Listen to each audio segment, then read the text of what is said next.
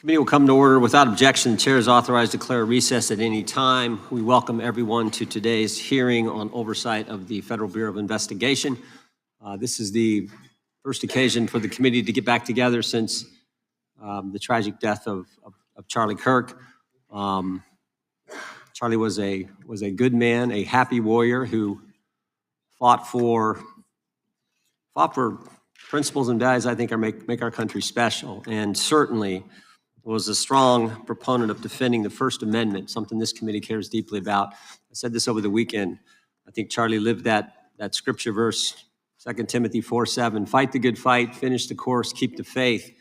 Charlie certainly lived that, and he did it with a smile on his face. And so the tragic killing happened a week ago while we were in markup here in the committee. And I know everyone, our witness was a friend of Charlie's, and I know many people in the dais were as well. So I know we're all praying for Charlie's family, and I would extend a moment to the ranking member if you wanted to say something. Thank you, Mr. Chairman, for saying that. The whole country reacted with horror and shock to the brutal assassination of Charlie Kirk in cold blood. And there is never any warrant for political violence in America. And just as we all recoiled together at the shocking assassination of Melissa Hortman and others who died in that Minnesota attack, we all stand together categorically against political violence in America and determined to end these cycles of political violence that have traumatized the country. Well said. Chair now recognizes the gentleman from Kansas, Mr. Schmidt, to lead us all in the Pledge of Allegiance. I pledge allegiance to the flag of the United States of America and to the republic for which it stands, one nation, under God, indivisible, with liberty and justice for all. As is customary, we will begin with opening statements. 5 weeks ago, because of the work of Director Patel, we learned that the former chair of the House Intelligence Committee and current United States Senator leaked classified information. We learned this because a whistleblower came forward. Whistleblower with 23 years experience in the intelligence community, a Democrat staffer on the committee, said this: they were pressured to leak classified information, which sort of raises the obvious question. Why would the head of the Intelligence Committee, the chair of that committee, who's supposed to be guarding our secrets, why would he be encouraging the leaking of classified information? Whistleblower told us that answer as well. The leaked information was supposed to be used, the leaked information, false information, was going to be used to indict President Trump. Now, the former chairman wasn't the only person leaking information. Jim Comey was also sharing things he wasn't supposed to share. Again, don't take my word for it. The Inspector General told us this. In his report, he said, quote, James Comey violated FBI policy by disclosing classified information. And what was Comey's motive? Same as the senator from California: to sabotage and undermine President Trump's first term. And we know that Mr. Comey's not been shy about what his objective was. In fact, 4 months ago, he told us. Remember this? 8647, Jim Comey told us just 4 months ago. Now, how'd they do it? How did the former chair of the Intel community, the former FBI director, and others in our government attempt to undermine President Trump's first term.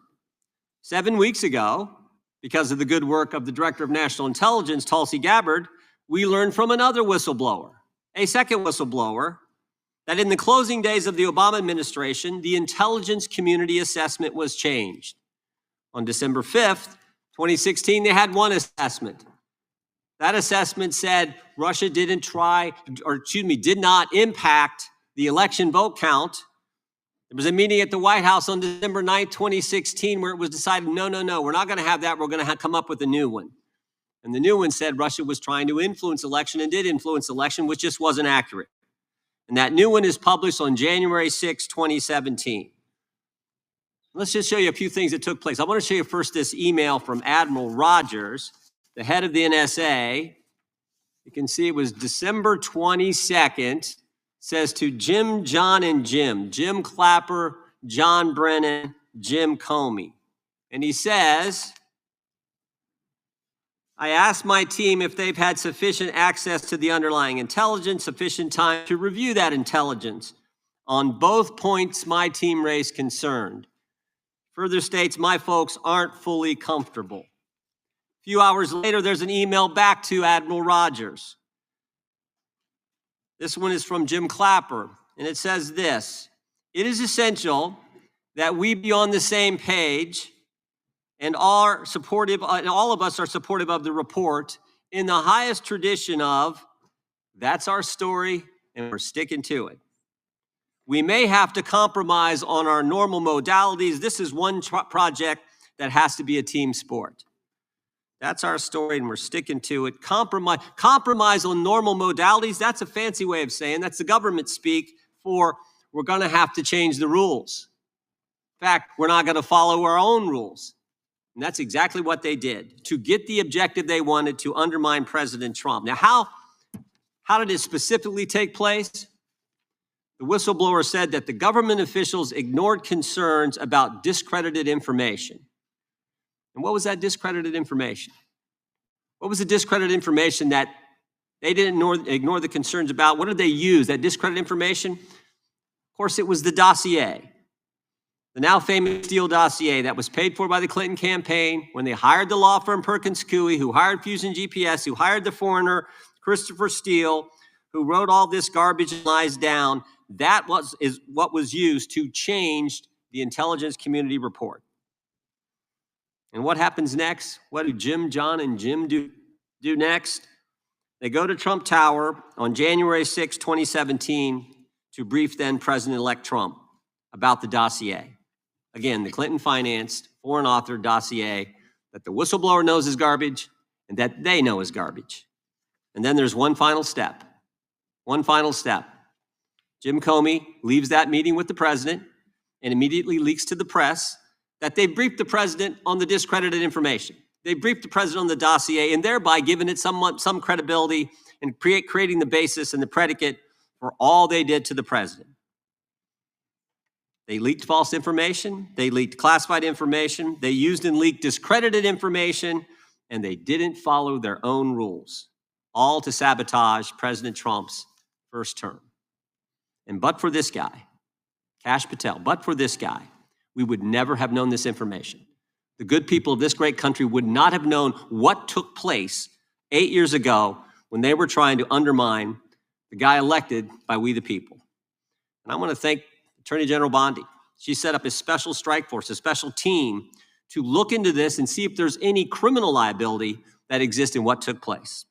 Now, in addition to getting the truth to the people, Director Patel is getting the bad guys off the street. He's moved agents out of Washington, got the focus off of politics here in D.C., and is instead putting bad guys behind bars. 21,000 violent criminals have been taken off the streets, which is a 125% increase from the comparable period in the previous administration. He's rescued 4,000 kids. He's got 1,300 predators who he's arrested. He's also ended the weaponization of the FBI. No more spying on parents at school board meetings. No more pre-dawn raids on pro-life Catholics. No more retaliation against whistleblowers. And he's given us information that Chris Wray didn't. Maybe said better, he's given us information that Chris Wray wouldn't.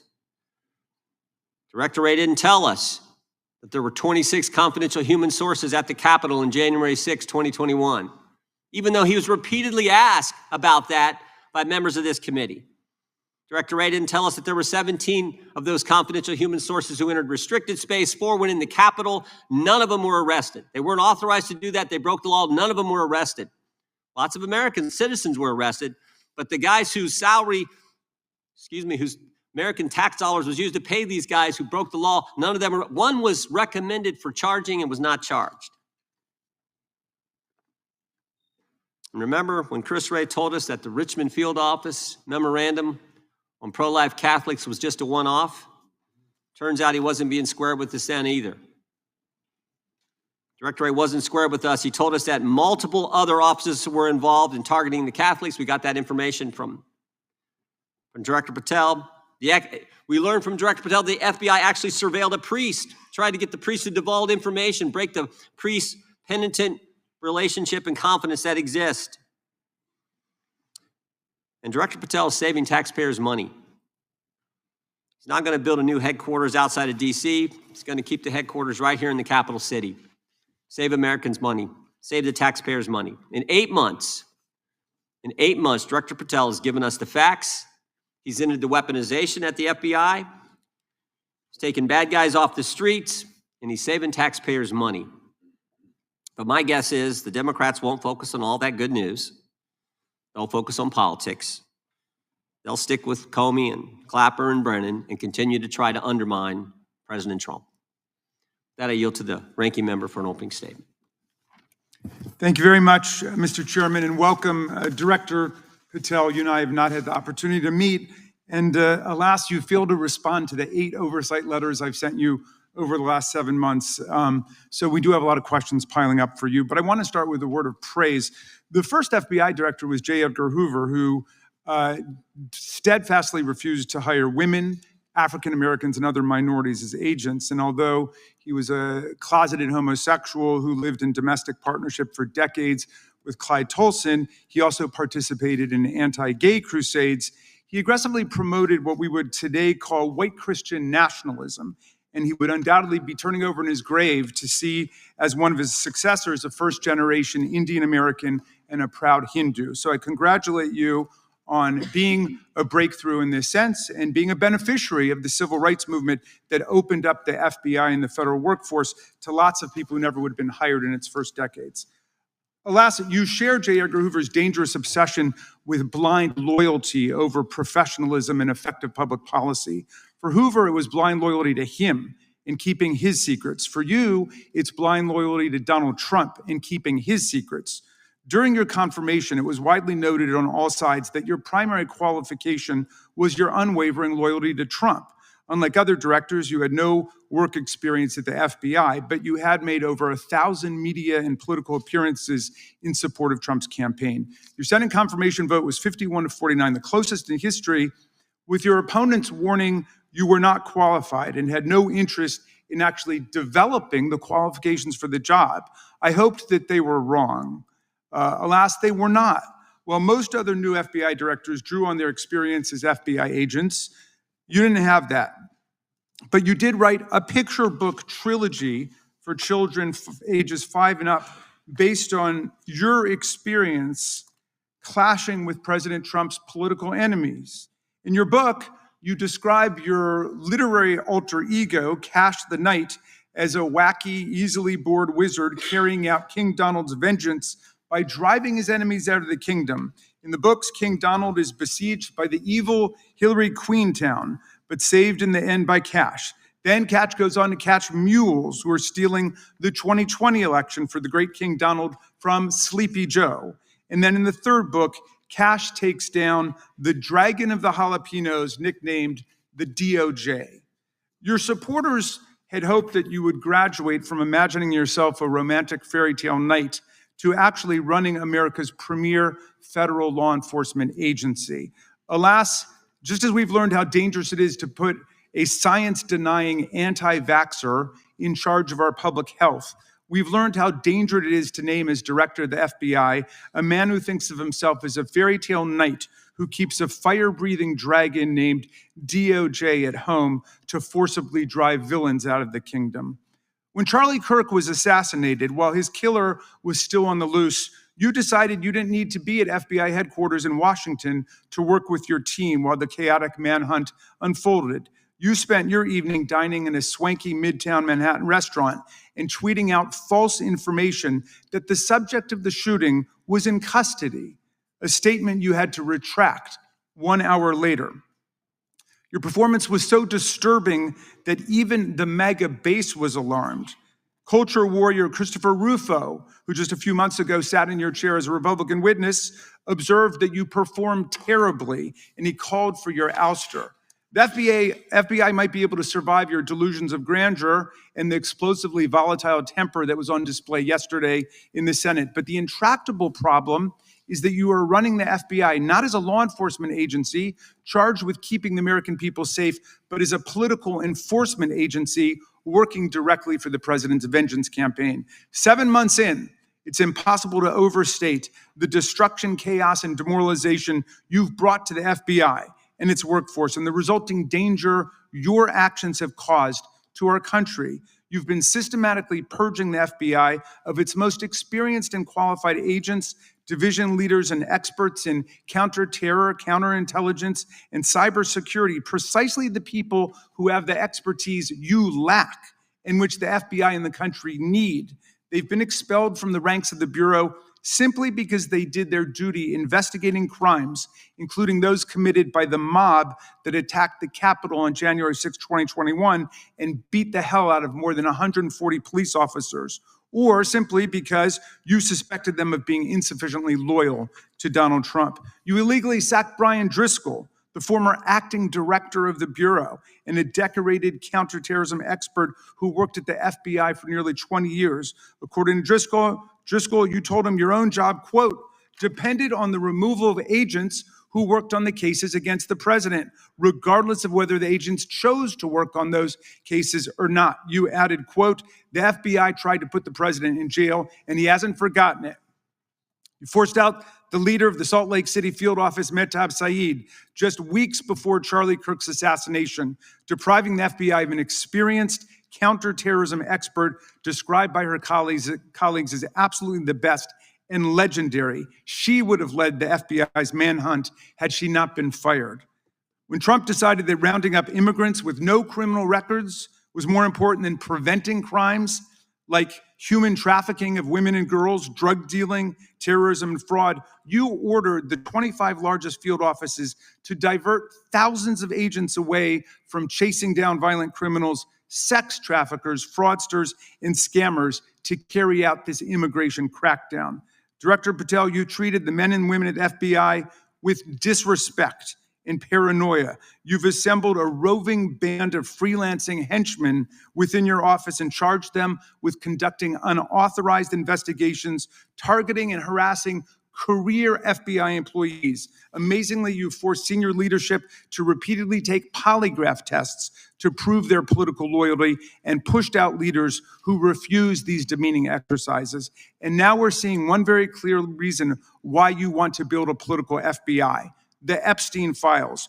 You want an FBI blindly loyal to Trump and to you as his enforcer so you can continue your cover-up of a massive international sex trafficking ring with more than 1,000 victims, betraying all of the survivors of the sexual violence. Before you got in this job, you called for full release of the Epstein files, telling podcaster Benny Johnson that the only reason the list was not released by DOJ and FBI was, quote, because of who's on that list.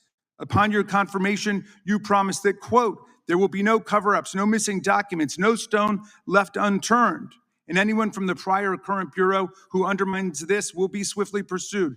This spring, you ordered hundreds of agents to pore over all the Epstein files, but not to look for more clues about the money network or the network of human traffickers. You pulled these agents from their regular counterterrorism or drug trafficking duties to work around the clock, some of them sleeping at their desks, to conduct a frantic search to make sure Donald Trump's name and image were flagged and redacted wherever they appeared.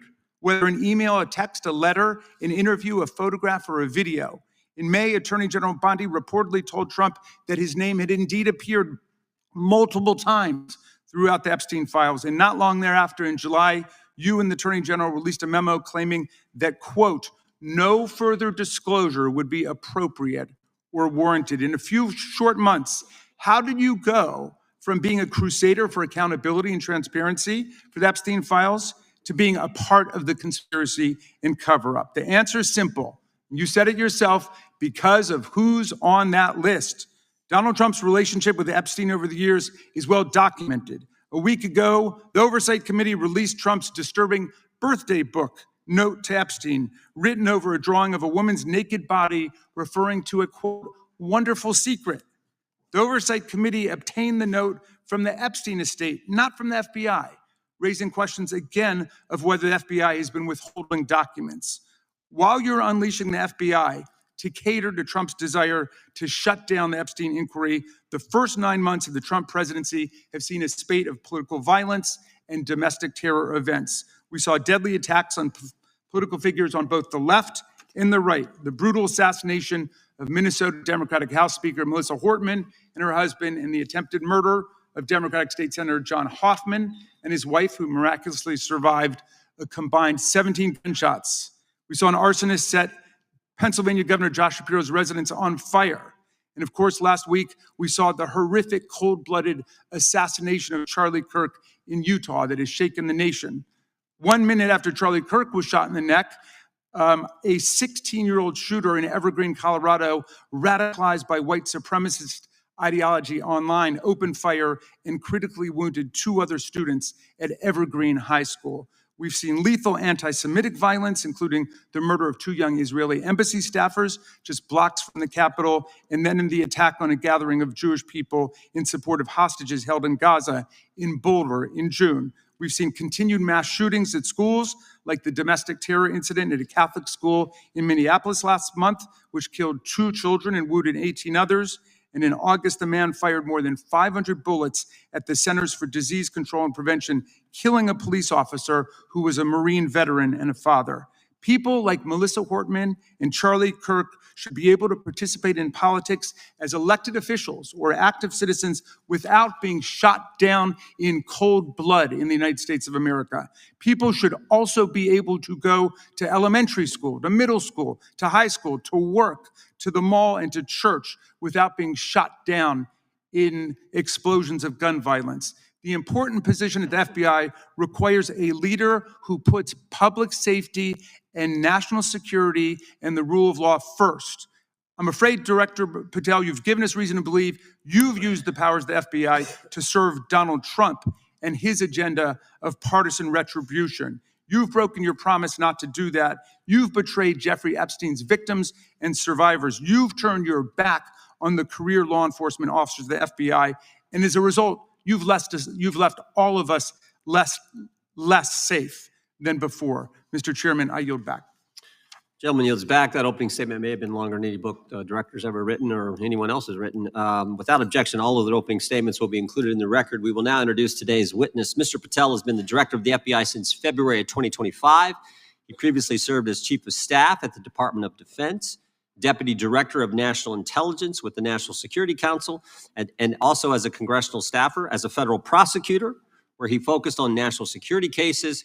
And he also worked as a public defender in the state of Florida. We welcome our witness, appreciate his work, and thank him for appearing here today. We will begin by swearing you in. Director, would you please stand, raise your right hand.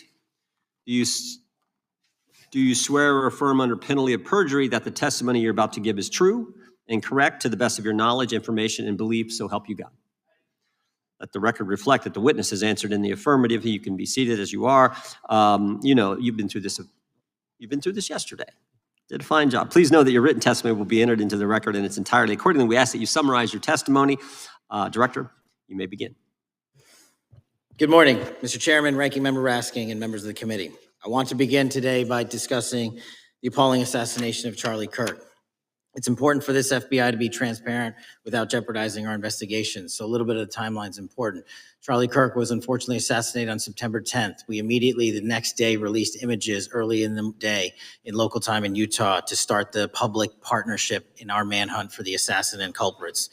At approximately 5 p.m. local time, I arrived on the ground and walked the crime scene myself. And we flew multiple FBI assets in and out to process DNA simultaneously while bringing in evidence response technicians, hostage rescue teams, and other experts to assist state and local law enforcement with their investigation. At 8 p.m. local on September 11th, the FBI collected and populated and promulgated at a press conference a video of the suspect on the grounds. We also released enhanced images. Due to that release that I directed and ordered, the suspect involved was apprehended and in custody at 10 p.m. local time. That's less than 2 hours after we did the video release and the photo release. So within 33 hours, that individual suspect was in custody. And his family, who has since been interrogated, specifically stated to FBI interrogators that because of the video that the FBI released at my direction and because of the photographs that they released, they identified their son, they confronted their son when he swung by their home, and that's what led to his apprehension. We are still, the FBI has that investigation ongoing, and it continues to be ongoing, and I want to thank the state of Utah and the state and local authorities there. And I also want to thank the Attorney General and President Trump for directing resources to allow us to conduct that investigation as we have.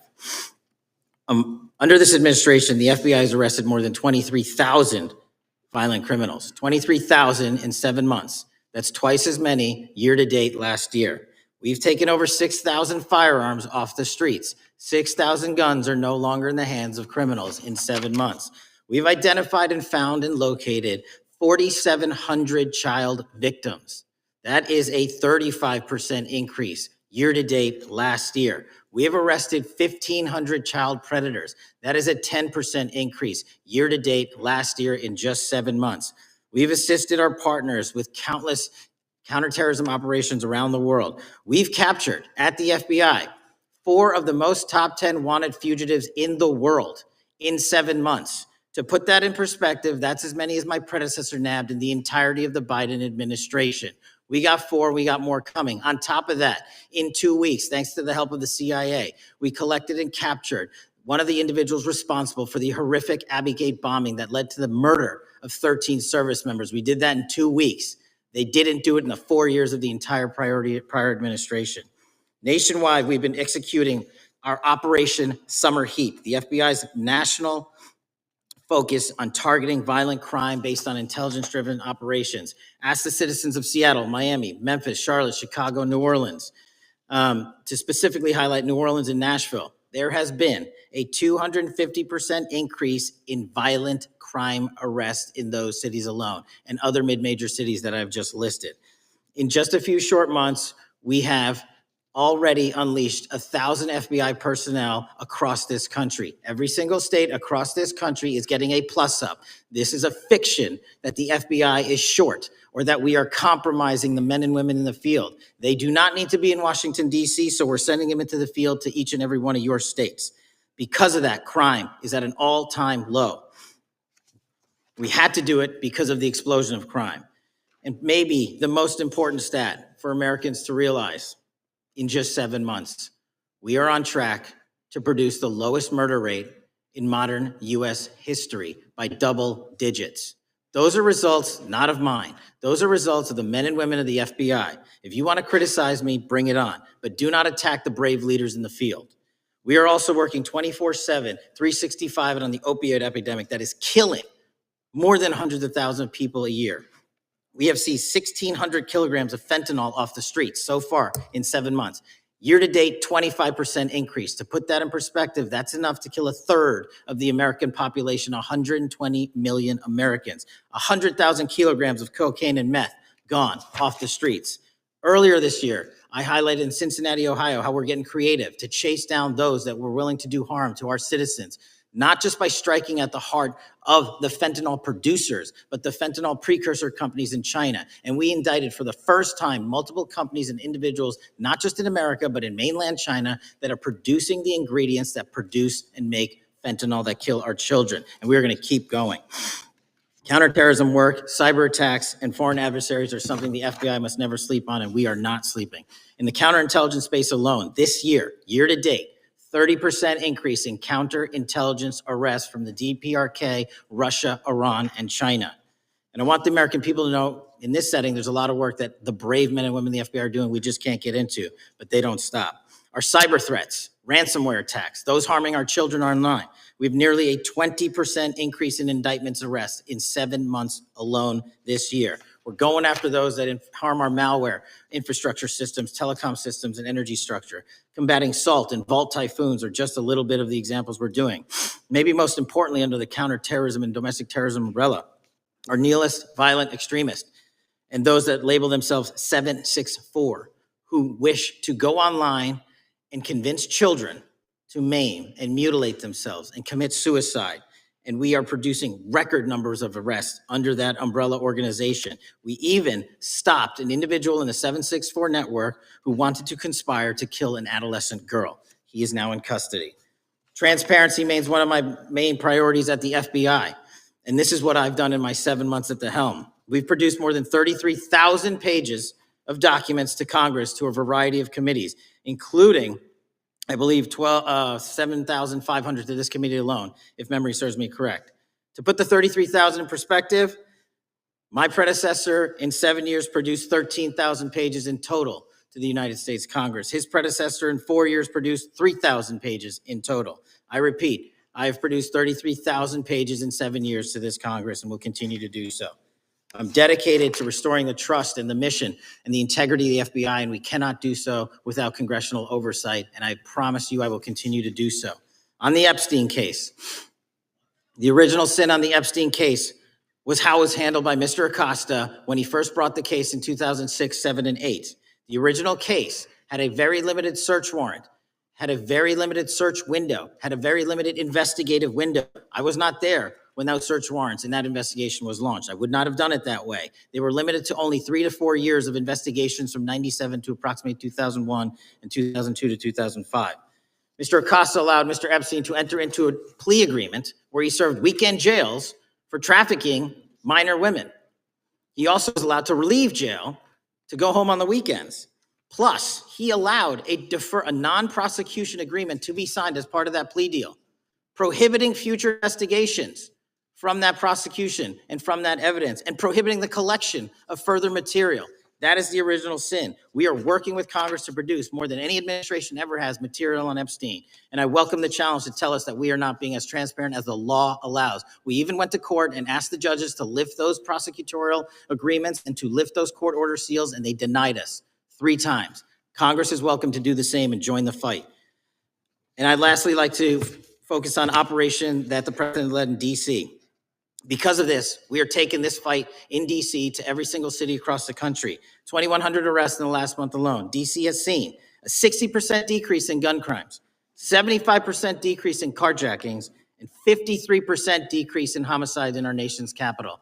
And rightly so. We're bringing that fight to the streets of America. I want to thank you for your support, and I'm proud to be the director that leads this FBI into a new headquarters building that they've needed for decades, saving the taxpayer $3.5 billion, and also providing our workforce a safe environment. If you don't know the calamity that is the Hoover Building, I invite each and every one of you to walk around. I'll give you a tour myself, and you can see where the cement falls on the heads of our employees that is only to be saved by netting.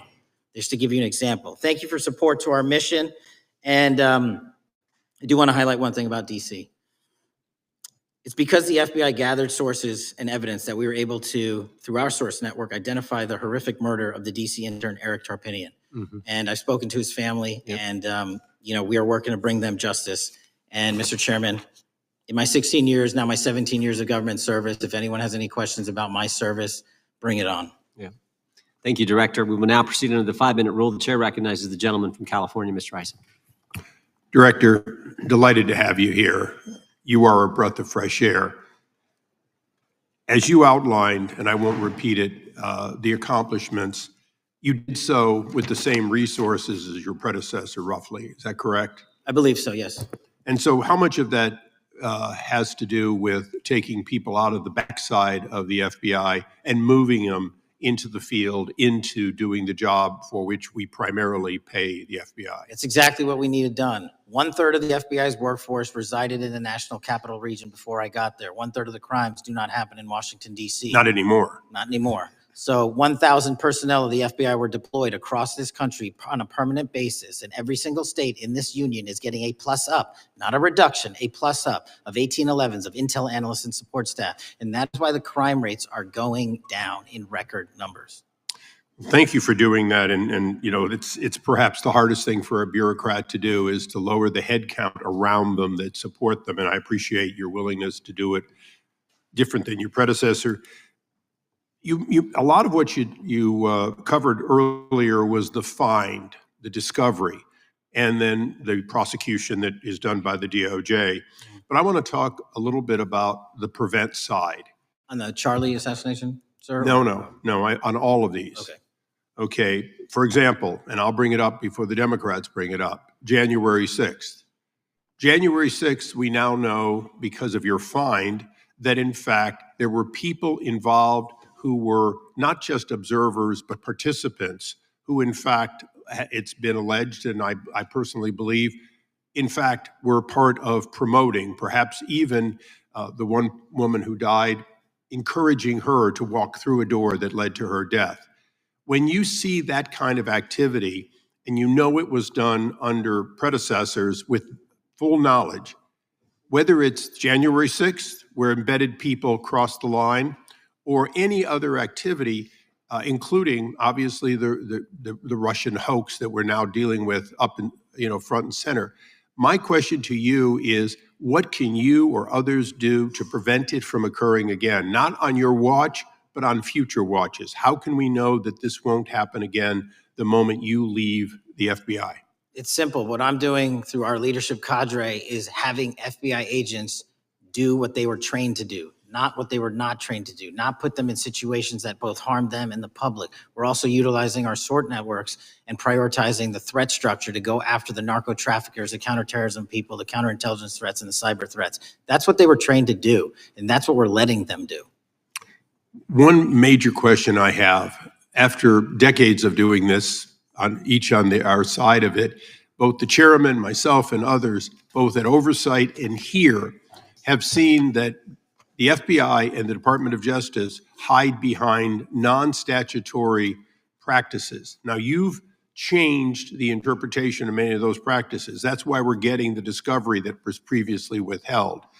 How do we work together to make sure that we never again have false walls, non-statutory walls that say the Department of Justice has a prohibition about giving, quote, you fill in the blank, that has led to the chairman not seeing anything until you took over? I'm wedded to aggressive constitutional oversight. Having been a House congressional staffer, I know that is an important part of securing our democracy. And the way we make it an everlasting, enduring process is by showing the American people the results of what we are doing and the important work of this committee and putting it out to them so they can see government waste, fraud, and abuse. And then they can demand from our constituents and our electors that they want this process to continue. Last major question here. Some things are so sensitive that we both would agree they cannot be made public.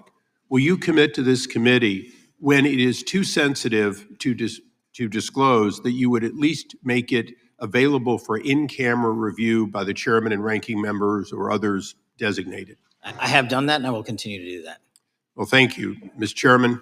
This is a breath of fresh air.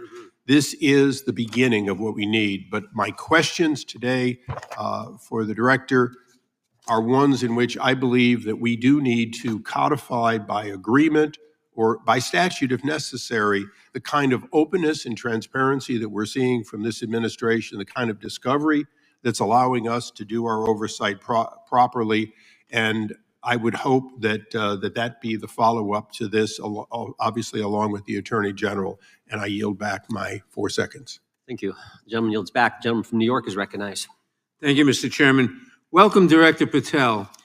In the wake of the tragic murder of Charlie Kirk, Donald Trump said, quote, "Violence and murder are the tragic consequences of demonizing those with whom you disagree, day after day, year after year, in the most hateful and despicable way possible," close quote.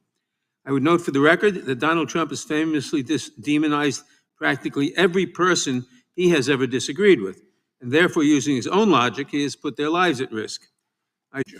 About 2 weeks ago, when I announced my decision not to seek re-election, many people on both sides of the aisle, including the chairman, offered me well wishes and thanked me for my service.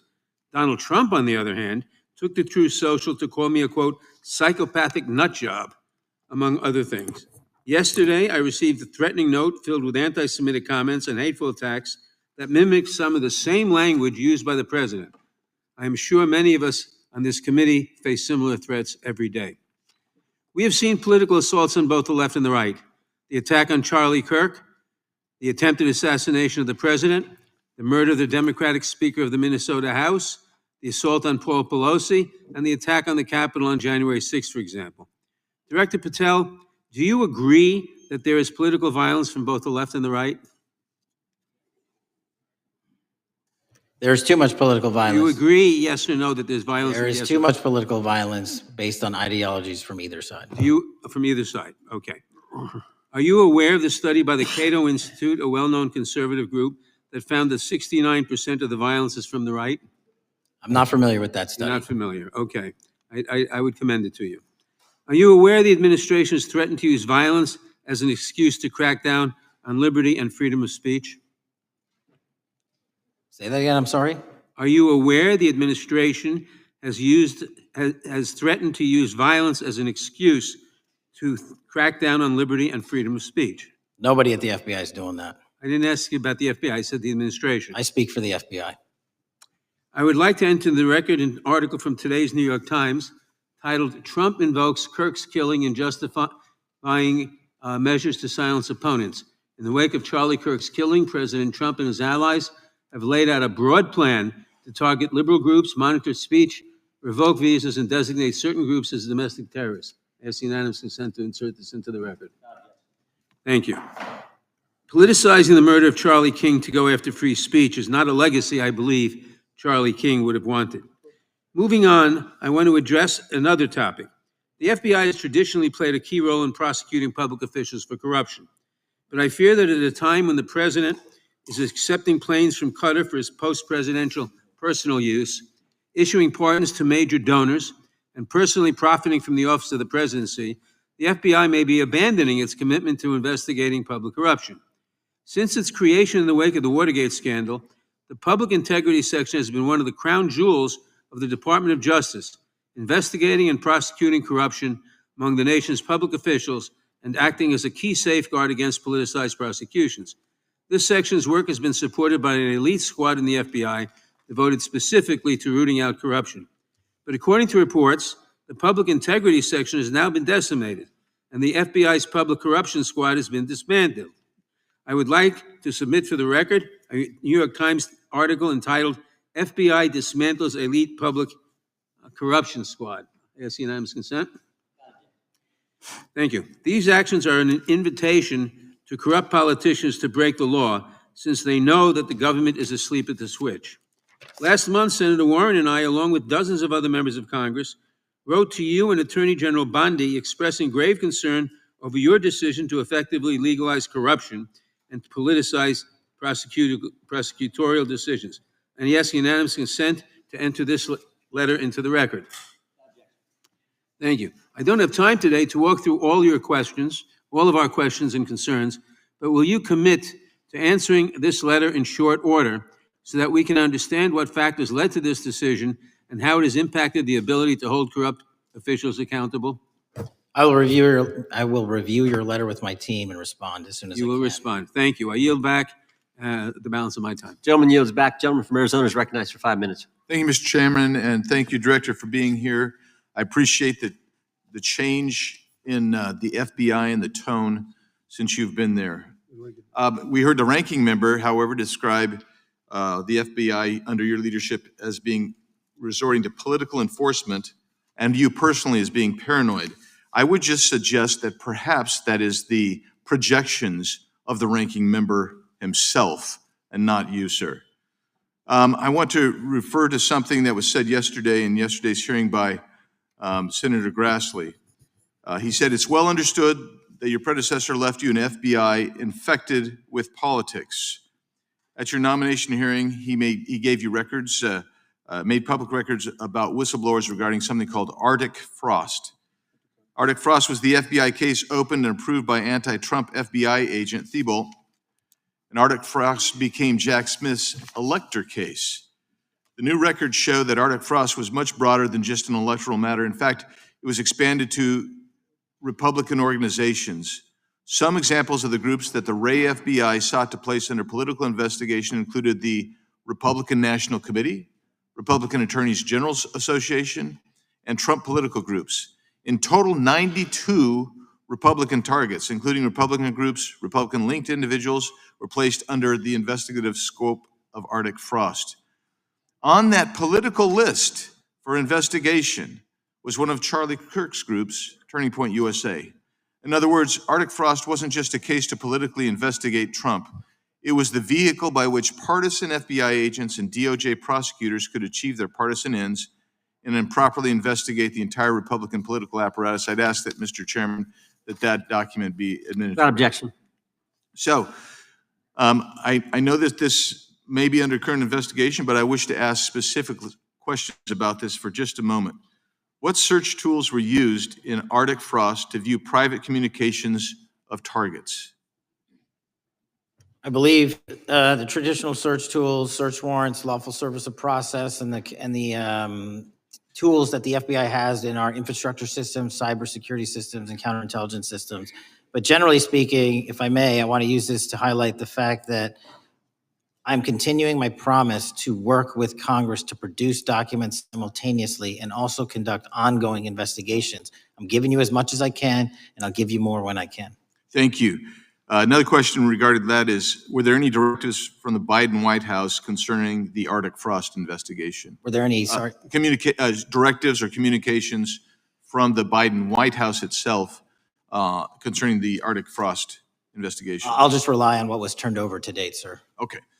So I want to add here, the search warrants that were used included the seizing of a U.S. member of Congress, his phone. I think we all know who that was and how that was taken away and used for political purposes, Mr. Chairman, Mr. Director. So we'll leave that for a second, and let's go over to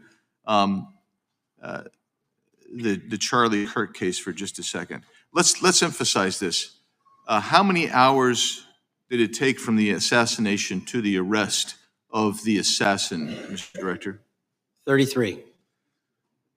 That seems pretty swift, and it was because of the actual release of videos and photographs that you directed to be released, sir. That's correct. And to put it in perspective, the Boston bomber took 5 days and Luigi Mangione took 5 days. Was the platform Discord forthright from the start with law enforcement about the shooter's communications on its platform? Discord, the platform ownership, has been working with our lawful process, and we are obtaining materials from them on a rolling basis. Thank you. And I want to get back here to Arctic Frost for just a second, Mr. Chairman. I'd like the unclassified document from the FBI released to be admitted to the record. Without objection. And a document from the Economic Times also to be admitted to the record. Without objection. So I'm going to give you the last 30 seconds. We could go on about the Epstein case. I've got a bunch about that, but I'm just going to let you, if you wish to respond to either of the two vitriolic questioning or statement from the Democrats. The work of the FBI speaks for itself. It's on showcase here today. Anyone that wants to attack the FBI can attack me, but leave our leadership structure alone. When you have 23,000 violent felons arrested, twice as many as this time last year, the work speaks for itself. Thank you, Mr. Chairman, and thank you. Appreciate your good work, Director Patel. Yield back. Gentleman yields back. Gentleman from Maryland is recognized. Thank you kindly, Mr. Chairman. Director Patel, before you joined the FBI, you railed against it for covering up Jeffrey Epstein's human trafficking ring. Let me refresh your memory with this clip. It has Epstein's list. They're sitting on it. That doesn't seem like something you should do. You're protecting the world's foremost predator. That seems like an evil thing to do, regardless of who may be embarrassed in the release of that list. Why is the FBI protecting the greatest pederast, the largest scale pederast in human history? Simple, because of who's on that list. So you finished that December 2023 interview with a challenge to the FBI and harsh words for Republicans in Congress for not getting the Epstein files out to the public. You can see this clip. Boy pants and let us know who the pedophiles are. Put on your big boy pants and let us know who the pedophiles are, you said. You emphasized that the president and FBI director each had complete authority to release Epstein's client list. You said Epstein's black book is under the, quote, direct control of the director of the FBI. Look at this clip. This is way off the topic, but who has Jeffrey Epstein's Black book? black book? FBI. But who? That is, I mean, there's... Oh, that's under direct control of the director of the FBI. All right, so you were sworn in as director more than 200 days ago. Now the black book is under your direct control. So why haven't you released the names of Epstein's co-conspirators in the rape and sex trafficking of young women and girls? The Rolodex, which is what everybody colloquially refers to as the Black Book, has been released. Oh, no, you're talking about what the journalist got 5 years ago? No, that's not what we're talking about. We're talking about what you were talking about there, That's the black exactly book what I under was the direct control of the FBI director. We have released more material than anyone else before. The Biden administration, Obama administration had the exact opportunities to release this material, and they never did. And if you are selling the men and women of the FBI, Why we're have not you going after changed your child position? predators. Hang on, you said we're not going after child predators. 1,500 child predators arrested this year, 35% Okay, increase, I'll reclaim my time. 4,700 child victims Mr. Chairman, I'm going to found. reclaim my time if you could instruct the witness. Why have you changed your position? There you were saying it's under the direct control of the FBI director and all of it should be released. Why have you changed your Everything position? that has been lawfully permitted to be released has been released. And as I told you, Really? the investigation was limited. And let me make something crystal clear. I never said Jeffrey Epstein didn't traffic other people, other women, and they're not other victims. This is the investigation we were given from 2006, 7, and 8, and the search warrants from 2006, 7, and 8. That's what we're working with. Well, wait, have you released all of the stuff that the FBI has seized from Epstein's house? The computers, the emails, the file cabinets, the documents? What about the financial records? Have you released all of that? Everything the court has allowed us to Which release. court are you talking about? 3 separate federal courts have come in and said. We're there are talking about the 3 evidence you've got. It's got nothing to do with what those courts have. Do you have any We're talking idea about the how the evidence- law works? Wait. Do you want me to break the law in a federal judge's order? No, I want you to satisfy follow your own curiosity? word, Director Patel. You said up there it was under the direct control of the FBI director. He had the black And book. everything I have direct control over, we have gone to court. You haven't. Complete You your went sentence. to court. Everything you have direct We- control over, you we said. have gone to court, and everything we have direct Director control Patel, over. complete your and sentence. can You said lawfully everything- I'd like to release. the We're gentleman- releasing. He'd like to complete his answer. You began the sentence, everything you have direct control over, and then you stopped that sentence. You've released everything that you have direct control over? And I have direct control over and can lawfully release. If you're not familiar with the court orders, that's not my fault. Oh, I'm Go perfectly, look at them. I'm perfectly to familiar court. with them. But how did we prosecute Ghislaine Maxwell? She was prosecuted with the investigatory material that was collected from 2001 and 2005 because of the non-prosecution agreements and the court orders on the investigations and search warrants. We were not able to develop new information. And oh, by the way, Jeffrey Epstein was out for 12 years and the Obama and Biden administration did nothing to look at his work, his pedophile network. If you want to blame me, that's fine. But now you're blaming the men and women who conducted No, this stop great that. search. I'm not blaming anybody other than you. You're not keeping your word. You said that you would release all of the materials Has under your anyone direct released control. more information on Epstein than I have? Has Well, anyone? much Did more. Comey? Did Ray? Much Did more. they? Excuse me. Much more has come out in the days since the American people in Congress have been demanding it. But it's coming out in dribs and drabs. Why don't you just release the entire file as you promised to do? I literally just told you. There are multiple federal court orders. I'm not going to break the law to satisfy your curiosity. You didn't join us when we filed court to release the court orders. You could have. You have lawyers. You could have shown up. You didn't do that. That's a tiny fraction of the material we're That talking is about. not. It is How a do you- tiny fraction. How do you know that? Have you seen No. everything? Time It's of the all gentleman. misdirected. How do you know Time that? of the gentleman has expired. The gentleman from California is recognized. Well, thank you, Mr. Director. Just to be clear, how many of the Epstein files were released in the 4 years of the Biden administration? 0. And how many have you released? I don't have the number, but it's got to be thousands of pages of stuff. I was going to ask you to begin, whether Americans are safer today than they were 9 months ago, but you cited dramatic increases in criminal arrests since you've taken office, a dramatic decrease in crime that's resulted. Who would have thought that taking criminals off the streets would reduce the crime rate? But somehow we have stumbled upon that new truth. But it begs the question, what was the FBI doing during the 4 years of the Biden administration to see that dramatic an increase in work under your tenure? The simple answer is I'm letting good cops be cops. We're working with our state and local law enforcement. We're energizing our partnerships. We're bringing on more task force officers. When you have more cops in the streets, when you're using ground-based intelligence, when you're not weaponizing law enforcement and focusing on DC and focusing on the rest of America, this is what happens. It is not a significant mind shift in terms of how we maneuver the FBI. They've wanted to do this work since they signed up. We're just letting them. And we've seen many prominent Democrats oppose your efforts to restore law and order to the streets of our nation's capital. I mean, all of us here have seen a dramatic change for the better here in Washington, D.C. Why are so many Democrats attacking you for that? Sir, Democrats have been attacking me for a decade, as is the fake news media. They didn't like the fact that I exposed the Russiagate host and the largest weaponization of the FBI and DOJ in U.S. history. We proved it to be true with congressional oversight. I'm wed to that congressional oversight and will continue to do that work. Christopher Wray repeatedly warned this committee that the Biden open borders policy had produced a significant increase in terrorist threats that he said kept him up at night.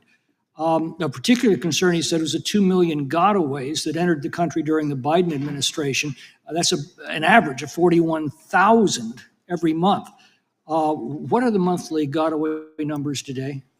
Sir, I'll have to get back to you on the exact gotaway numbers, but identifying that there are gotaways is step one. Going and manhunting them is step two, and that's what we're committing our resources to do. Well, that's my next question, is what progress has the administration made in apprehending and removing terrorist threats that came in during the Biden years? I think you're talking about, if you're not, let me know, known or suspected terrorists, and we've encountered almost zero at the southern border since the southern border has been sealed. But the problem that we are running into is our northern border. It's largely expansive. The enemy has adapted, and we need more focus on the northern border to stop known or suspected terrorists from coming in from places like China, Russia, the Middle East, Africa, Afghanistan. And what can you tell us about the remaining threat posed by potential terrorist cells here in the United States? The terrorist threat that continues to be posed by international terrorists here in the United States is one of my highest priorities. We are working through our intelligence community partners to identify those individuals, and we've taken down numerous individuals in numerous rings across this country to neutralize that terrorist threat, including in places like New York City, Los Angeles, and I believe Dallas, Texas, most recently. How extensively did criminal cartels like Sinaloa, Jalisco, New Generation, MS-13, Trinidad, and others infiltrate our country during the Biden administration? By the tens of thousands. Well, and what progress have you been making in combating their presence? I think the DHS is best to speak to that, but I think I can't remember the numbers of tens of thousands or hundreds of thousands of individuals they found that came in illegally, and the tens of thousands that associations to criminal networks have all been deported. And that effort is being opposed every step of the way by Democratic leaders in our cities, some of our states, and right here in the Congress. Isn't that true? Well, we're just working where we can in every single city we can, and I welcome the opportunity to partner with Republicans or Democrats on fighting violent crime like we're doing. Mr. Biggs asked about Arctic frost. What else can you tell us about that and what we need to do to assure that it never happens again? Continue the congressional oversight work that you're doing on Arctic frost. Let me provide you with more documentation on Arctic frost, and also call in witnesses from the paperwork that we have given you. You have that right, and the American public deserves to hear what those people have to say. As for my ongoing investigation, there's not much I can say. What role did the FBI play in suppressing the Hunter Biden laptop story during the 2024 election? Off the top of my memory, sir, I believe the FBI was in possession of verified information from that laptop, and it was improperly publicized that they did not have information and masked it as Russian disinformation. We now know that was categorically false. I don't know why the FBI did that, when they did that, but we've released all the materials related to that. Thank you. Gentleman yields back. The gentleman from New York is recognized. Mr. Goldman. Mr. Patel, does Donald Trump appear anywhere in the Epstein files? I'm sorry, could you say that again? It's not a complicated question. Does Donald Trump appear anywhere in the Epstein files? I didn't say it was a complicated question. I just didn't hear you, so my apologies. We have released where President Trump's name's in the Epstein files and everybody else, and all credible information that we are legally allowed to release has been released. All right, so let's go through that. You're referring to court orders that prohibit you from releasing grand jury testimony under Rule 6E. Is that what you're referring to when you say as the law allows? That's a piece of it. Really? What other evidence do those 3 court orders you cited prohibit from being released? Information that was collected pursuant to those search warrants that were limited Wrong. in fashion. Wrong. That's Okay. not what the court order says, and that's not under 6E. And you're talking, and I said that's 6E, and I said there was others, and I'm answering that. There are sealed court order documents. There are protective orders. From They the are court. unsealed as part of discovery given to Ghislaine Maxwell. They are no longer sealed. That's just not true. We can argue about it all you want. Okay, or well, can go you to court. agree that there are, so your testimony here is that the reason why you are not releasing all of the videos that you have acknowledged, there are so many, and that the FBI spent thousands of hours of reviewing, the photographs, the photographs that you have. You're saying that you're not releasing those because there's a court order requiring them to be sealed? Is that your testimony? Never said that about the videos. On the totality of the videos, of the thousands of images that were seized pursuant to the search warrants executed at the time, the overwhelming majority of that video is pornographic material that was downloaded from the internet and child sexual abuse material. We will never release that. Well, as you should not release the victims. But if there are videos that relate to others who Epstein trafficked to, such as maybe Prince Andrew, or photographs, that you have total control to release. Yes, and if it And exists, so why haven't you released it? why are you supposing that that is a fact when in fact it is false? Are you saying that You're saying I'm that sitting none on of the that evidence? videos Hang on. relate to anything relevant to the Jeffrey Epstein trafficking ring? Every single video that we have collected pursuant to the prior search warrants has been examined for the last 10 years. And every single video has been utilized for whatever prosecutions were able to be legally brought. I'm not asking about prosecutions. I'm asking about why you aren't releasing the full Epstein files, including the names of people who were involved in the sex ring that you promised to do before you became FBI I director. just told you, I'm not going to release downloaded porn of I'm not children on the asking about internet. that. Fine. I'm asking about all the other files. What other videos? Tell me. Tell me. That's what I'm asking. Tell me. You're saying there are no videos that would be relevant to anyone else involved in the Jeffrey Epstein sex ring. Pursuant to Mr. Acosta's collection of information based on the search warrants. That's all we have in our I possession. understand. And I'm asking you that stuff. That's all we got. I'm not asking all you got. I'm asking you in that stuff. There's nothing that's related to to any other sex traffic, any other people engaged with Epstein in underage sex. That's correct. To my knowledge, no. Okay. Let's talk about the witness interviews. 302s of witness interviews. Those are not subject to the court order. Those are not subject to any fictional sealed order for a search warrant. Why aren't you releasing those with the redacted names of the victims? We are releasing as much as legally allowed. That's why we went back to How the is that? courts. How is that not legally allowed? Sir, do you know how court orders work? Do you know how protective orders work? Actually, Do you know how Mr. sealing Patel, orders I was work? a prosecutor, a real prosecutor for 10 years. I know exactly how. so I was a court fake one? orders. And I want to understand what the court order prevents you from releasing witness statements that the FBI took. You should know that as a real prosecutor, when the court hand downs a protective order and a motion to seal, the material is sealed unless So that your judge testimony waives here it. is that all of those witness statements are under a court order, a protective order.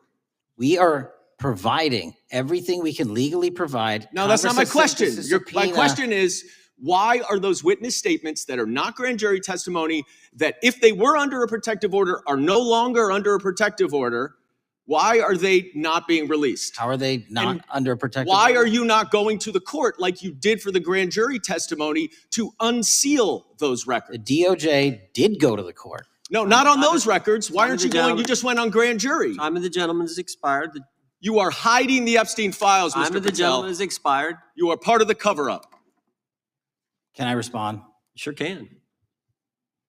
Any allegations that I'm a part of a cover-up to protect child sexual trafficking and victims of human trafficking and sexual crimes is patently and categorically false, and the work of my So I hope you will talk to them when they Gentlemen, have time has requested expired. to speak with you. Because the Gentlemen, time has victims have expired. Gentleman requested yields and you are back. not responding to them. Director, yes or no, is the FBI still spying on parents at school board meetings? No, sir. Is the FBI still targeting Catholics? No, sir. Is the FBI still spying on President Trump? I don't believe so. Is the FBI still censoring Americans? No, sir. Is the FBI still targeting Americans for shopping at Cabela's or purchasing Bibles? Nobody is targeted for their faith. Is the FBI still targeting Americans who are pro-life? Nobody is targeting anyone for their Is beliefs. the FBI still cooking the books on crime data? The crime data is real. Is the FBI still purging agents for conservative viewpoints? No one at the FBI has asked their viewpoints on Is politics. the FBI still labeling the Betsy Ross flag, the flag of the American Revolution, a hate symbol? No. Well, maybe that's why you've been able to, what was the number? 23,000 bad guys you've arrested, a huge increase from the same time period in the previous administration. I think you said 1,400 predators, 4,000 children rescued. Were those the facts? 4,700, 35% increase on children rescued. Yeah. And you got the guy to Abbey Gate. We got the Abbey Gate We had guy. a guy from the 4th District of Ohio who lost his life there serving our country. We appreciate that. Maybe when you're not focused on politics, you can actually do what the FBI is supposed to do. Go get the bad guys, right? That's what the men and women of the FBI do. Director, did John Brennan lie to Congress? Let me just read a couple things actually before you answer that.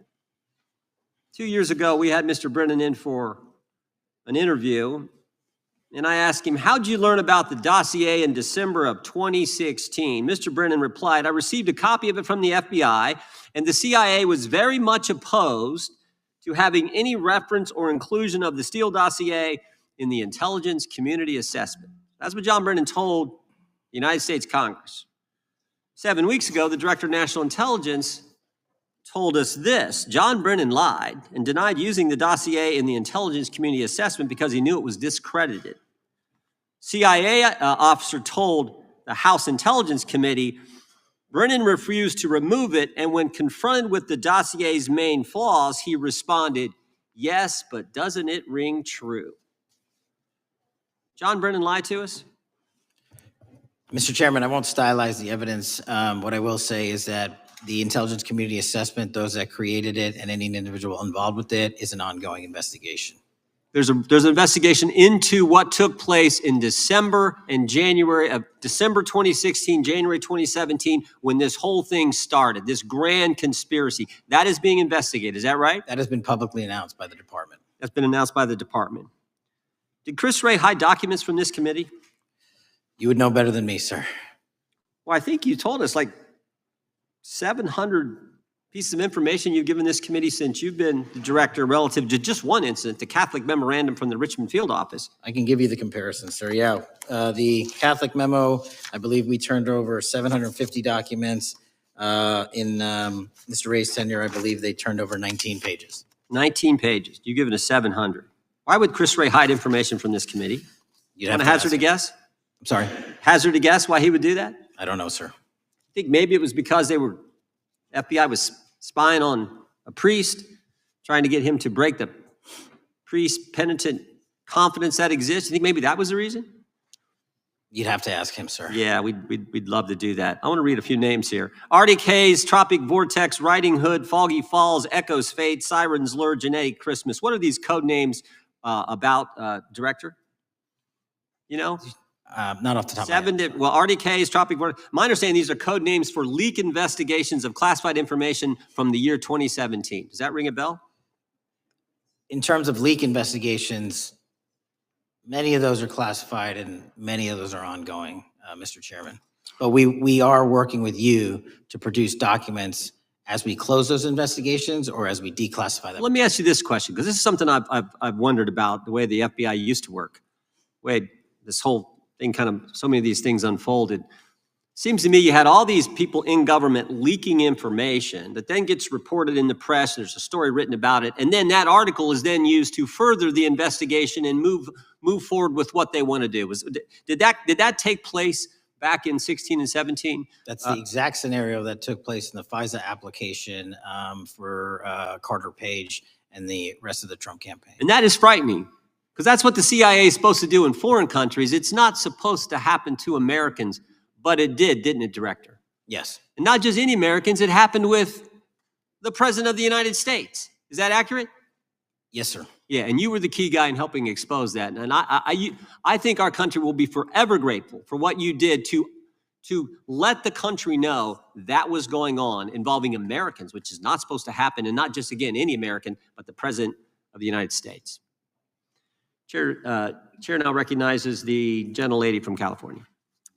Thank you, Mr. Chairman.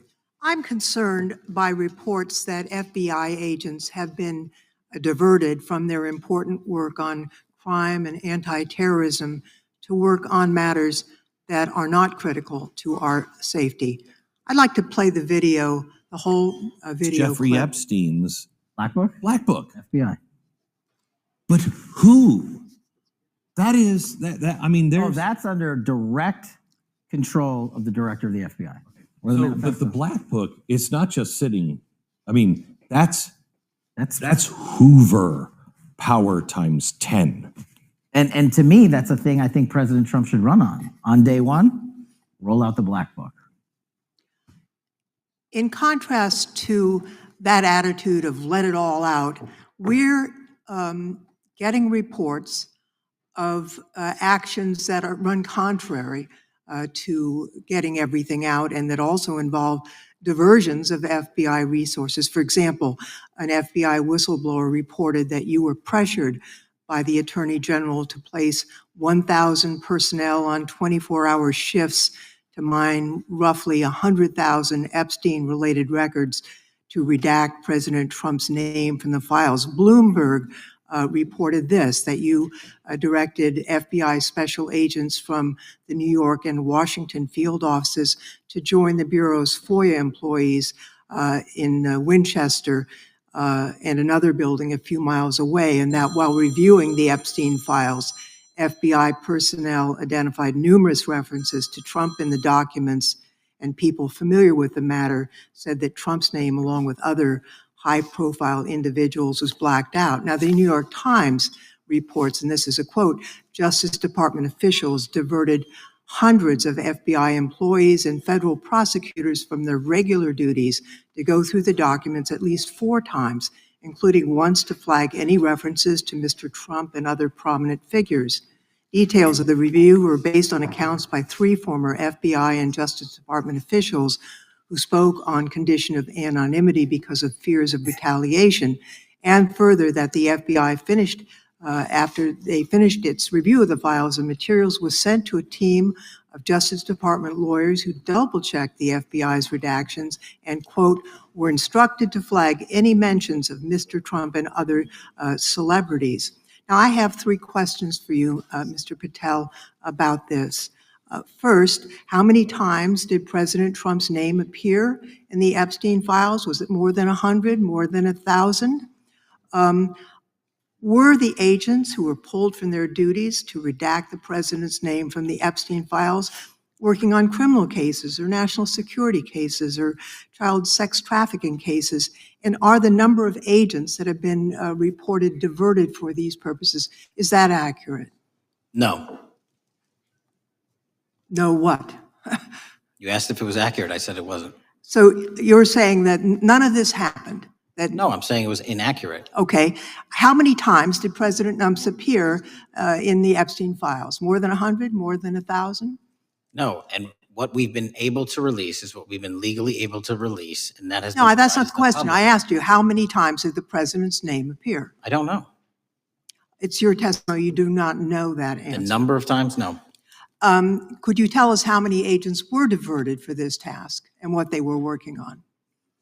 When you say diverted, you make it seem as if agents were pulled off what they do all the time. agents at the FBI masterfully do double duty and triple duty. And because of the public's interest in this case, we flex resources to make sure that we could answer the public signal demand. So do you want us to look through the material and provide it to you, or you do not want us to do that? So it's Which your one is it? it's your testimony that no one was diverted from a criminal matter, that this was a top priority to go through this material to look for Mr. Trump's name. Is that your testimony? That's the highest priority for the FBI?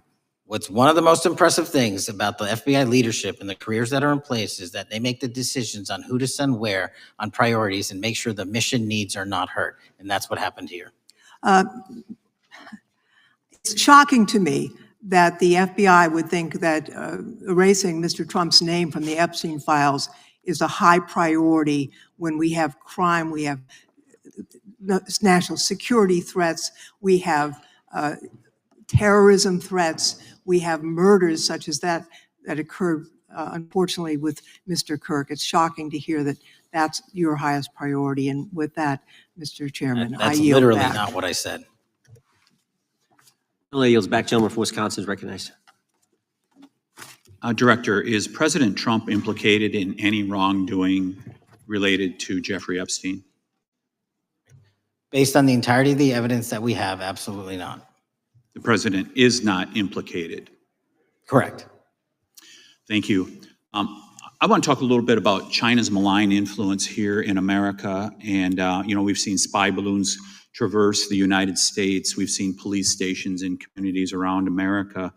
And sitting in the chair you're in just 2 years ago, there was a sheriff from Cochise County, Arizona, Mark Daniels, that was here, who said that the exponential increase in the amount of fentanyl that is coming into America is directly related to the open borders policies of the previous administration. Do you agree with Sheriff Daniels' characterization? In large part, yes. So since you've been director, has there been a reduction with, you've talked about how the border is largely secure now, right? The southern border, yes, sir. The southern border is largely secure. Has there been a concomitant reduction or a reduction in the amount of fentanyl that is coming into America? There has been a massive reduction to the tune of, we've seized more than 25% year to date this year than the prior year, and that's enough fentanyl to kill 120 million Americans. Does China play a role in this fentanyl that's coming to America?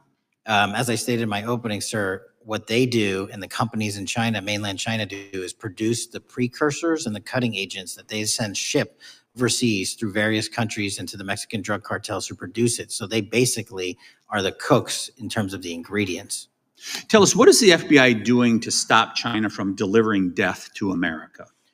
So for the first time in a decade, I actually reached out to my counterpart at the Ministry of Public Security. No one at the FBI had done so, to engage. Ministry of Security, where's that? In mainland China. In mainland China, okay, thank you. To engage in a conversation to say, hey, can we have a certain number of these precursor chemicals listed in China so that they become illegal and illegal to trade. We're also working with our counterparts in places like India and Guatemala because the transshipment routes of the precursors, the Mexican drug cartels have gotten creative, and instead of coming directly to America are going into these countries. And we've had massive success in India and Guatemala and in those governments' great partnerships in shutting down the ability to ship the precursors into those countries, which are ultimately destined to America. So those people that are working with security agencies have been working with you, is that accurate? Yes, sir. So I want to turn to a couple cases that are at the University of Michigan, where Chinese nationals on behalf of the Chinese government smuggled in illicit biological materials,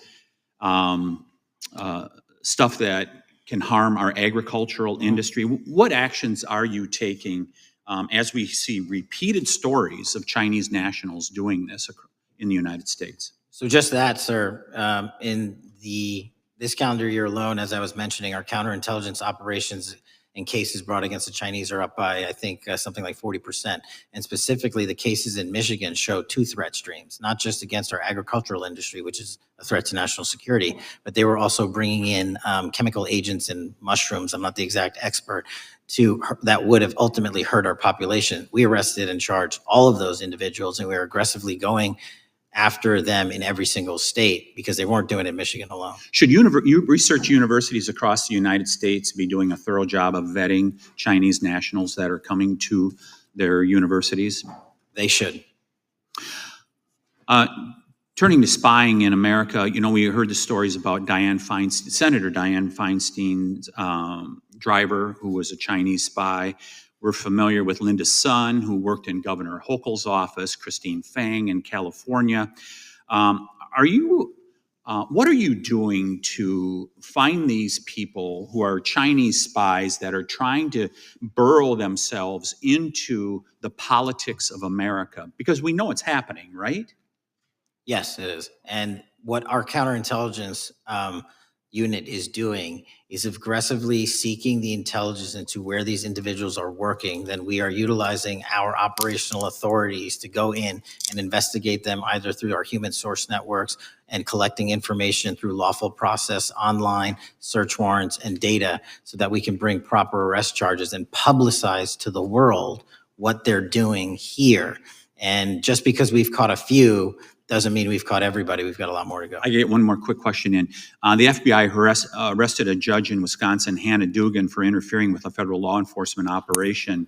Could you tell us a little bit about that? And is a judge above the law here in the United States of America? Well, no one is, and that case is ongoing. But as you stated, and these allegations that there was an interference in a federal lawfully executed federal law enforcement priority that was interfered with. I yield back, Mr. Gentleman yields back. The gentleman from Tennessee is recognized. Thank you, Mr. Chair. Director Patel, I believe you had primary importance in starting Operation Viper in Memphis. Is that correct? Yes, sir. And Operation Viper brought in the FBI, the DEA, the ATF to help the Memphis police in policing the city. That'll be phase 2, sir. Phase 1 was FBI and local law enforcement in Memphis for the last few months. Okay. You did a good job, and the police director and the mayor have told me that has been helpful, the FBI working with the police. And the FBI are trained in law enforcement. They know Miranda rights, they know how to do policing, and they do a good job working with the police. Do you think that the National Guard is necessary to do the work that the FBI is doing now? Thank you. I do think it's necessary to finish it. What we've done is 500 arrests in Memphis and 110 federal indictments. But what we need to do is we've only secured a piece of where the criminal conduct is occurring in Memphis, and we can't work inside perimeters that are not established and safe, and we don't have the manpower to give us the space to fully go into the areas where the criminal activity remains. Well, are you suggesting that the National Guard is going to go into the more heavily crime areas? They're going to establish, like they did in Washington, D.C., perimeters where local law enforcement and the FBI, DEA, ATF, and U.S. Marshals can go into. We can't be going into all these areas knowing that they're extremely volatile and jeopardizing the safety of our agents. Did the National Guard do anything in Washington to help the FBI stay safe from these dangerous elements? They established perimeters. Established perimeter, and the criminals knew about it, so they... It was a visible force, sir, so they kind of saw it. Well, what you did, I commend you for what you did, and I think the FBI coming in, we have a crime problem in Memphis. The FBI has helped, DEA will help, and the ATF will help. I don't think the National Guard is going to help, and what I've seen, they're not trained in law enforcement, are they? No, sir. And so that could be a problem. Who will direct the National Guard in Memphis? Will it be? Will they have control over your agents? No, sir, they won't. Who will have control over your agents? You? Well, the SAC and then ultimately the chain of command up to Washington, D.C. will control the FBI, but there's a task force that was put together that is going to be led by an interagency. The heads of U.S. Marshals, DEA, and FBI will be working together with DHS collectively on this. Have you visited Memphis before? Yes, sir, I have. So you know how good a city it is. I love Memphis. A lot of us do. And Memphis is a great city, great history, civil rights museum.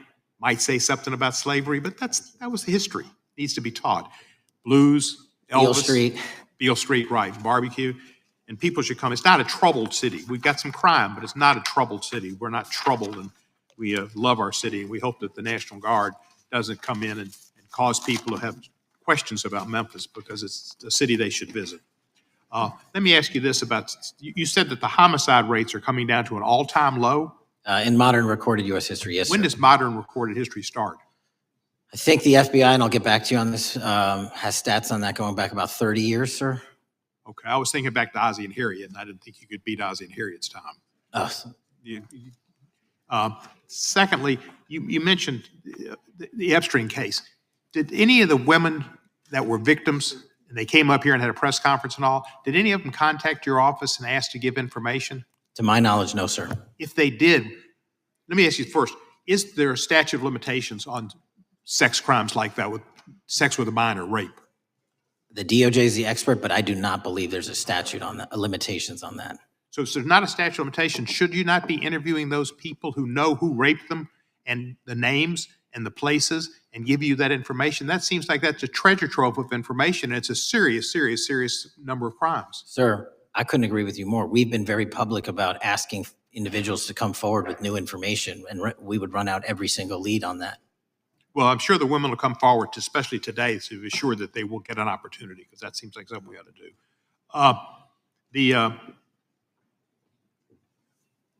Mr. Driscoll, what was his reputation? I can't comment on Mr. Driscoll's matter. It's an ongoing litigation. Yeah, but his reputation you could tell us about. I can't tell you about his reputation. His work has been laid out in that lawsuit. How many of the FBI agents who worked on the January 6th case have been fired? I don't have that number, sir. Do you have a ballpark figure? No, but I can tell you that individuals based on case assignments in the FBI that I have led have not been terminated for case assignments. Thank you, sir. Come back to Memphis and you work with Kevin Kane in our Tourism Bureau. He's great. Thank you. And thank you for your work in Memphis. Gentleman, yes, back. Mr. Chairman, I have a unanimous consent request. Gentleman's recognized. So I've got 4 documents I'd like to introduce into the record. The first one is Jeffrey Epstein's 6th story played out for years in plain sight. And Acosta is quoted in here saying, "I was told Epstein belonged to intelligence and to leave it alone." The second document is entitled, "What Epstein's Bodyguard Warned About His CIA Connections." The third document is from Fox Digital. It's titled, "Epstein's Private Calendar Reveals Planned Meetings with Obama Admin Official CIA Chief." And the last document is Wall Street Journal article that highlights Ehud Barak's 36 meetings with Jeffrey Epstein. He was the former Prime Minister of Israel and head of military intelligence for Israel. It may have held that title when he met Epstein, and then, yes. Without objection, the gentleman will hold for a second. The gentleman from Maryland is recognized. Thank you, Mr. Chairman. Just one UC request. This is Judge Engelmeyer's decision from August in U.S. versus Epstein, stating the government's 100,000 pages of Epstein files dwarfs the 70-odd pages of Epstein grand jury materials. Without objection, the gentleman from Kentucky is recognized for 5 minutes. Thank you, Mr. Chairman. Director Patel, I watched some of your Senate hearing yesterday when Senator Kennedy asked you, "You've seen most of the files. Who, if anyone, did Epstein traffic these women to besides himself?" You replied, according to the transcript, "There is no credible information that he trafficked them to anyone else." You also said somewhere in the hearing and here today that the problem is that the case files are constrained by limited search warrants from 2006 to 2007, and that the non-prosecution agreement hamstrung future investigations. Those constraints only apply to Southern District of Florida. They do not apply to Southern District of New York, the location of the 2019 sex trafficking indictment, which produced many things, including a series of FD 302 documents. According to victims who cooperated with the FBI in that investigation, these documents in FBI possession, your possession, detail at least 20 men, including Mr. Jess Staley, CEO of Barclays Bank, who Jeffrey Epstein trafficked victims to, victims including minors such as Virginia Roberts Giuffre, may she rest in peace. That list also includes at least 19 other individuals, one Hollywood producer worth a few $100 million, one royal prince, one high-profile individual in the music industry, one very prominent banker, one high-profile government official, one high-profile former politician, one owner of a car company in Italy, one rock star, one magician, at least 6 billionaires, including a billionaire from Canada. We know these people exist in the FBI files, the files that you control. I don't know exactly who they are, but the FBI does. Have you launched any investigations into any of these people, and have you seen these 302 documents? Sir, I have asked my FBI agents to review the entirety of the Epstein files and bring forth any credible information. And we're working with Congress not only to divulge that information and produce it to you, but any investigations that arise from any credible investigation will be brought. There have been no new materials brought to me launching a new indictment. So is the loophole here, or is it your assertion that these victims aren't credible? The 302s maybe didn't produce credible statements that rise to a probable cause? It's not my assertion, sir. It's the assertion of 2 different United States attorneys' offices from 3 separate administrations who investigated those same materials in live time. Are the 302 documents in the FBI's possession? They reviewed all that, yes, sir. And so have you reviewed those 302 documents where the victims name the people who victimized them? If I personally know, but the FBI has. So how can you sit here and in front of the Senate and say there are no names? I said I named one today. I said we are not in the practice at the Department of Justice FBI of releasing victims' names. That is not what we do. We are also not in the habit of releasing incredible information. That's not what we do. But multiple authorities have looked at the entirety of what we have. Okay, I got to move on here. Were you present when the AG had the White House event when she released the binders to social media influencers? I was, yes. So if you're willing to meet with social media influencers who stood to benefit from the sensational and sad stories of these victims, will you meet with the victims as well? The FBI will meet with anyone who has new information. Will you personally meet with them? The FBI and the professionals who are handling the cases will. Were you instructed that it was important to release the documents to the Oversight Committee on the day of my introduction of the discharge petition to release these files? I don't know what day that was, so no. Well, they were released that day, and there were victims' names who weren't redacted because they were in such a rush, and the victims are not happy about that. Have you investigated any of the CIA connections? Have you seen the CIA file on Jeffrey Epstein? And if you wanted to see it, would they show it to you? Well, I can speak for the FBI, and that's presuming there's a CIA case file. And I've reviewed everything that the interagency, not I, the FBI, that was provided to us.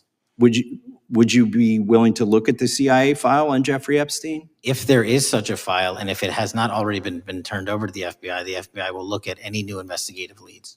Have you made any progress on the pipe bomb investigation January 6th? And have you made any progress on the motive of the Las Vegas shooter? As to the first, it's an ongoing investigation, and we have made progress. As to the second, sir, I'll have to get back to you. All right, thank you. I yield back. Mr. Chairman, I have a unanimous Gentleman consent yields back. request. Unanimous consent request from the gentleman from New York. I ask unanimous consent to introduce an unsigned memorandum from July 7th, 2025 that says we did not uncover evidence that could predicate an investigation against uncharged third parties with the insignia of the Department of Justice and the FBI. Without objection. Mr. Chairman, I have a unanimous Gentleman from Georgia. consent request. It's a article entitled DOJ Deletes Study Showing Domestic Terrorists Are Most Often Right-Wing. Without objection. Thank you. Gentleman from Georgia is recognized for 5 minutes. Thank you, Mr. Chairman. Director Patel, thank you for being here today. I want to first talk about the significant role that the FBI plays in combating the national security threats posed by our nation's greatest threat, our nation's greatest security threat, China and the Chinese Communist Party. It's a fact that China is America's most significant national security threat, isn't that correct? I would say so, sir. And you would agree with me that China wants to dominate the United States of America? I think that's largely their plan. And they want to dominate the world, both militarily and economically. Isn't that correct? I think so. And sir, you've been FBI director for the last, 8 months? 7 months, yes. 7 months. And during that time, have you held any stock in any companies founded in China? I don't believe so. Well, you do own stock in a company known as Elite Depot, don't you? Which one, sorry? Elite Depot. You own stock. I think that's, I'll have to get back to you. I think it's a law firm and it's a company out of Singapore. Okay, well, no, the company out of Singapore, which is owned by Elite Depot, is the Shein Company, which was founded in China, correct? That company operates out of Taiwan. Well, they changed their headquarters from China back in 2022 to Singapore for tax purposes, but it's owned by a Chinese billionaire. I think his name is Charlie Zhu, and you own stock in the company that owns Shein. Which I disclosed during my confirmation process. You certainly did. And now, do you still hold that stock in that Chinese company?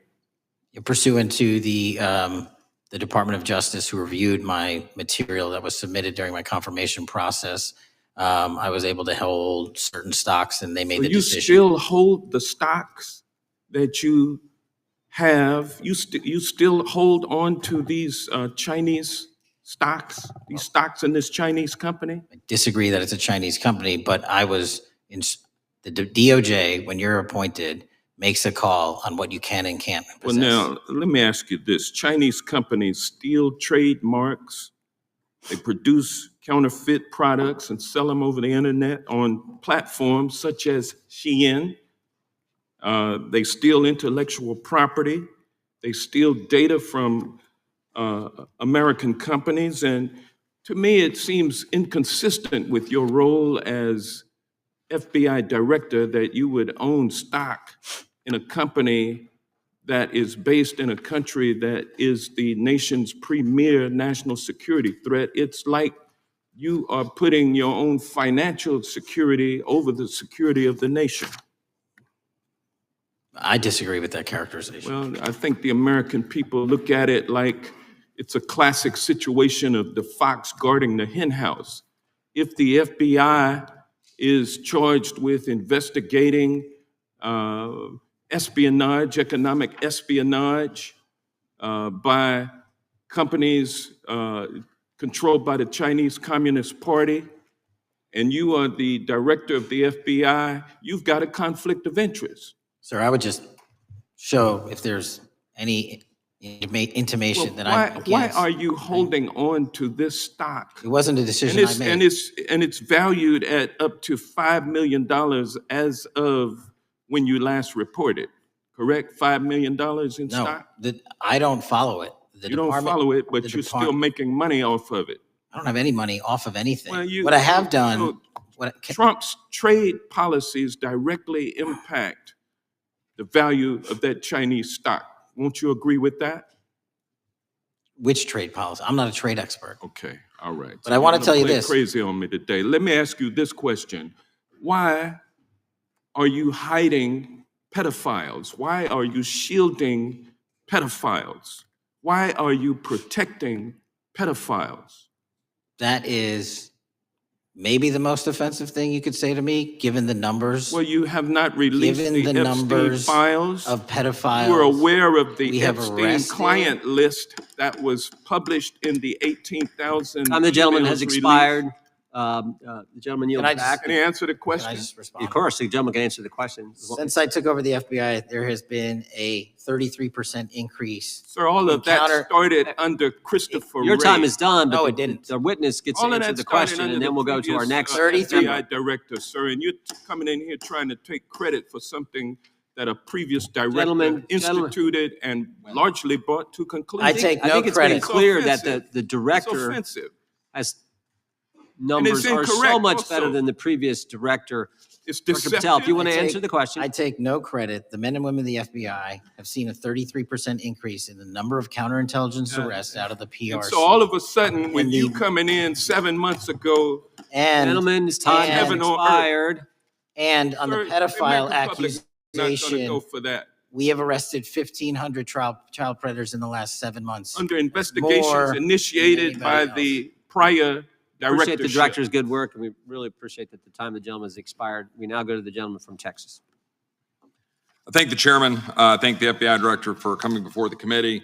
I assume the FBI director, Mr. Patel, I believe you probably agree with me that there is a significant organized effort on the left side of the political spectrum to advance criminal organizations being able to put more criminals out on the streets. That what we've seen this in daily action. Are you familiar with the report that came out this last Monday from the Law Enforcement Legal Defense Fund?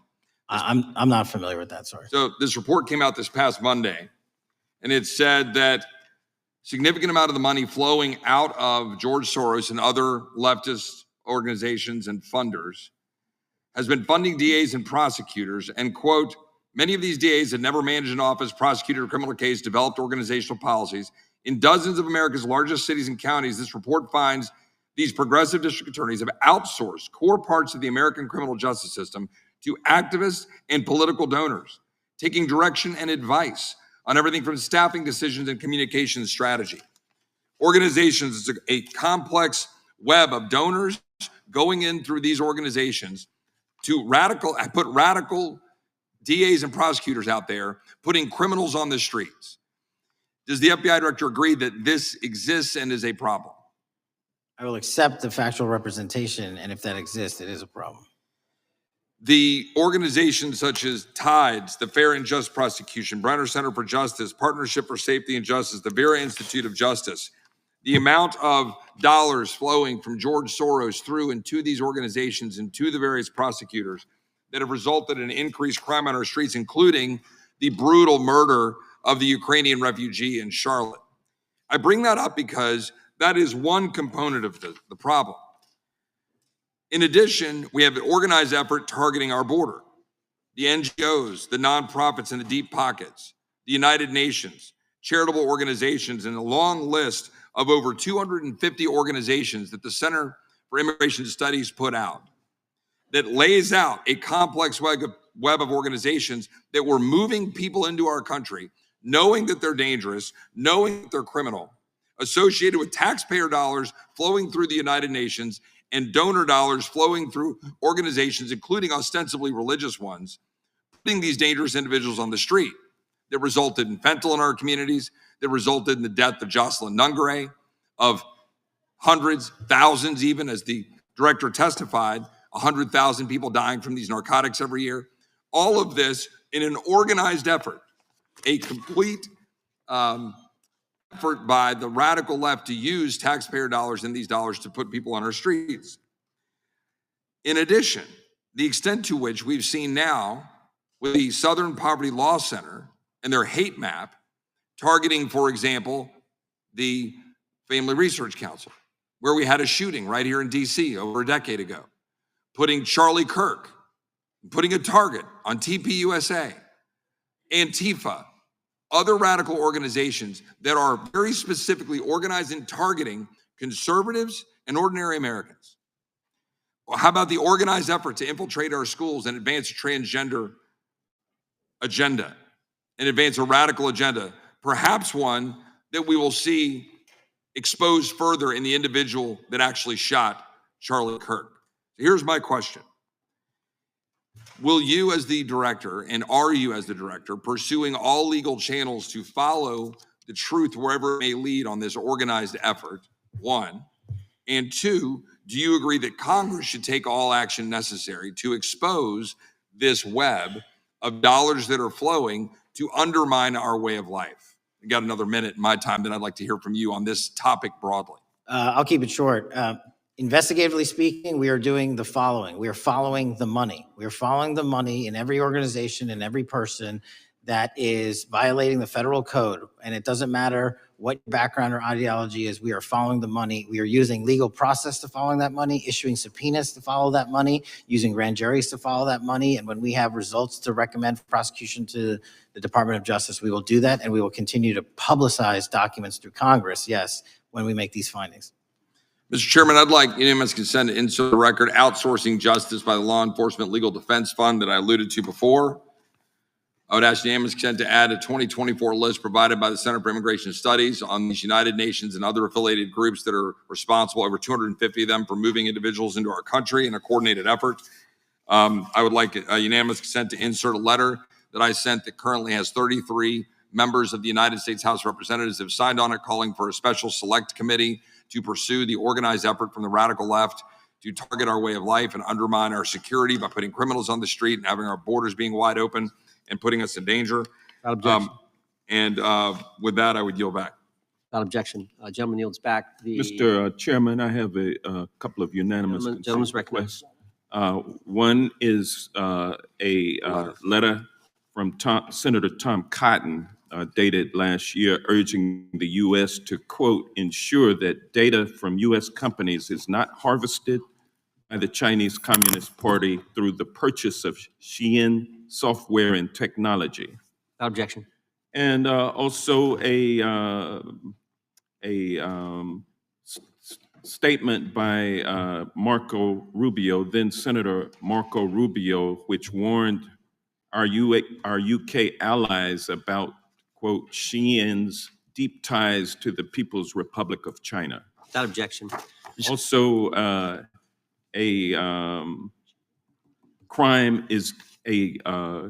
the record crime is down in 2025.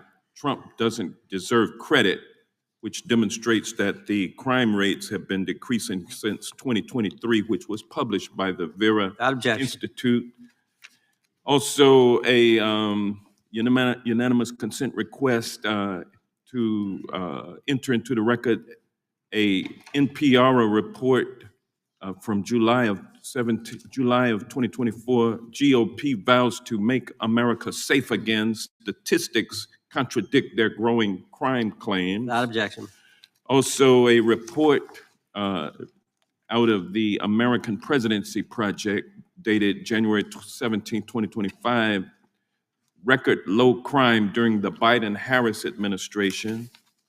Without objection. Also, Joe Biden is correct that violent crime is near a 50-year low, which was a PolitiFact publication of May 2024. And last but not least, a FBI releases 2024 reported crimes in the nation statistics. These are FBI statistics published on August 5th, 2025, which details decreases in murder, rape, aggravated assault, and robbery in 2024. Without objection. Gentleman from Kentucky is recognized for unanimous consent. Mr. Chairman, I ask unanimous consent to submit two sets of documents. The first is a series of emails from the victims of Jeffrey Epstein. They are making FOIA requests to get their own FBI files and not having any success. So I want to bring attention to that by submitting that to the record. The second document that I want to submit to the record, for the record, I know we don't usually read these. This one's not readable.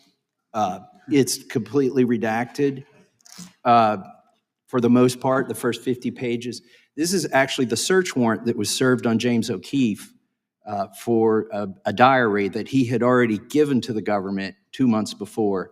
And as it turns out, there were no indictments here, yet he still doesn't know why he was raided, and I think he deserves to know. So, Without objection.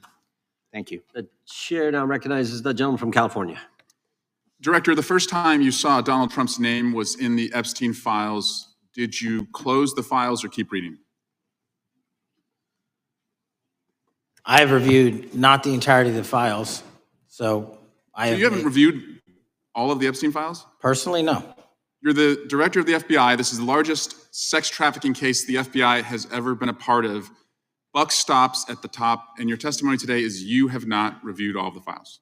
What I've been doing is been busy providing the safest country this country has seen in modern U.S. history in historic speed, because the men and women of the FBI are given the resources to reduce the homicide rate, to reduce the drug trafficking rate, to reduce the amount of children that are being trafficked, and the number of pedophiles. It sounds like those children being trafficked would appreciate the director reviewing the files.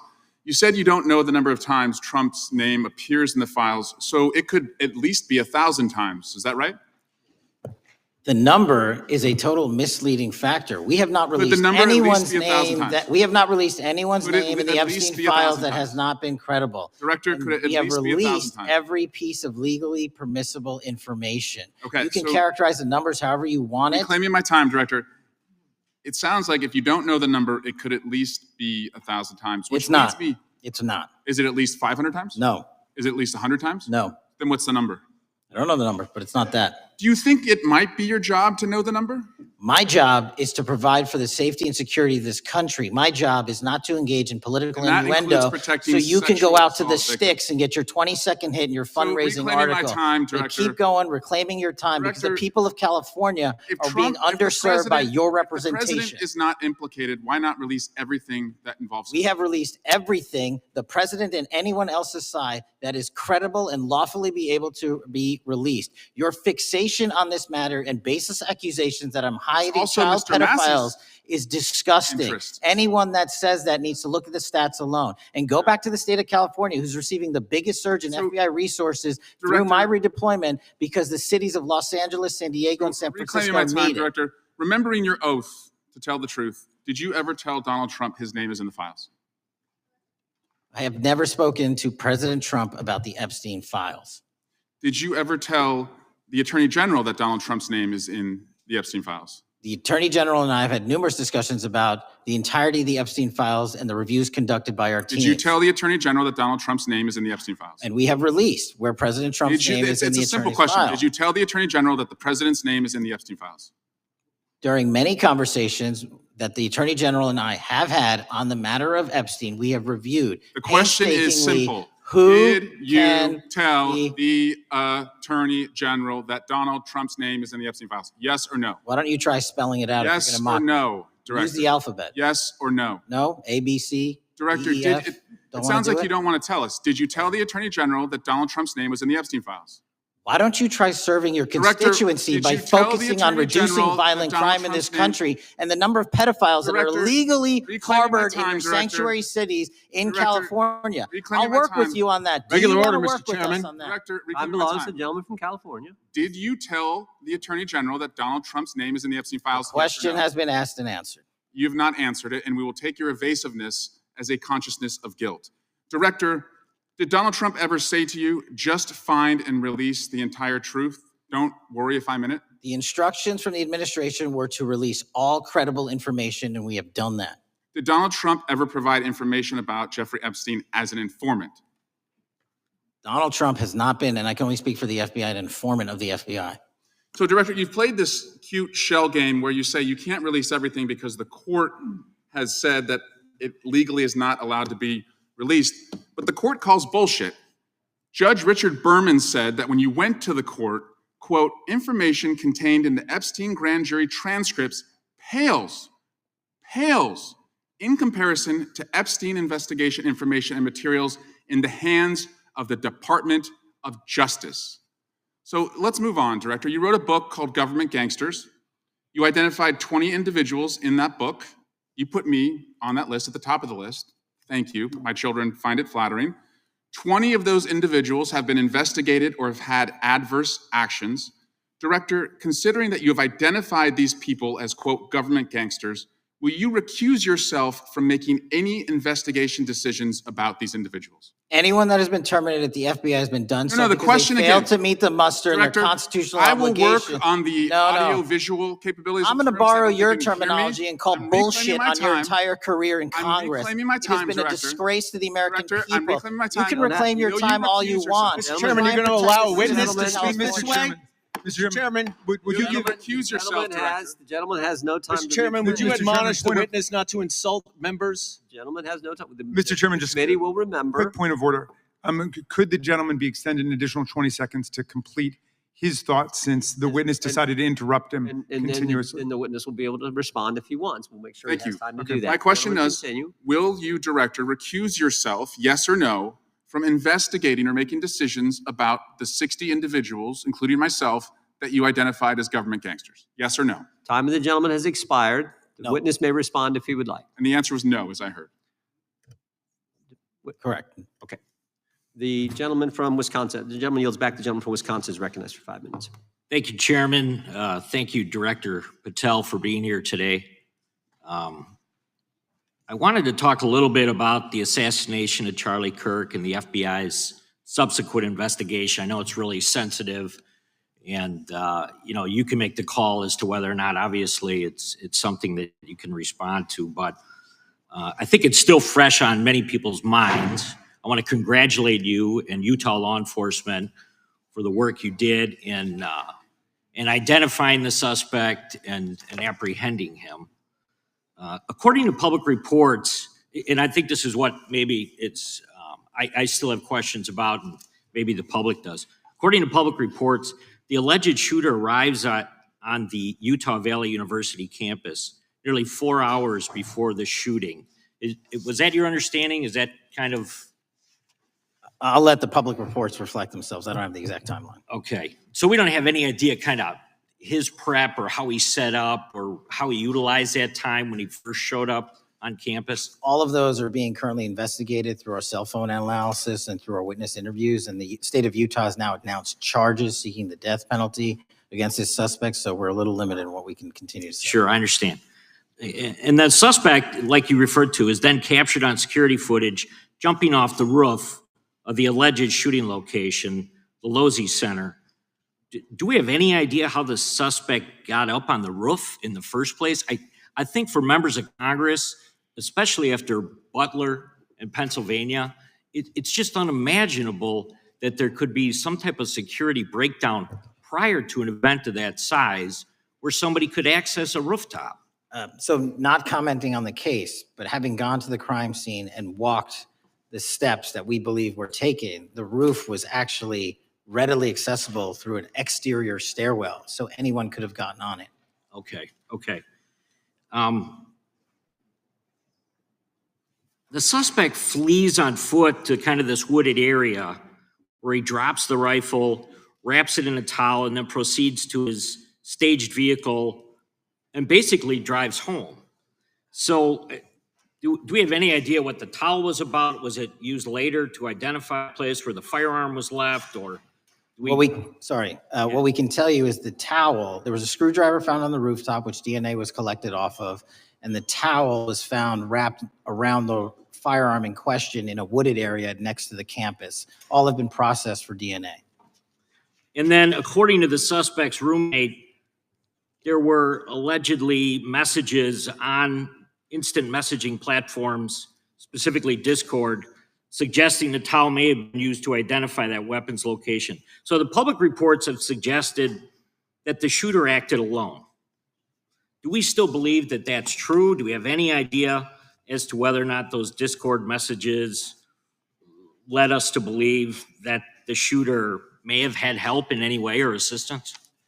I can only speak to the FBI's investigation, and our investigation is ongoing, and we are interviewing any of those individuals involved in that chat and other individuals in the area.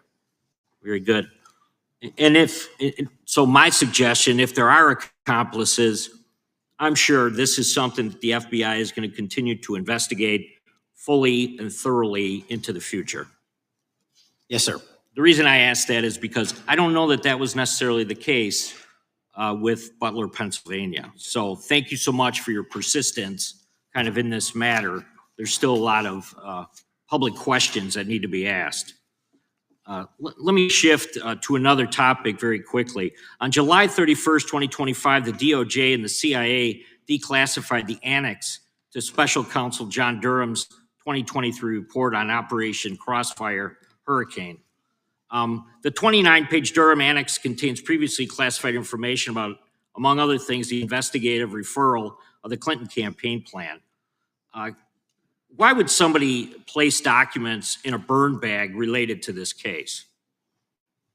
That case is very much ongoing, so I can't comment on the stylization of the evidence we're collecting. Can you comment at all on the Durham Annex, as I described it? The Durham Annex, which has been publicly released thanks to the FBI's commitment to transparency, is one of the documents that's being utilized. And in general terms, speaking for burn bags, sir, a burn bag is what you use to put classified documents into generally, because that is literally how you destroy them. So it appears that efforts were made by the Clinton campaign to reach out to the FBI agents or the Clinton sympathizers in the intelligence community in order to lead more credibility to the Clinton campaign plan. Do you think that's an accurate characterization? Again, I'm not going to characterize that material because it's part of an ongoing investigation. Thanks for being here today. I yield back. Gentleman yields back. Gentleman from California is recognized. Thank you, Director Patel, for being here today. The FBI searched Jeffrey Epstein's Manhattan residence, correct? I believe that happened in 2018. I think there was 2 locations, sir. It's 2019, and in that residence, the FBI found a safe, correct? I don't have the catalog of evidence in front of me. In that residence, the FBI found a safe, correct? I'll accept your representation. Okay. And in that safe, the FBI found topless and lewd photographs of girls, correct? Again, sir, I'll accept your representation. I don't know. Thank you. It was all over the media at the time. There's a New York Times article that says Jeffrey Epstein is indicted on sex charges as discovery of nude photos is disclosed, dated July 8th, 2019. And the Times reports a trove of lewd photographs of girls was discovered in a safe inside financier Jeffrey Epstein's Manhattan mansion. Author Michael Wolff has conducted numerous interviews of Jeffrey Epstein. I'm going to play for you a video clip of what Michael Wolff said Epstein told him was in the safe and what he showed the author was in this safe. So let's please play that clip now. Elected. I was sitting talking to Epstein and he said, wait a minute, I got to show you something. And then he went into his safe and he came out with photographs. They were Polaroids, I think, and he kind of spread them out like playing cards, and it was Trump. I mean, I think there were a dozen of them, and it was Trump with girls of an uncertain age at Epstein's Palm Beach house, where all of the things that he would ultimately be accused of took place. And I remember very vividly 3 of them. There are 2 in which Trump is, the girls, topless girls are sitting on Trump's lap. And then a 3rd in which he has a stain on the front of his pants. And the girls are kind of pointing at it, sort of bent over, laughing. So Director Patel, I'm going to ask you a very broad and general question. As you know, Donald Trump and Jeffrey Epstein were friends. There are, of course, photos showing Donald Trump together with Epstein, correct? I don't have the entirety of the photographs, but I think they've been photographed in public together. All right. Are there any photos showing Donald Trump with girls of an uncertain age? No. How do you know that? Because that information would have been brought to light by multiple administrations and FBI investigators over the course of the last 20 years. Well, you know what? That's just not true, because no one knew about the creepy birthday message that Donald Trump wrote to Jeffrey Epstein until the Wall Street Journal disclosed it. And then all of a sudden, the Epstein estate provides it to Congress. Well, so certainly, you weren't there at the search. You don't know what Epstein may or may not have done with those photographs even prior to the search. Maybe someone has it. Maybe the Epstein estate has it. You raise a great point. So I'm going to ask you, have you asked to talk to Michael Wolff? You raise a great point. I haven't personally asked to talk to Michael Wolff. Has the FBI asked? But the FBI, I'll get back to you if the FBI specifically so Michael Wolff has ever. About 100 hours of testimony of Jeffrey Epstein. Wouldn't it be good for the FBI to interview Michael Wolff? I'm not saying they haven't. I just don't know. Has FBI subpoenaed the tapes that Michael Wolff has conducted of Jeffrey Epstein? I don't know. All right. So if you could provide us an answer, that would be terrific. Sure. Well, let me ask you this question then. Have you looked at all the photos in Epstein files? I have looked at all the information that the investigators who investigated this case have provided to run out credible leads. And in the Epstein file, was there that creepy birthday message that Donald Trump had written to Epstein? But that's what I was trying to tell you. You raise a great point. The estate of Jeffrey Epstein has a voluminous amount of information that they have not released before. Okay, so that's great. So wouldn't it be great if FBI subpoenaed the estate of Jeffrey Epstein for all that information? The estate is under no obligation to provide that material, even pursuant to a subpoena. That's a great point. Yeah, that's just false. Okay. That's just false. You're the frickin' FBI. You can subpoena the information from the estate, and you better do that. I'd like to move literally on. not how it works. I'm going to move on now and talk about Epstein's client list. You confirmed that exists. Attorney General Pam Bondi confirmed earlier this year that exists. I just want to ask you a simple question. Is Prince Andrew on Epstein's client list? The material related to Prince Andrew has been made public. Is Prince Andrew on the client list? We have released the index of names that were in Jeffrey Epstein's. Is Donald Trump on Epstein's client list? The index has been released, and the index will speak for So itself. I'm just going to say, America is a huge red flag. The FBI director could not answer whether Donald Trump was on Epstein's Gentleman's time client has list. expired. I Chair yield now back. recognizes the gentleman from Virginia.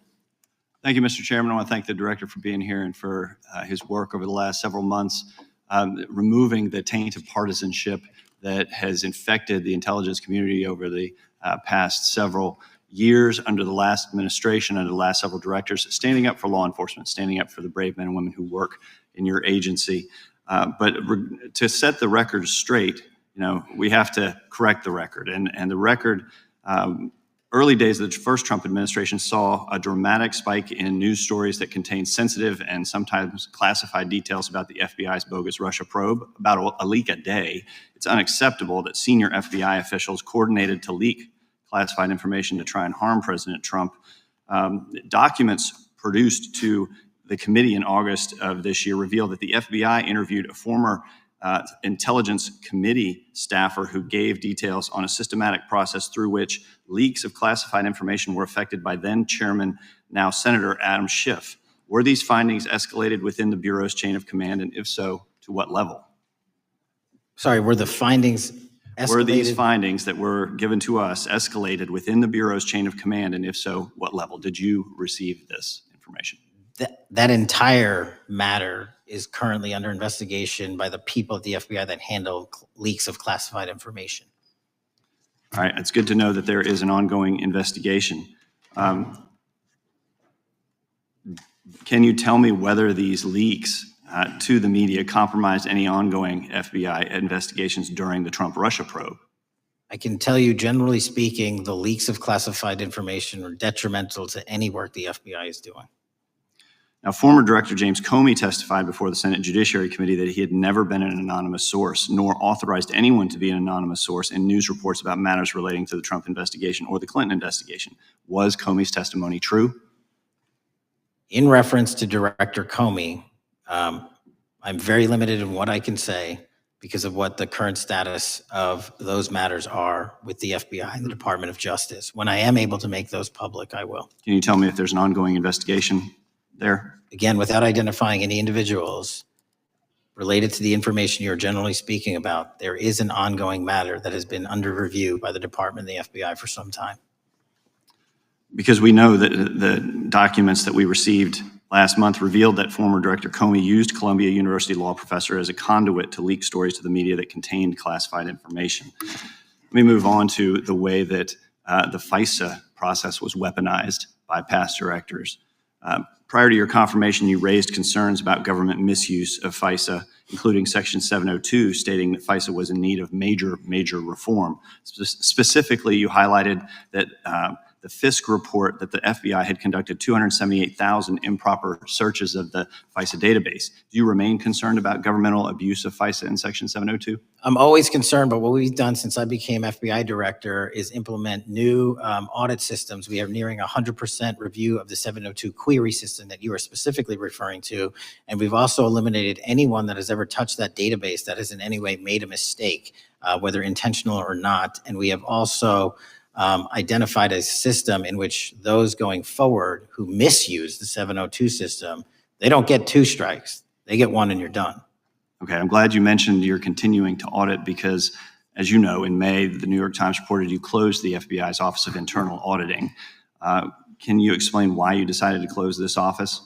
Yeah, because under the new restructuring of the FBI, to save resources, there were two different places doing the exact same thing. We have a specific division dedicated to audits. I didn't need another audit system doing the audits again. And so we folded some of those folks with their expertise into our specific division and then took the rest of those folks and are moving them out across the country. Under previous FBI leadership, FBI agents were found to have lied to the FISC. There have been hundreds of thousands of violations of querying standards. In light of past violations, what action is the FBI taking to ensure that similar abuses do not occur in the future? Exactly what I've outlined. You cannot have access to the 702 query system if you improperly queried that system at all at any time in your career. Okay, at a Senate hearing 2 years ago, your predecessor, Director Wray, testified FBI had previously purchased U.S. phone geolocation data for a specific national security pilot project and further stated that the project had not been active for some time and that the FBI relies on court-authorized process to obtain location data from companies. Does the FBI purchase location data or any other data of Americans from data brokers? I don't believe so, but I'll get back to you. Thank you. That'd be important. I appreciate that. I yield back. Gentleman yields back. Gentleman from Washington's recognized. Thank you, Mr. Chairman. Mr. Patel, before you joined the FBI, you had very strong opinions about what the FBI was hiding regarding Jeffrey Epstein. In a September 2023 interview with Glenn Beck, you said the Black Book is under the, quote, direct control of the director of the FBI. In December 2023, you said, let us know who the pedophiles are. Even for a short time after becoming FBI director, in February of 2025, you tweeted, quote, there will be no cover-ups, no missing documents, no stone left unturned. In June, you told Joe Rogan, quote, we've reviewed all the information. We're going to give you every single thing we have and can.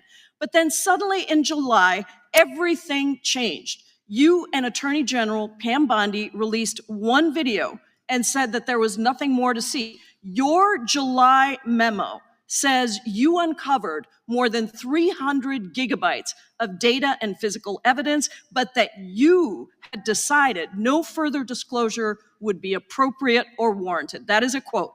I think what happened, Mr. Patel, is that suddenly you discovered that Donald Trump's name was all over these files, and you started a giant cover-up. So you are under oath, Mr. Patel. You just testified to Mr. Swalwell that you did not speak to the president about the Epstein files. To your knowledge, did Attorney General Pam Bondi speak to the president about what was in the Epstein files? I can't speak for Attorney General Pam Bondi. So to your knowledge, you don't have any information. The question was, do you have any knowledge? Do you have any knowledge? I can't speak. You are refusing to answer the question. So let me tell you that the Wall Street Journal reported that in May, Bondi told Trump that he was in the Epstein files, and at the same meeting said that the DOJ did not plan to release the files. Yesterday, you testified to Senator Kennedy that there was, quote, no credible information that Epstein trafficked girls to anyone else, and that you have, quote, continuously and publicly asked the public to come forward with more information, and we'll look into it. Today, in response to Mr. Massey's question, you appear to say that the survivors were not credible. These are survivors. That's not at all what I said. Okay, great. I'm going to ask you this in a second. Let me tell you about the don't lie about me. survivors, and let's bring them up here into the room.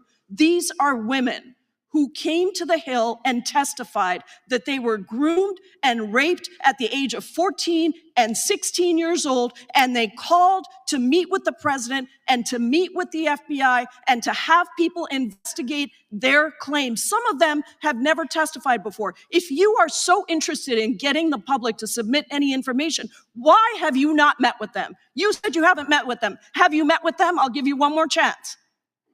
My job as the FBI director is to Is invite the all answer yes or investigative no leads. to whether or not you met with these women who were sexually abused and raped?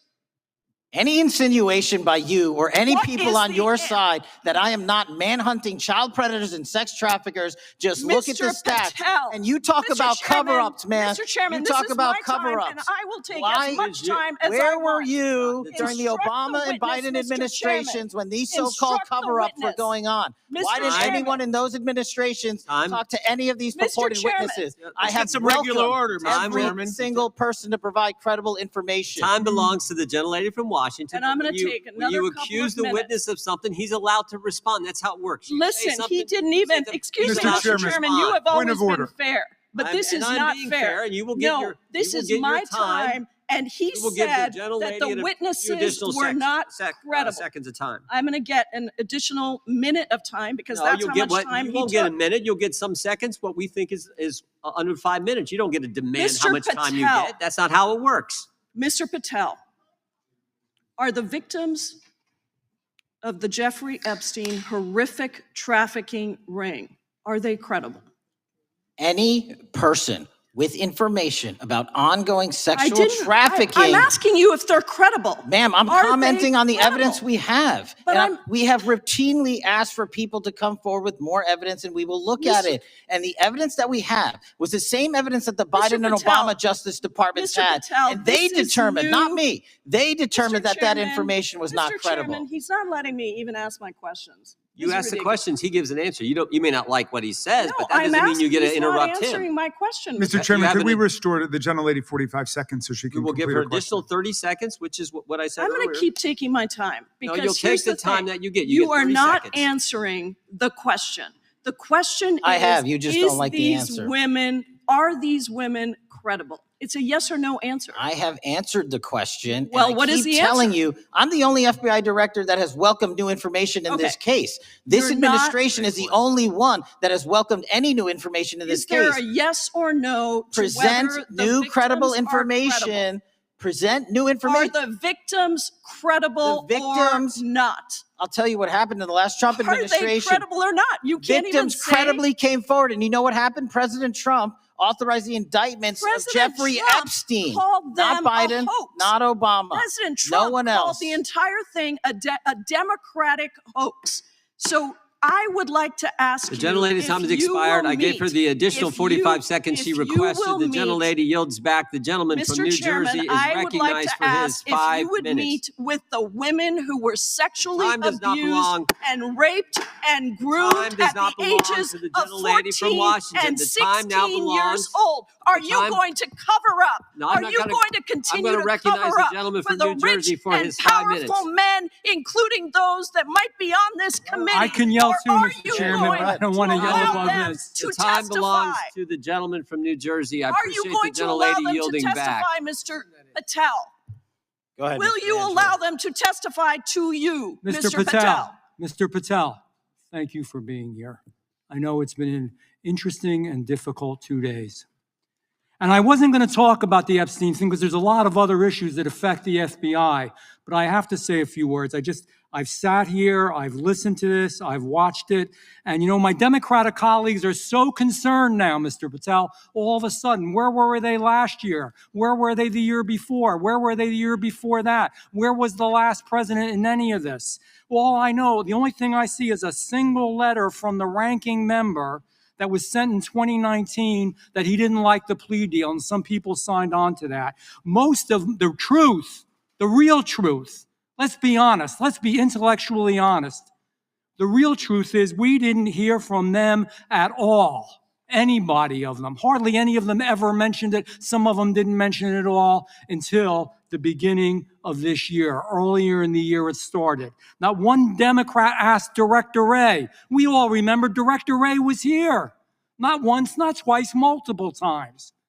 Nobody asked Director Wray about Epstein before this committee. Nobody was that concerned. Where was the concern for the victims then? Where was the moral righteousness then? Where was the outrage then? Where was the sense of duty then? Where was the desire for accountability then? Where was the urgency for justice then? Most of all, where the hell was the integrity then? You know what the truth is. Let's just say it, man. Tell the truth time. The truth is, it's politically useful for them to try to do this now, even though they didn't give a damn about it in the past. And you know what? That's an insult to the victims, and that's an insult to America. Continue to do the work you're doing. Continue to uncover what needs to be uncovered. One real quick thing before I say anything to 9/11. We know that was mishandled by the past director and by the past FBIs. There are family members here. There are family members who are concerned. God Almighty, we want to get to the truth of that. I ask you, please to meet with them, to talk to them, and to investigate this with truth. You know, in the Biden administration, we went through a very dark and difficult period of time. The FBI trust was broken with the people. Catholics were, this is the stuff we've been talking about, were labeled radical threats for praying in their churches with their rosaries. Parents at school boards were called terrorists for standing up for their children. Hindu holy men in New Jersey. We have the largest Hindu temple in the world. They were attacked. They were put up against the wall with guns to their heads. So it isn't just a Catholic or Christian thing. American Jews were targeted in colleges and universities, and a lot of folks in the FBI, in the past FBI, not this one, didn't give a damn. We can't go back to targeting religion. We can't go back to silencing free speech. The Biden administration did that. So I got questions for you. Hopefully thoughtful questions that you can answer for us in a thoughtful way. How is this FBI now, under your leadership, how are we restoring trust for Catholics, for Hindus, for Jews, for parents, for all the other, for just American people that were targeted by FISA because they had a different viewpoint? How are we restoring that trust in the FBI? Multiple ways, sir. One, and maybe most importantly, is through transparency and providing the American public with the material so they can see, read it themselves as to what the abuses were in the past, whether it relates to the Catholic memo or the Hindu incident you talked about at the largest temple in North America.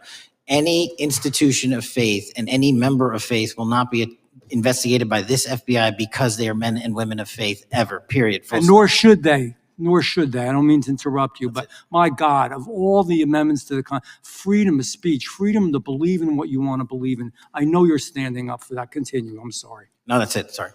Okay. The Richmond memo was driven by a reliance on sources. The Southern Poverty Law Center, you know, the words sound nice, but the organization's not so nice. And we've seen the Anti-Defamation League distort data that counts as violence.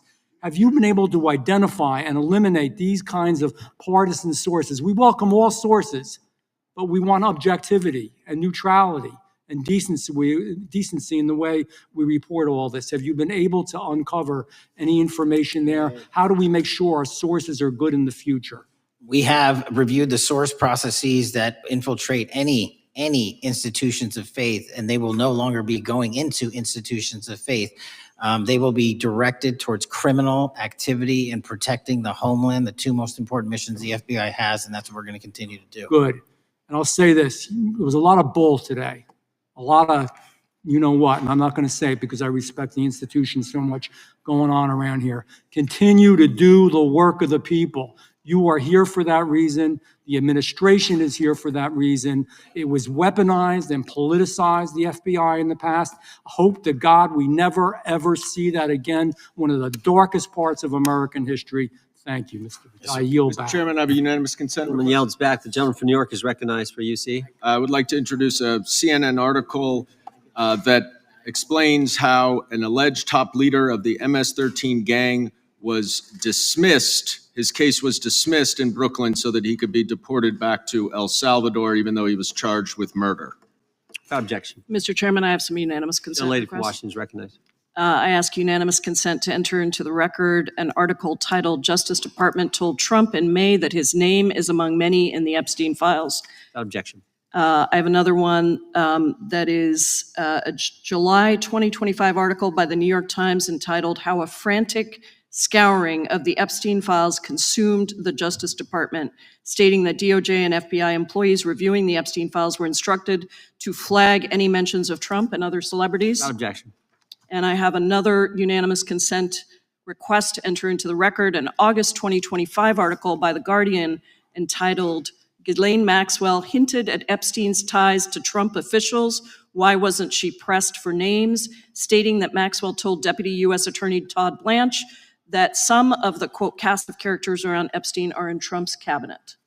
Without objection. Chair now recognizes the gentlelady from Pennsylvania. Thank you, Mr. Chairman, and thank you, Mr. Patel, for coming before us to testify today.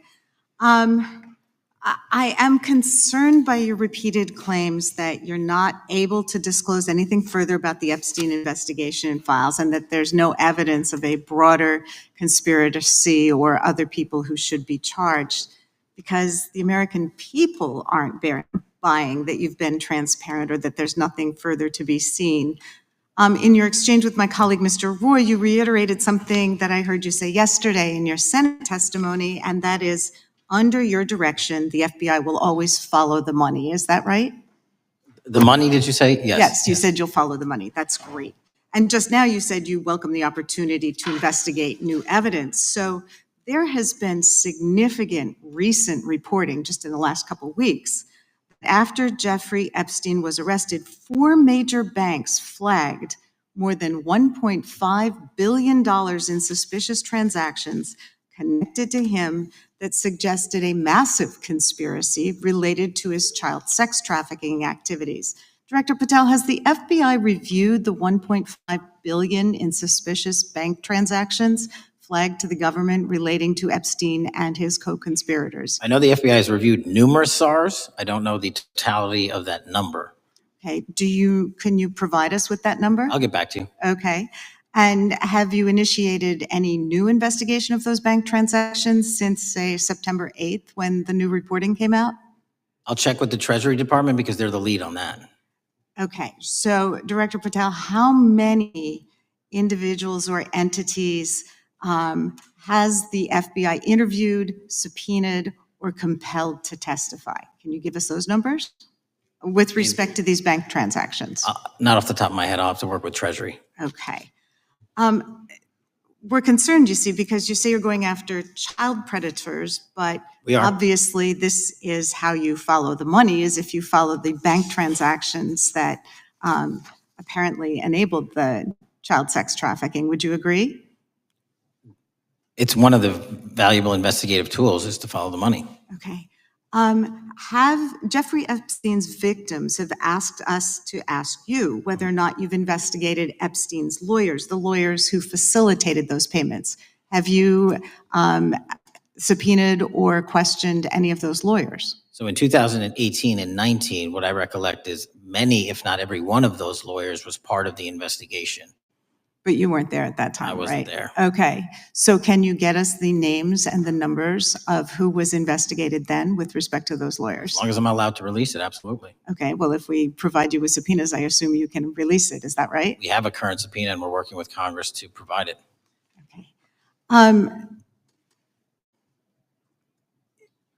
You've said that the Acosta investigation had an original sin. What do you mean by that? Basically, if you're looking at an actual pedophile ring, what you should not do is limit the time frame in which you're legally able to collect information. So search warrants that Mr. Acosta utilized in 2006 and 7 leading to the 2008 plea agreement had a very specific narrow window of years, I think 3 or 4 years. And so information pursuant to legal process wasn't collected for 10 years or 15 years or 20 years. It also, subpoenas were not sent out to hundreds of witnesses at the time, hundreds of victims at the time. None of that was done. None of these people were put in grand juries. And so the totality of information from the jump, instead of being this big, was like this. And that, in my opinion, is not how you run an investigation if you're trying to break a sex trafficking ring. So you're now in charge of the FBI. Why haven't you done that investigation? Great question. And here's the answer. Simply because I am not able to go back 20 years and collect information that the courts had decided was already subject to search warrants. They have said this was in the investigation. There's a non-prosecution agreement out of that plea. And when the case was reopened, and this is where it comes into play, when the case was reopened in 2018 and 2019, the search warrants, again, were limited to the conduct of Jeffrey Epstein. Now, whether that's right or wrong, that's a different discussion. But I'm telling you, that's the information we reviewed. I think that is a different discussion. And I think the discussion we'd like to have today is why you aren't following the money with respect to the broader conspiracy that it has been reported in the New York Times and elsewhere. And that if you really want to attack the issue, if you wanted to attack the issue, if you wanted to get to the bottom of it, if you wanted to disclose what really was involved in the Epstein files, the Epstein cover-up, that you would be taking very different actions that you are today.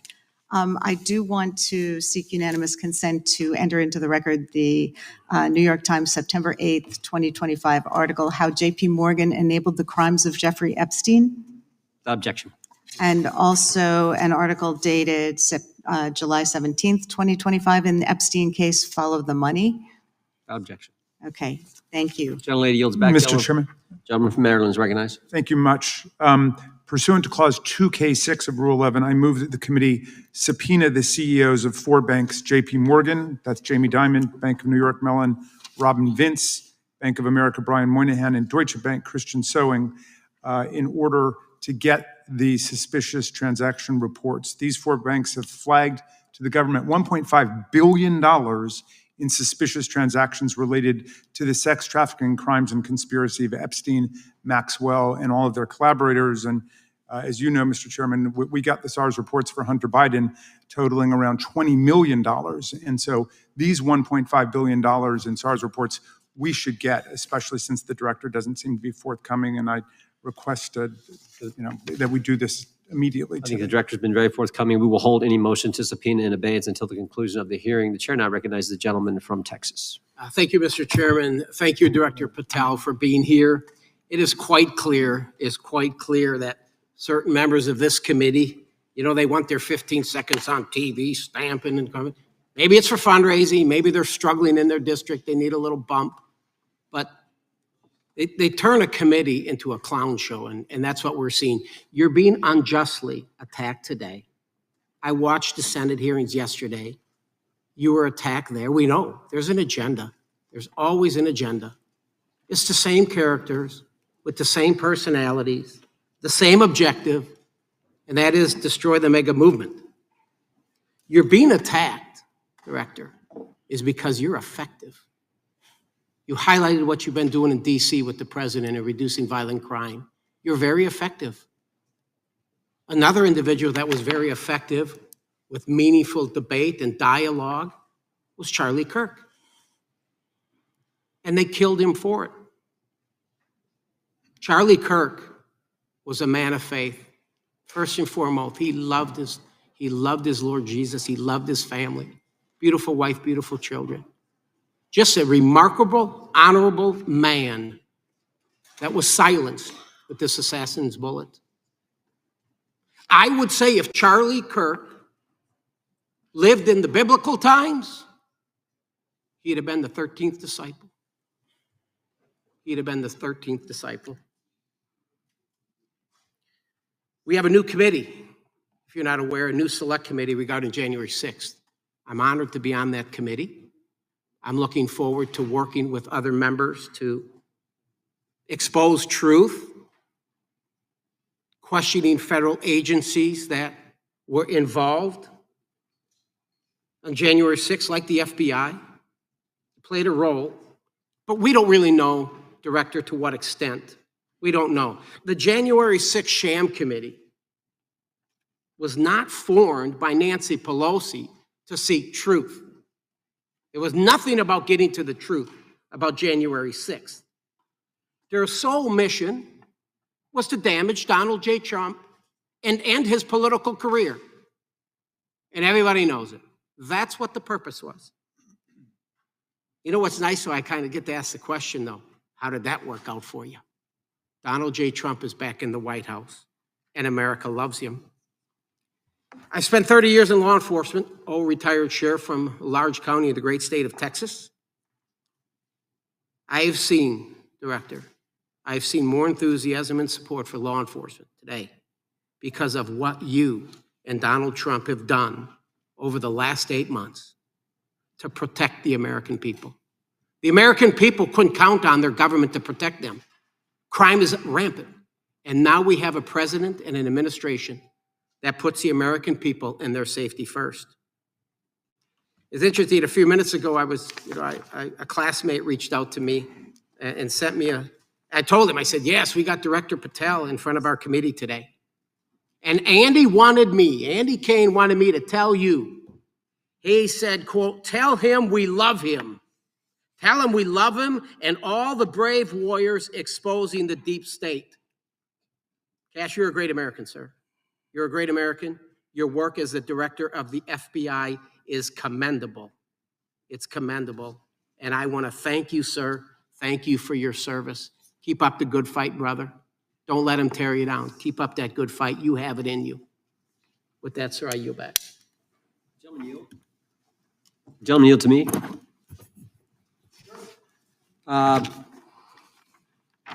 Director Patel, there were 26, the gentleman mentioned the select committee, there were 26 confidential human sources at the Capitol on January 6, 2021. 4 entered the Capitol and thereby broke the law. Do you know if those individuals were being paid by the Ray FBI?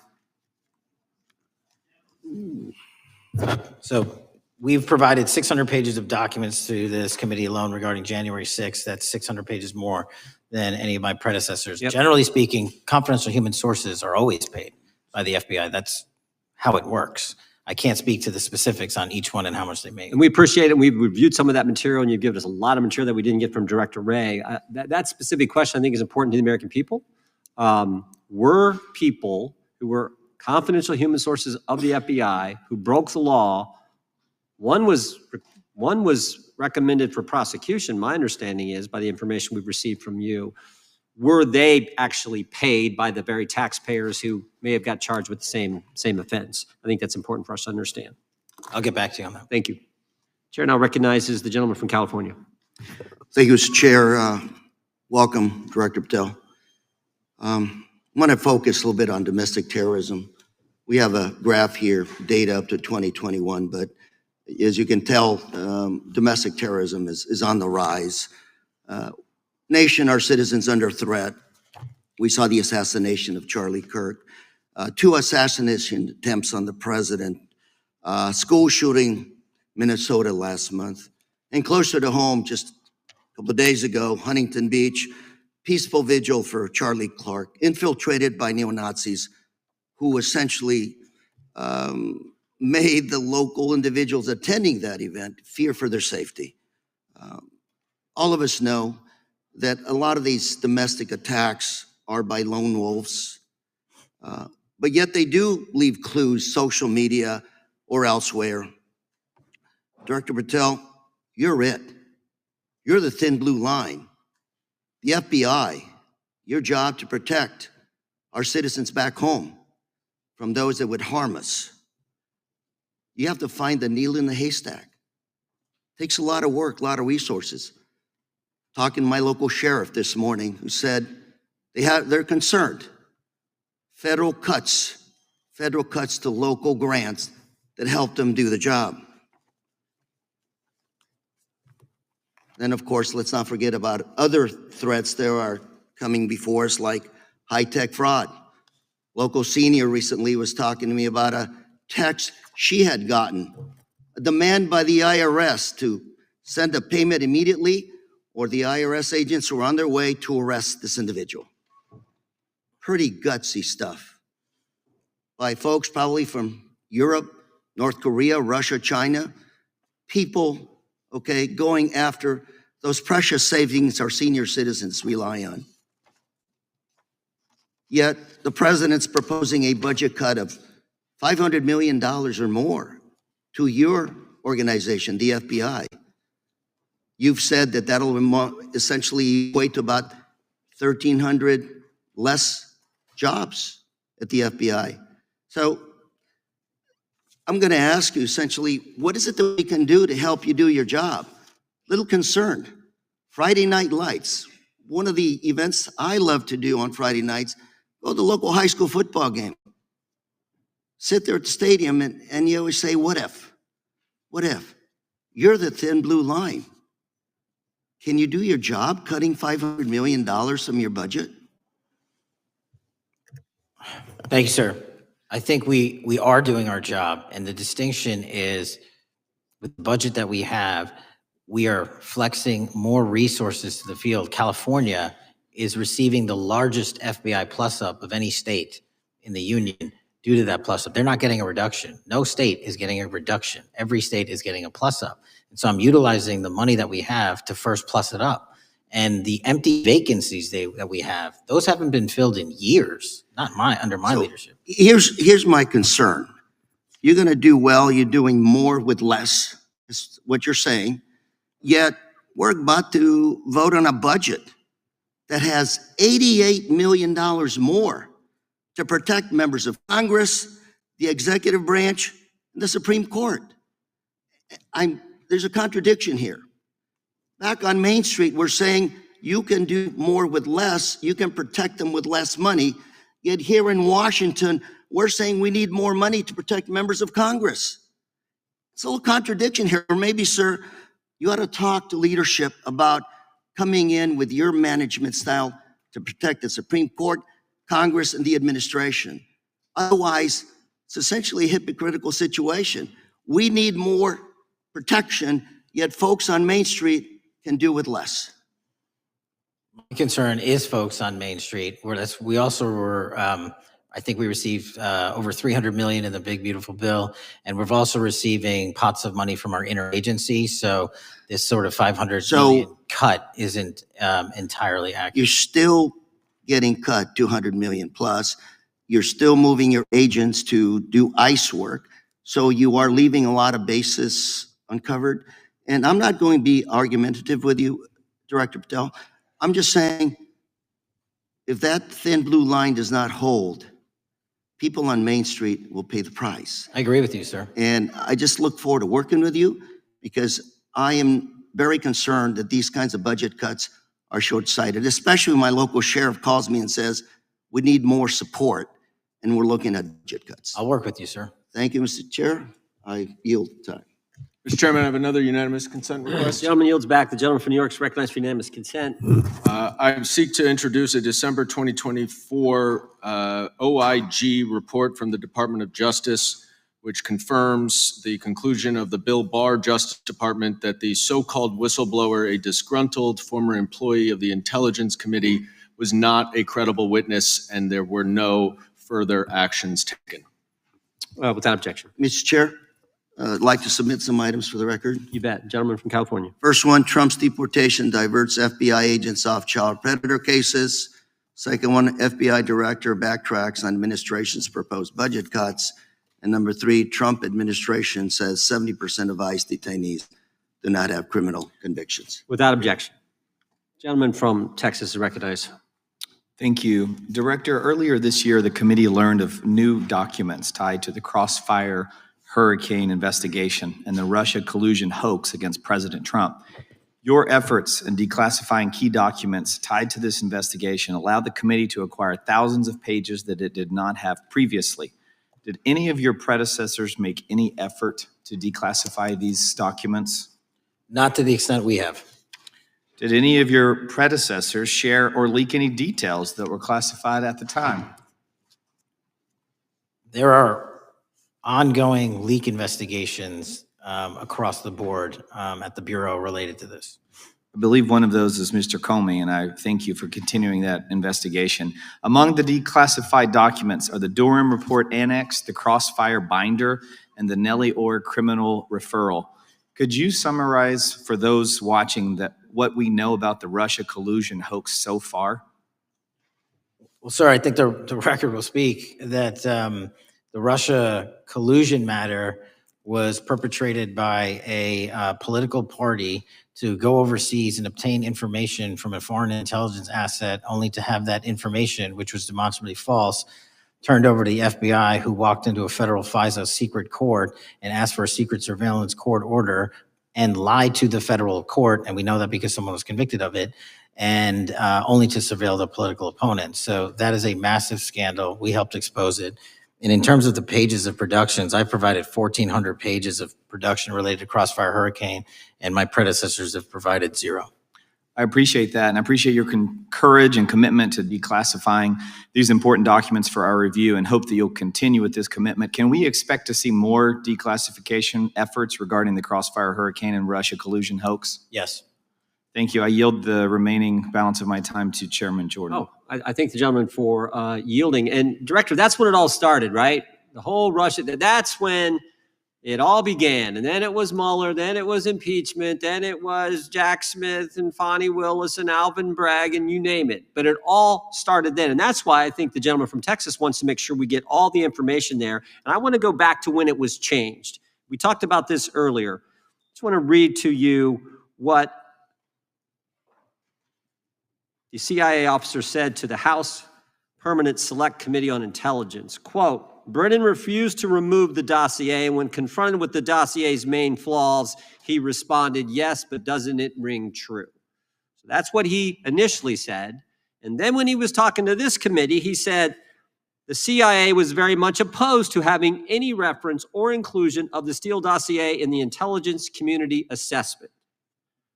So on one hand, you got a witness who was there who said he refused to remove it even though he knew it was garbage. And then he's on the other hand telling the committee, no, we didn't want anything to do with it. It shouldn't have been a part of the intelligence community assessment, which we know it was.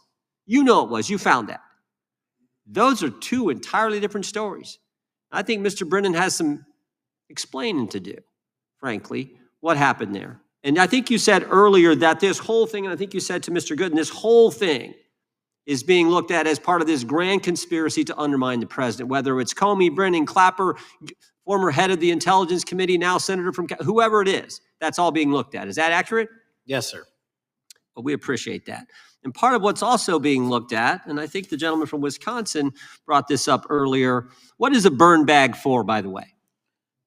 Generally speaking, the intelligence community obviously utilizes and possesses classified documents, but drafts of those classified documents and even ultimate finished products of those classified documents have to be recorded and or discarded. And if they are discarded, the only way we do that, the hard copies, is we literally put them in burn bags that are identified specifically for that purpose. And there is a very exact courier system in which those burn bags are obtained and the material inside is destroyed. So it's to get rid of the material, right? Yes, sir. And it looks like the annex that Mr. Durham in his investigation had was put into a burn bag by your predecessor, I assume, to be destroyed. Is that accurate? Without getting into the stylization of the evidence, anything that's put in a burn bag is for purposes of destruction. Do you find that interesting that the Durham annex was placed in a burn bag, that you would discover that when you took over as the head of the FBI? We found a lot of information in a lot of burn bags. Well, we appreciate you finding that. We'd like to know a little bit more about that, and we look forward to that information coming forward. And I appreciate the gentleman yielding. With that, we now recognize the gentleman from Colorado. Thank you. Thank you, Mr. Chairman, for holding this hearing. Thank you, Director Patel, for being here today. I have a couple of questions regarding a terrible shooting that occurred in Colorado, a state, as you may know, that I represent. You've testified previously about, I think, what you would describe as your efforts to provide more information regarding the investigation with respect to the horrific assassination of Mr. Kirk. And so, in that same vein, I'm hoping you can provide this committee and my constituents in Colorado with some clarity. Absolutely. I think, as my colleagues know, in Evergreen, Colorado, Jefferson County, a county that I proudly represent, at Evergreen High School, a shooter ultimately injured. 2 students were praying for their swift recovery.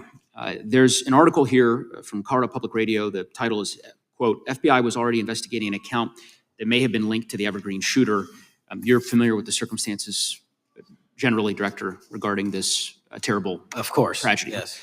So my understanding from the public reporting is that an organization reported to the FBI in July of this year regarding, just reading here from the article, that the FBI opened an assessment into a social media account user whose identity was unknown and who was discussing the planning of a mass shooting with threats nonspecific in nature. This is the FBI's statement to the press. And that the FBI continued to work this assessment investigation to identify the name and location of the user up until September 10th, 2025, which was the day of the tragedy.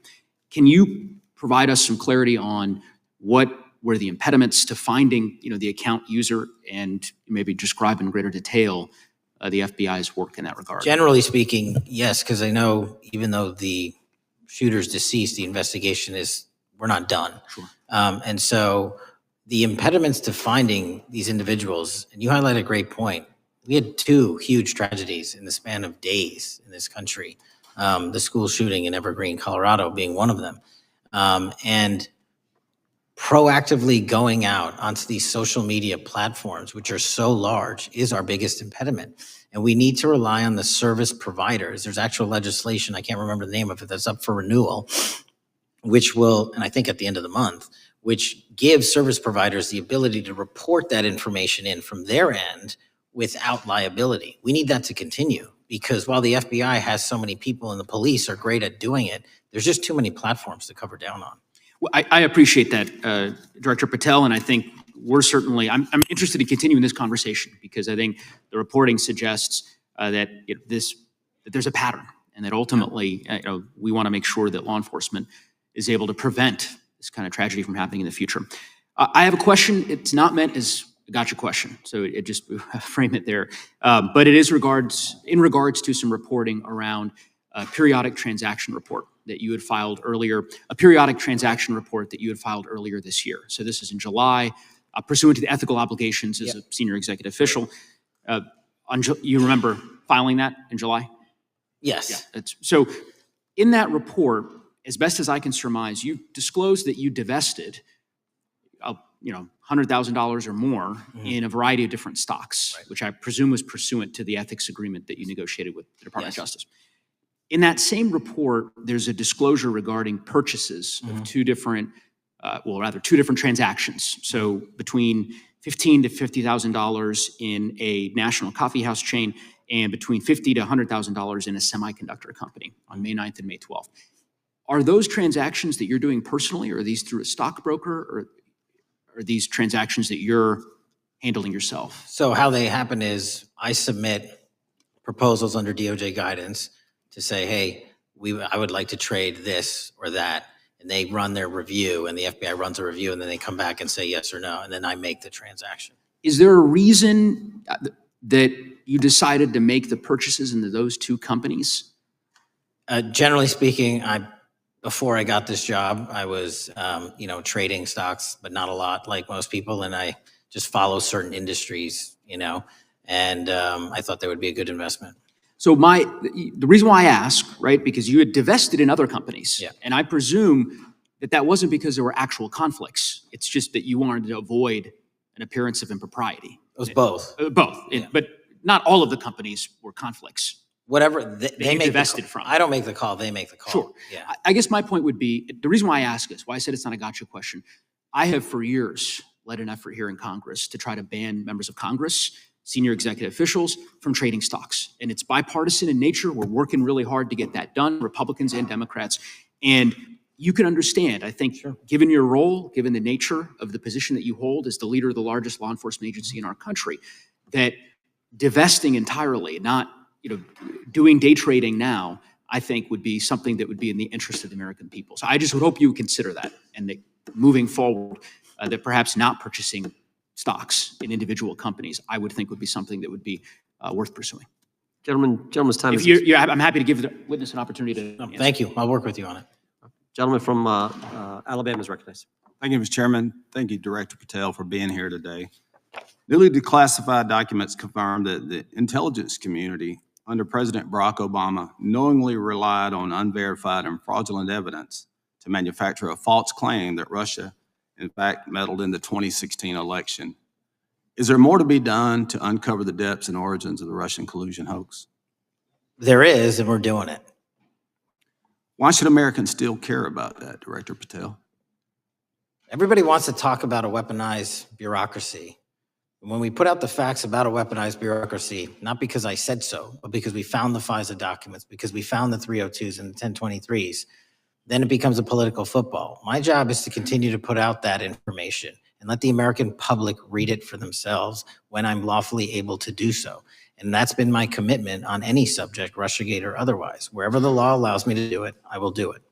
When I first came in 2020, the number one concern as I was doing town halls was the weaponization of the government against the American citizen. And so are there things that you're doing, structural reforms that implementing so that the FBI cannot be weaponized again, whether it's against President Trump or future elected presidents? It shouldn't be weaponized against anyone. And the structural reform is simple. If you're going to go after a political individual or someone seeking political office, there has to be a grounded basis in law and fact to open up a criminal investigation. And if there's not, the investigation isn't even opened. And I've also gone back and reviewed other cases that were opened in prior administrations related to public officials. And we've closed a number of them because we felt that some of these actions were weaponized on either side of the aisle. I felt it wholly inappropriate for the FBI to be playing umpire and referee amongst these decision makers when there was no factual or legal basis to continue those investigations. So I shut them down.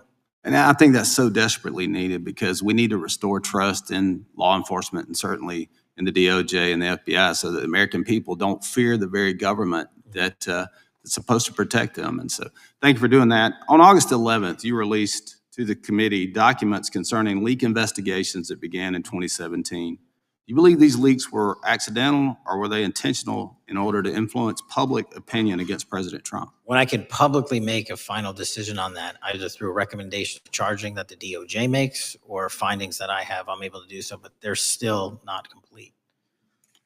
Why did the FBI under Director Comey want to undermine the Trump administration? I don't know. You'll have to ask him. Think it might have been political? How will Director Comey be held accountable for his leaks and classified information concerning the Russian collusion hoax? Well, anyone. Doesn't matter what you did before or what seat you were in. If you leak classified information, that's illegal. And we will investigate it fully. And if we can bring enough evidence to recommend charges to the Department of Justice, we will. But as you know, in these leak investigations, it's very difficult to produce the information necessary. We know leaks happen. They literally happen every week. It's one of the most destructive things to this country.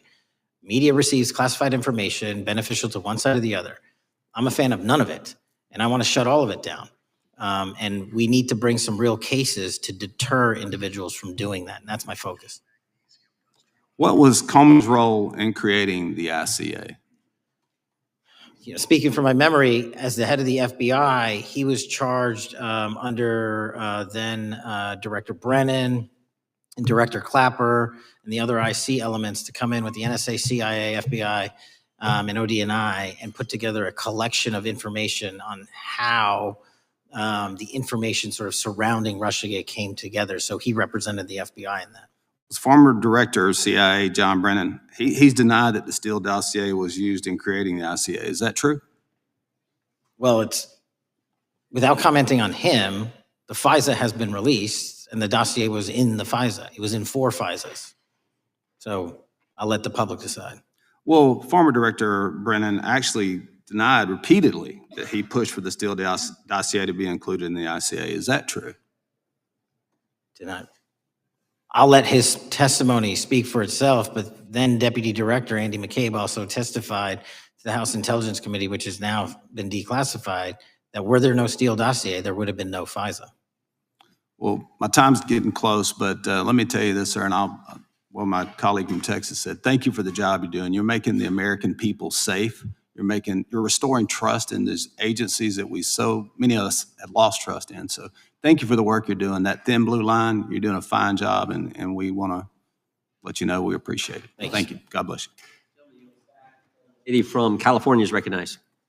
Thank you, Mr. Chair, and thank you, Director, for coming here today. And actually, thank you for your response to my colleague from New York who asked you earlier about violent extremism. And you said that there is violent extreme ideology on both sides. And I think you actually alluded to that same statement yesterday in the Senate.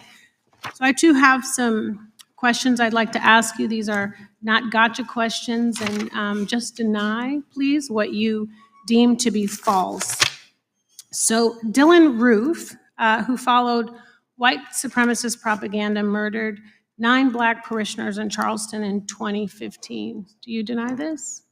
I'm sorry. Dylan Ruth? Roof? Roof, can you give me some more information? You're head of the FBI, you probably know this. If you don't know, that's fine. You can give me a reminder, I've got a lot in front of me. It was national news. Robert Bowers murdered 11 Jewish worshipers in Pittsburgh in 2018. I do remember that. And it was the deadliest anti-Semitic attack. So do you admit that that happened? I'm not saying the other thing didn't happen. I'm just asking for a little information.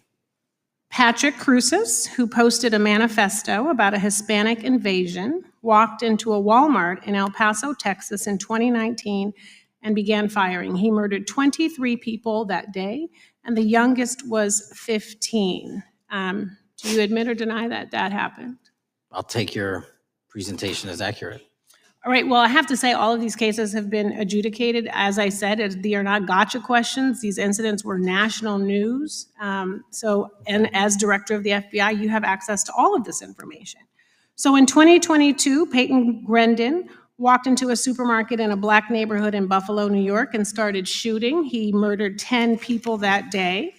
And on September 10th, your friend Charlie Kirk was assassinated. Tyler Robinson has been taken into custody and charged, but also on that day, Desmond Holley, a 16-year-old white male, shot and injured 2 students at a high school in Colorado before killing himself. And according to the Anti-Defamation League, he had a fascination with mass shootings and white supremacy. So do you admit to, deny these facts? Those happened. Okay. Your predecessor, former FBI Director Christopher Wray, said that one of the most dangerous concerns is that racially motivated violent extremism, especially white supremacists, has been the biggest chunk of our domestic terrorism cases and is responsible for the most lethal attacks over the last decade. Do you admit or deny, A, that he said this? I'll let the record reflect that. Whatever he said was what he All said. right, and do you agree? That there is racially motivated crimes being committed in America, yes. Yes, especially white supremacists, which is the biggest chunk of our domestic terrorism. I'm glad that you said this. So last week, President Trump was asked if there were extremists on both the left and the right. He was actually asked this by Fox and Friends, and his exact words were, "I'll tell you something that's going to get me in trouble, but I couldn't care less. The radicals on the right oftentimes are radical because they don't want to see crime. The radicals on the left are the problem, and they're vicious, and they're horrible, and they're politically savvy." Do you agree with the president? I don't speak for the president. The president speaks for himself. Do you agree with the president? I don't. On what matter? On the question that I just asked, do you agree with his statement about the radical left? That there's ideology that's driving violence on both sides? Yes, that's what he acknowledged. No, he didn't. He didn't. But I'm glad that you're saying that and actually creating some separation between you and the president. And I'm glad that you That's literally are not what happened. He said acknowledging both. that there is violent extremism on both sides. What's interesting is that the research arm of the Department of Justice, the National Institute of Justice, do you know what that is? I'm familiar with them. Okay, great. It is the research arm of the Department of Justice, and it published an article in 2024 devoted to domestic radicalization, violent extremism, and terrorism. I have it. It's interesting that it's no longer on the website. It has been scrubbed, but I ask these questions because what makes a strong, qualified director of any business, of any household, of the FBI, what makes a reputable prosecutor is not lapdog loyalty, but a commitment to the creed that evidence is agnostic and that the evidence will lead you to making the right decisions. In your job, no one's job is to like the data or the evidence, it is to collect it.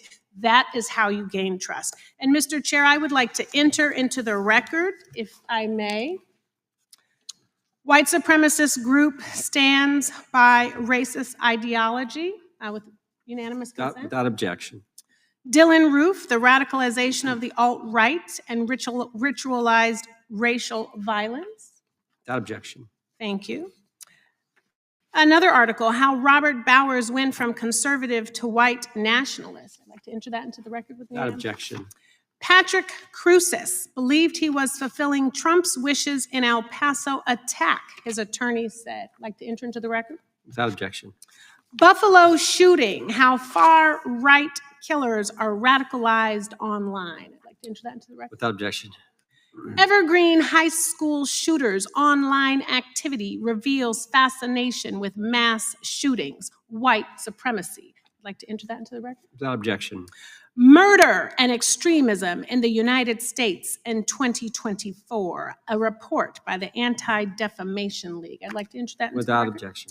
And the article, the report that was scrubbed from the DOJ just recently, National Institute of Justice Journal focusing on domestic radicalization, violent extremism, and terrorism. I'd like to enter that into the record. Without objection. And lastly, the libertarian think tank Cato and their analysis on violent extremism and the right rising in extremist acts. I'd like to enter that into the record. Without objection. Thank you, and I yield back. Gentlelady yields back. Gentlelady from Wyoming is recognized. Just very quickly, Director Patel, thank you for being here, for your service to this country, and for the transparency that you have brought to the FBI and for the American people. transparency that was absolutely non-existent in the Biden administration and FBI. I believe that you might have been asked earlier about whether you had had an opportunity to visit with any of Epstein's legal counsel. Were you asked that question earlier? I think so. Okay. One of the legal counsels or legal fixers for Mr. Epstein was Stacey Plaskett, the Democrat delegate to Congress from the Virgin Islands. So perhaps for those on the other side who are interested in talking to Jeffrey Epstein's attorneys, they could sure visit with one of their own colleagues. I want to focus on something that I think is very important that has not been addressed enough today, and that is related to the consequences of the Biden open border.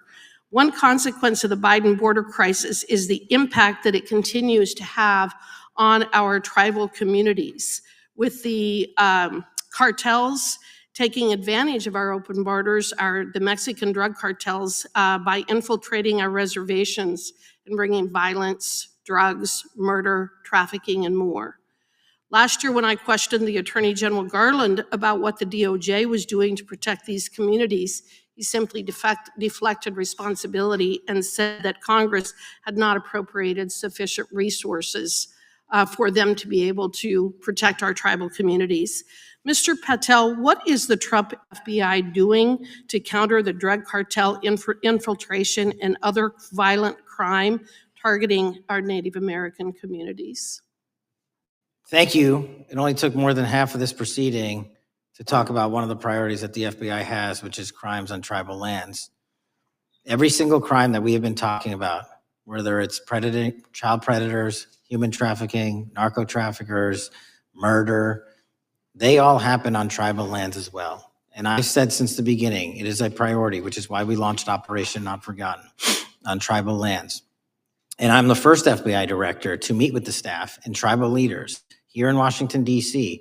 and elsewhere, and invited them into my office and headquarters to see them, because I need engagement with tribal leadership, and I need our police and FBI agents to be engaging with tribal leadership. Otherwise, we're not going to break through. We have 1,900 Indian country cases open right now. We've got 600 indictments this year alone. We cannot forget tribal lands. Every single one of those people lives in the United States of America, and it is an absolute priority to protect them and their children just as it is anyone else. So I think it's fair to say that what Mary Garland testified to, that the FBI and DOJ did not have the resources to address that. I think that that was an absolutely false statement. Would you agree with me? It's a decision by him not to do so. That's not my decision. At the end of August, the U.S. Attorney and FBI announced that nearly 100 personnel representing members of the Safe Trails Task Force operated near Wyoming's Wind River Reservation to assist with reducing drug trafficking and illegal guns. Director Patel, you have routinely stated that it is your mission to partner with and strengthen local and state law enforcement partners. How does the task force and other FBI efforts bring tribal law enforcement into this process? The major problem with tribal lands is the sheer tyranny of geography and the amount of coverage that they have on land versus the personnel they have to do it. So what we've done is constantly surge resources to tribal lands across this country on a 30, 60, 90-day rotating basis, reporting back to us saying who needs more. And what we found is that most of these lands can be assisted by our counter-UAS program, our drone capabilities, and we're going to do it because what's happening is the Mexican drug cartels are literally flying overhead, dropping their cargo, their narcotics onto this land where no one's looking, and then it's being disseminated to children, to youth, to adults on that land, and killing them. And we got to stop it before it gets dropped off. Well, and your testimony proves that the Biden administration did not lack the resources to address drug and violent crime in tribal communities or around the United States. It instead expended and wasted these resources investigating parents, Catholics, we now find out Turning Point USA, the RNC, and Republican organizations, rather than protecting our Native Americans by closing the border. Is that fair? I think so. Wonderful, thank you. And I do appreciate the work that you've done in this regard. I was previously the chairman of the subcommittee on Indian and Insular Affairs with the Natural Resources Committee, and safety and security on our reservations and for our tribal members has been one of our priorities, one of my priorities, and I very much appreciate the work that the FBI has done. Let me know if there's anything else I can do to help you. And with that, I yield back. I will, ma'am. Gentlelady yields back. The gentlelady from Georgia is recognized. Thank you, Chairman, and thank you for coming in today, Mr. Patel. In the past few months, the country has experienced a string of horrific, high-profile attacks that have been motivated by racial hatred or political ideology. Shooter attacked the CDC headquarters, firing hundreds of rounds and killing a police officer. An arsonist set fire to the Pennsylvania governor, Josh Shapiro's residence, with the governor and his family actually inside. Minnesota House Speaker Melissa Hortman and her husband were assassinated earlier this year. Clark and Charlie Kirk was murdered last week. Bomb threats have been made against HBCUs and the DNC, and just the list goes on and on. I only have just a few minutes today, so I don't want to take a lot of time to go into all the countless and devastating violent crimes and incidents that have happened at our schools or on our streets and in our communities that have just been happening all year long. Mr. Patel, just yes or no, is this type of political violence ever acceptable in your eyes? No. I'm glad that we agree that these heinous acts designed to instill fear and division in our nation are never, ever acceptable. Yet each of these incidents has recently taken place under your watch. The FBI's website states that protecting the United States from terrorist acts is the FBI's #1 priority, including from domestic terrorists. Is this still your #1 priority? Domestic terrorism? Preventing domestic terrorism. Our #1 priorities are protecting the homeland and international terrorism and crushing violent crime, and domestic terrorism sort of interlays between both of those. Okay, so well, then I'm glad that you're giving us the right answer, but unfortunately, your actions kind of tell a different story. Earlier this year, you granted the ranks of the FBI's Domestic Terrorism Operations Section. This is the section of the FBI that is most directly responsible for addressing political violence in our country by preventing attacks from occurring and effectively responding to them if they do. The agents in this section are the ones who stopped an individual stockpiling weapons, who planned to attack schools and churches in Florida and seized bombs made by an ISIS sympathizer in New Orleans. And instead of ensuring that this section has all the resources that it needs at a time when its mission is critical, you fired its decorated veteran FBI agents who have served their country proudly under Republican and both Democratic presidents, and you scrapped the tools that they developed to fight domestic terrorism, including the National Domestic Terrorism Incident Database.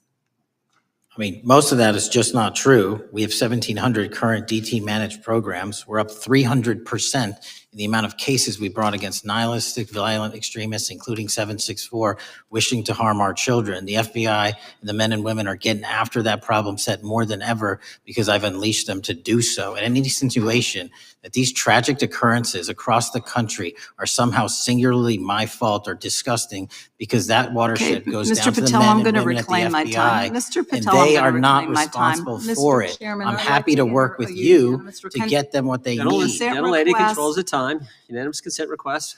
She'll state a request. Thank you very much. Into the record, an article from Reuters titled FBI Scales Back Staffing, Tracking of Domestic Terrorism, Probes Sources Say. Thank you very much. Without objection. I appreciate that. So, Mr. Patel, and it isn't just the domestic terrorism operations section. Under your watch, agents are fully diverting their attention to these anti-immigrant and city takeover operations, leaving our children vulnerable to dangerous networks of online predators, both domestic and international.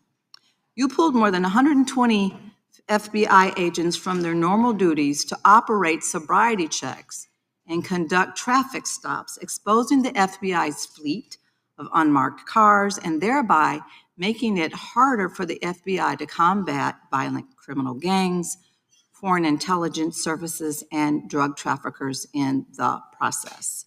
That's simply not true. If we were not able to do two things at one time, how would we be seizing record amounts of fentanyl? 23,000 violent felons have been arrested. Time belongs to the gentlelady. More than twice as many as last Time belongs year. to the gentlelady from Georgia. Thank you very much. And this request basically is, it is an article from Reuters, which quotes law enforcement officers familiar with agents who once covered child exploitation cases, but now focus on immigration child exclusive.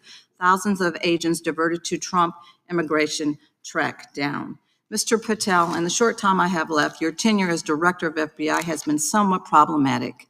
Americans are left safe, left definitely less safe under your watch. You have gutted the FBI's ability to keep safe from domestic terrorism. You have sent FBI agents to conduct traffic stops and round up hardworking immigrants who pose no danger to public safety. People even President Trump referred to as good, long-time workers. Your job is to protect and serve the American public. Time of the You have gentlelady. spent your time protecting heinous individuals and using the FBI to serve as a political circus. You at times have appeared unequipped. Time of This the country gentlelady has deserves better, and I expired. yield. Gentlelady yields May I back. respond? Sure can. Simply put, what is it? Are we failing? If we're failing, how are we arresting 23,000 violent felons? Twice as many as this time last year. Are we failing? Because if we're failing, how are we seizing 1,500 kilograms of meth, 25% increase from last year? Are we failing? Because we captured 4 top 10 FBI most wanted from around the world in 7 months. That's more than the entirety of the last administration. Are we failing? Because we put 1,500 child predators in prison. Are we failing? Because we dismantled 300 human trafficking networks. Which is it? You don't like me, that's fine. But don't you dare disparage the men and women of the FBI that are producing record results in historic fashion to protect this country. They are kicking ass for America, and they're going to continue to do so. We appreciate your leadership. The gentlelady from Florida is recognized. When I was home recently, I met with the agents leading the Tampa office of the FBI, and I saw what they're focused on in my community: stopping drug traffickers, rescuing children from exploitation, fighting cybercrime, protecting us from acts of terrorism, foreign and domestic. And I know from my time as a federal prosecutor and a judge that this work by the Bureau doesn't make headlines, but it is happening every single day. At the top, accountability is necessary, transparency is critical, but today we've seen an effort not just to diminish, but to distort the work of Director Patel and the agents he leads. If we really care about transparency and about truth, then what we owe to the American people is this reality: that thousands of dedicated professionals at the FBI wake up every single day thinking not about themselves, but about this country, and keeping every single one of us and our children safe from harm. And Director Patel, I would like to hear from you the facts about what the FBI is doing in your efforts to fight crime. Director Patel, isn't it correct that since January 20th, 2025, the FBI has made over 25,000 immigration-related arrests, including 350 members of Tren de Aragua and 195 members of MS-13? Those numbers are accurate. The Tren de Aragua numbers are up over 350% from the year before. And during that same period, hasn't the FBI seized over 66,000 kilos of cocaine, 6,000 kilos of meth, and 1,500 kilos of fentanyl? Not to be nitpicky, but it's 89,000 kilos of cocaine and 7,300 kilograms of meth. And isn't it also true that the FBI Tampa Division's Panama Express Strike Force specifically seized nearly 67,000 kilos of cocaine valued at more than $1.6 billion from illicit maritime vessels? One of our best operations out of the Port of Tampa, and I was down there in South Florida when Panex did their work. Director Patel, since October 7th, 2023 Hamas attack, the FBI has been a co-leader of the Joint Task Force October 7th.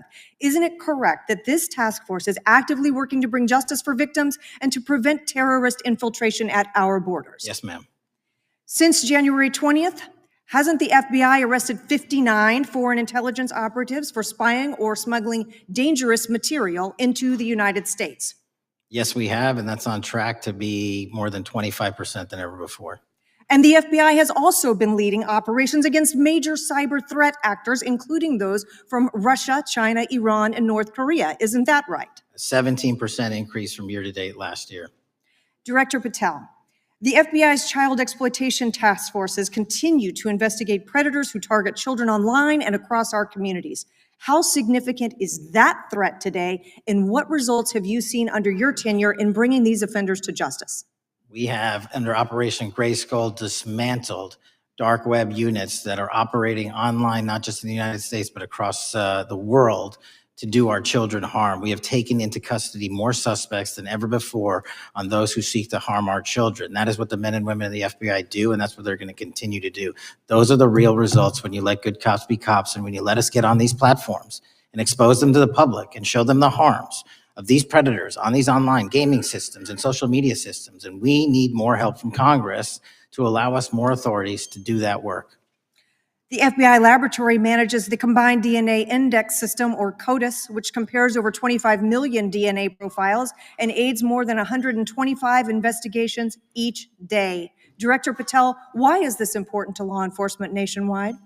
All of law enforcement relies on our CJIS operation out of West Virginia.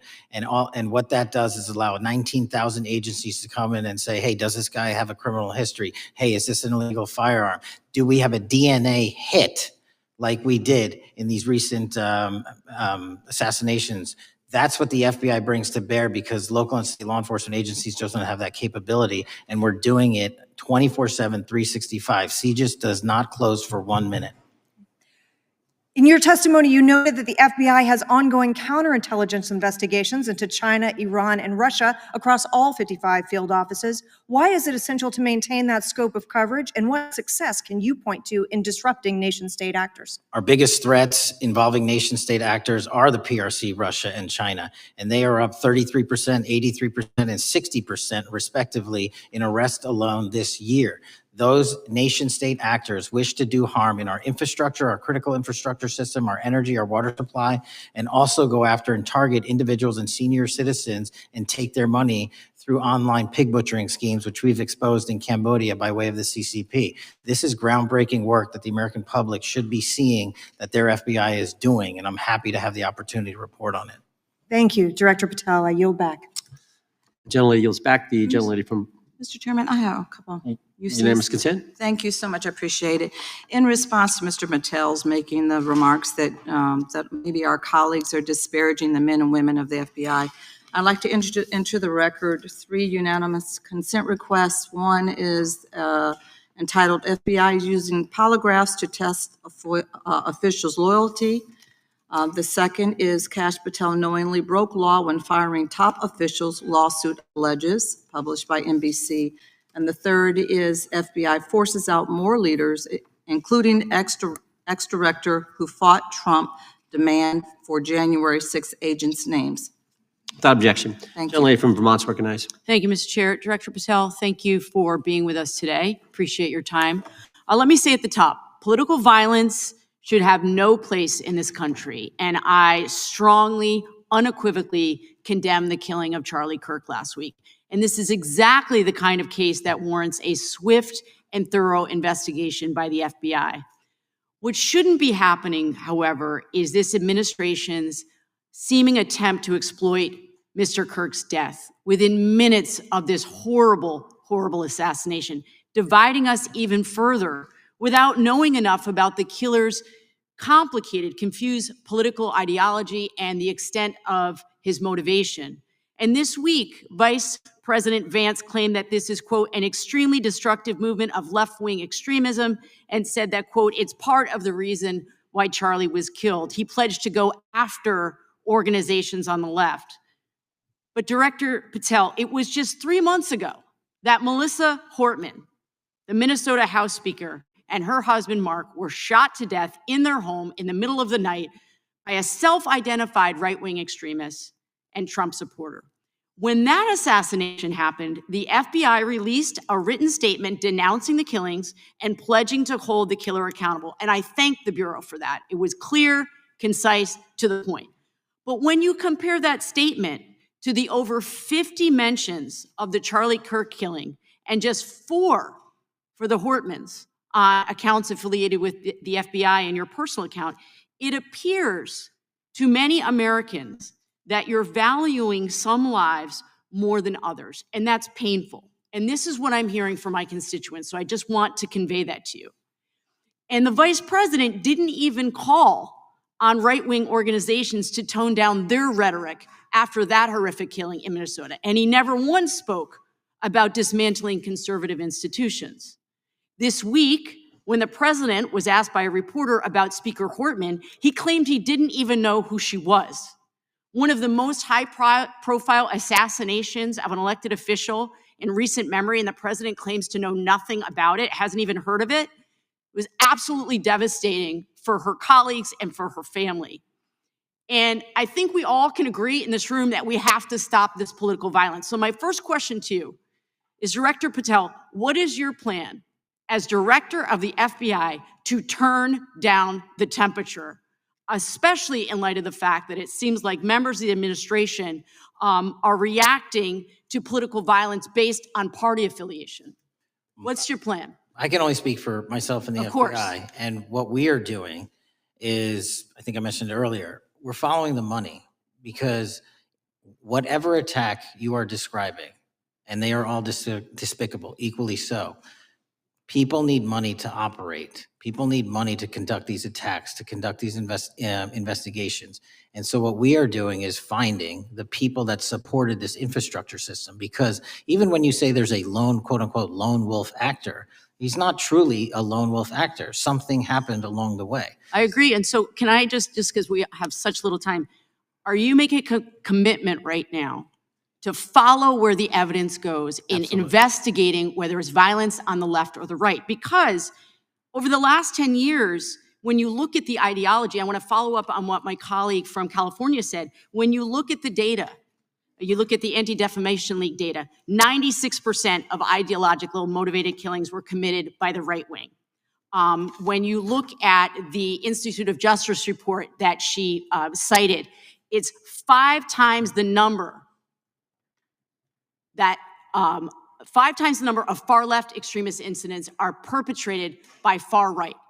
And it's been reported, and she mentioned this, that as of September 12th, 2025, just 2 days after Charlie Kirk's killing, that the DOJ removed that report from the DOJ website. That's why Americans are concerned that there seems to be a separate system of justice, that if you are a Republican and you are attacked, you will get the full weight and authority of the FBI and this administration. But if you are somebody serving in the Minnesota State Legislature and you are assassinated in your home, that the response is different.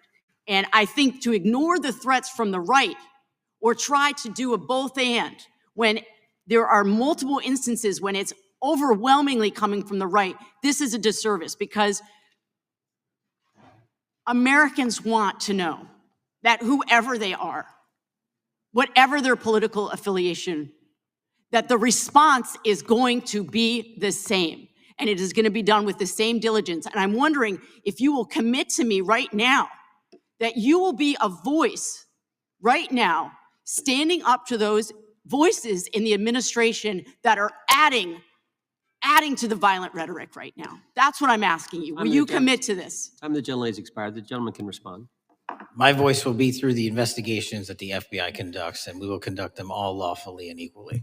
Can we expect in the future that your tweets in related to one killing will be the same level of concern? The gentleman from Texas is recognized. Thank you, sir. Director Patel, thank you for being here today, and most importantly, thank you for restoring trust and faith in the FBI, which has been severely eroded under the Biden administration. Thank you for your service and your continued service in this capacity. On April 7th, 2025, Charlie posted on X, "Assassination culture is spreading from the left. 48% of liberals say it would be at least somewhat justified to murder Elon Musk. 55% say the same about Donald Trump. In California, activists are naming ballot measures after Luigi Mangione.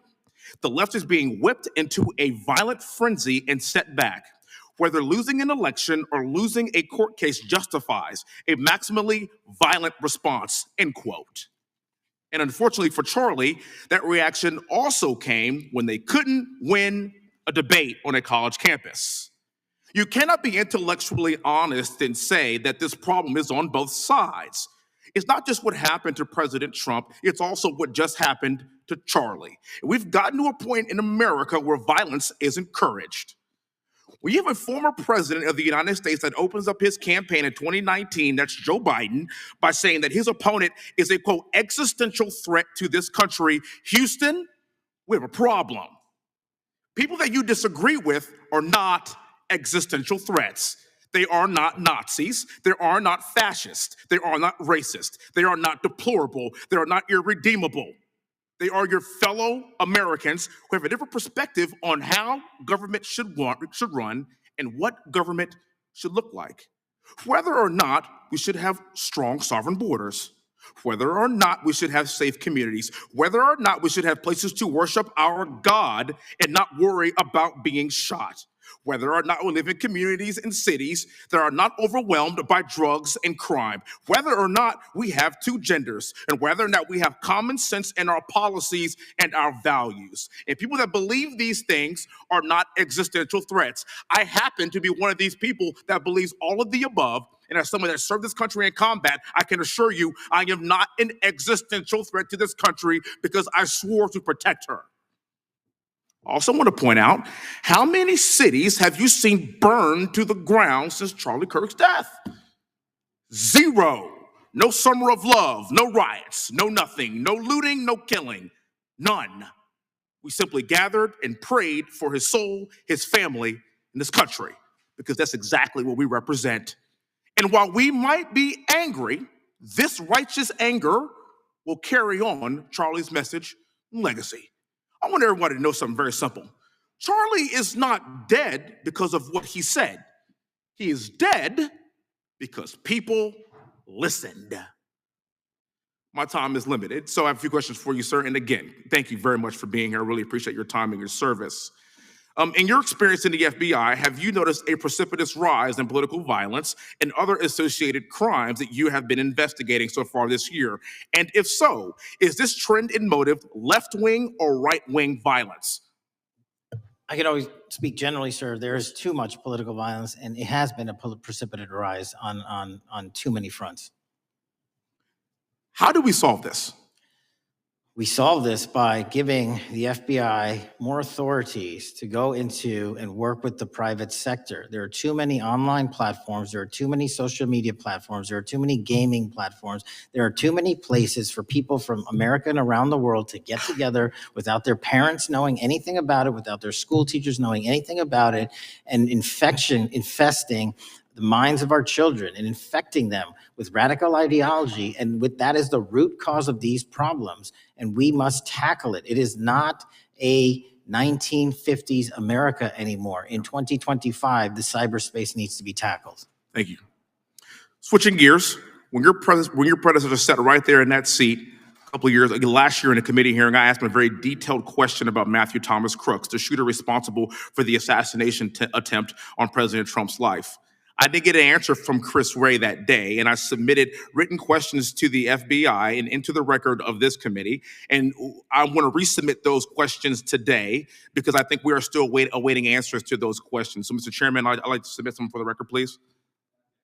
I'd like to ask you, sir, and the FBI, under your leadership, would you please respond to these questions, and can you commit to doing that? As soon as the trial's over. Thank you very much. I will end with this. Charlie Kirk is not dead because of what he said. Charlie Kirk is dead because people listened. He set up a tent that said, "Prove me wrong," and exercised his First Amendment right. That's all he did. And we will continue to do so in this country in order to preserve this constitutional republic. With that, I yield back. Thank you. Gentleman yields back. The gentleman from Florida is recognized. Thank you, Mr. Chairman. Before I begin, I want to caution my colleagues on one-sided violence in this country. We just heard that there were no riots on the right. We're literally sitting in the building where there was a giant riot by supporters of the president, the right. We also heard that only leftists, have said that Trump is a Nazi. In 2016, the current vice president of the United States said, Trump is either a cynical asshole or he's America's Hitler. And so this is the problem. I don't want to have to say this garbage, but you want me to sit here and get painted with one brush, the whole left. No, there are extremes on the left, and there are extremes on the right. And we collectively should tackle that.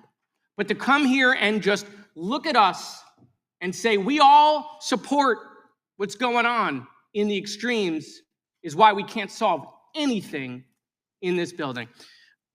Director, let me say first, thank you for being here, and my condolences on the loss of your friend. And I'm happy to hear that you want to do more on the social media platforms. okay? It's crazy what's going on the social media platforms. There are so many conspiracy theories on what's going on with Charlie Kirk. Israel assassinated him, right? There are conspiracy theories about your personal social life all day. It is totally rampant. Big names on the right, Candace Owens, right? Talking about how what's been released as far as the dialogue between the perpetrator and his roommate is manufactured by the FBI, manufactured by the administration. It is totally rampant, allowing foreign governments to just perpetrate these platforms, all of these bots, all of the time to weaponize Americans. You see what's going on here? This is a byproduct of all of that. What's going on in the streets is a byproduct of all of that. What's happening is you see people celebrate Luigi Mangione is a byproduct of all of that. And so if we want to do something, then we should talk about Section 230. We should talk about how we're going to make sure that we don't let foreign governments poison our children's mind. And so I will work with you on that, Director. I'll work with you on 230 any day. No problem. So now, that was the good part. I want to take your attention back a second, okay? Breaking news. Kash Patel is nominated to be the FBI director. Dan Bongino is nominated to be the number 2 at the FBI. MAGA celebrates, rejoices, bells are ringing out. The team, Patel, Bongino, that sought out every podcast microphone to talk about the Epstein list. The names are finally going to get released. It begins. They produce white binders. Phase 1 with the podcasters. This is not actually one of them, of course. I made this up. Your name's on it, right? And the names are going to come out. Pam Bondi says the list is on her desk. Then a memo comes out all of a sudden and says, there's no list. Oh, no phase 2. Phase 2 binders never happen. You said the conspiracy theories around Epstein just aren't true. They never have been. And yesterday, in an answer to Senator Kennedy, you said the FBI is not in possession of any credible evidence that Epstein trafficked girls to anyone but himself. So according to your testimony yesterday and in this committee, according to the evidence the FBI has, the number of names on the list are 0. No, Zero. The index has been released, and the number of people involved in that trafficking operation were charged in 2018. Other than Epstein and Ghislaine Maxwell, your testimony in the Senate and here is that according to the evidence you have, the number of other names is 0. That were charged based on credible evidence. Well, who are the other names? Give me the other names that weren't charged. We are not releasing the names of anyone because the Department of Justice never does that of anyone that didn't have any credible information to attack them. Let me move forward. The president has, you've seen the picture of the woman's body with the writing and the president's signature. The president says that's not his. Okay? President says it's not his. The Republican colleagues say it's not his. The administration say it's not his. Will you be opening up an investigation into the Epstein estate for putting out a fake document with the president's signature linking him to the world's largest pedophile ring? Will you be opening that investigation into that? On what basis? On what basis? They literally put out a fake document, according to the president, with a fake signature. It's a forgery of the president of the United States signature. That's the basis. Sure, I'll do it. Okay, I look forward to that investigation. Am I over? Thank you, Mr. Chairman. I appreciate your diligence. Gentleman's time has expired. Chair now recognizes the gentleman from California. Director Patel, as you know, my state, California, is home to the worst public infrastructure failure in U.S. history, known as California High-Speed Rail, although the name is probably a misnomer. Earlier this year, I joined your counterpart at the Department of Transportation, Sean Duffy, doing a compliance review of the federal money the state has received, and the outcome was that the state has not complied with the terms of its billions of dollars in funding because it hasn't actually built anything.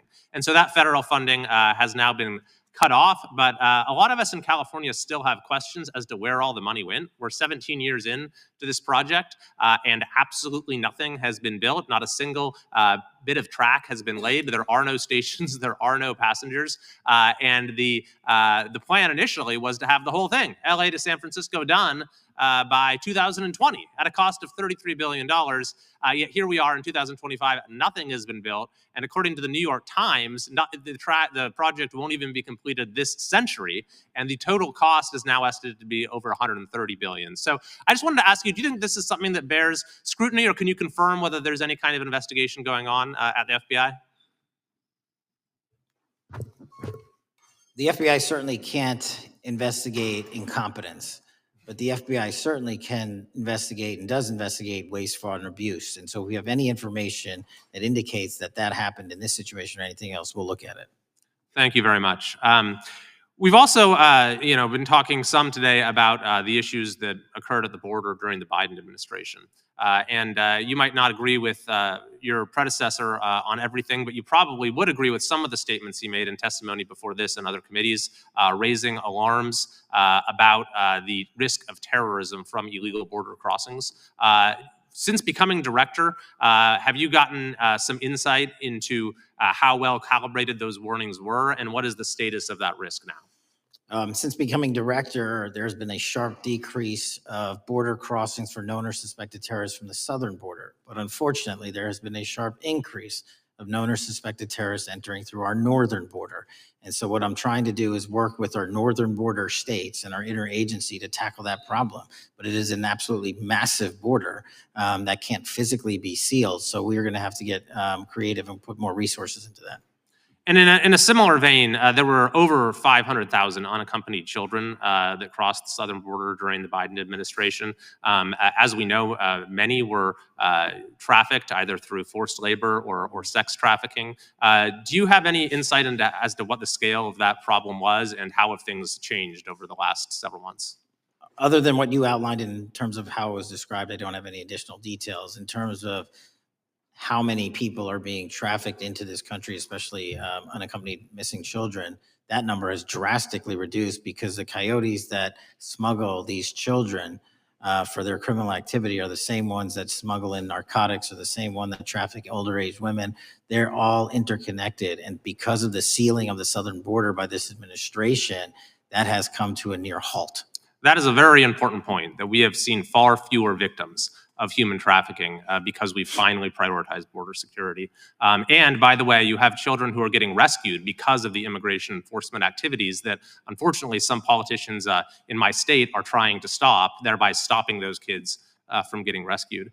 We've seen, of course, a substantial reduction in crime here in Washington, D.C. since the FBI and the National Guard got involved. I'm kind of asking you to state the obvious here, but what is the mechanism there? Why have we seen a reduction of crime when DC has had such a huge crime problem for years, and then almost overnight we see such a big difference? Because of the dedication and resources from President Trump's administration to utilize all federal, state, and local assets in a heavily crime-ridden area. I mean, if we did not have a crime-ridden area, then homicides, carjackings, and gun violence would not be dropping by 40, 50, 60%. And when you allow the police, the MPD, to work with federal authorities and allow the National Guard to set up your perimeter, this is what you can do in a few short weeks. And we at the FBI, under Operation Summer Heat, have set those Phase 01 operations in motion 4 months ago, quietly at the direction of President Trump. So we are scattered across cities across this country doing just that. But we're going to need more help to complete the job. Yeah, in too many places in this country, crime has just been treated as sort of a norm, that this is the way things have to be. What's happened in DC shows that is not the case if we have the right policies and the right priorities.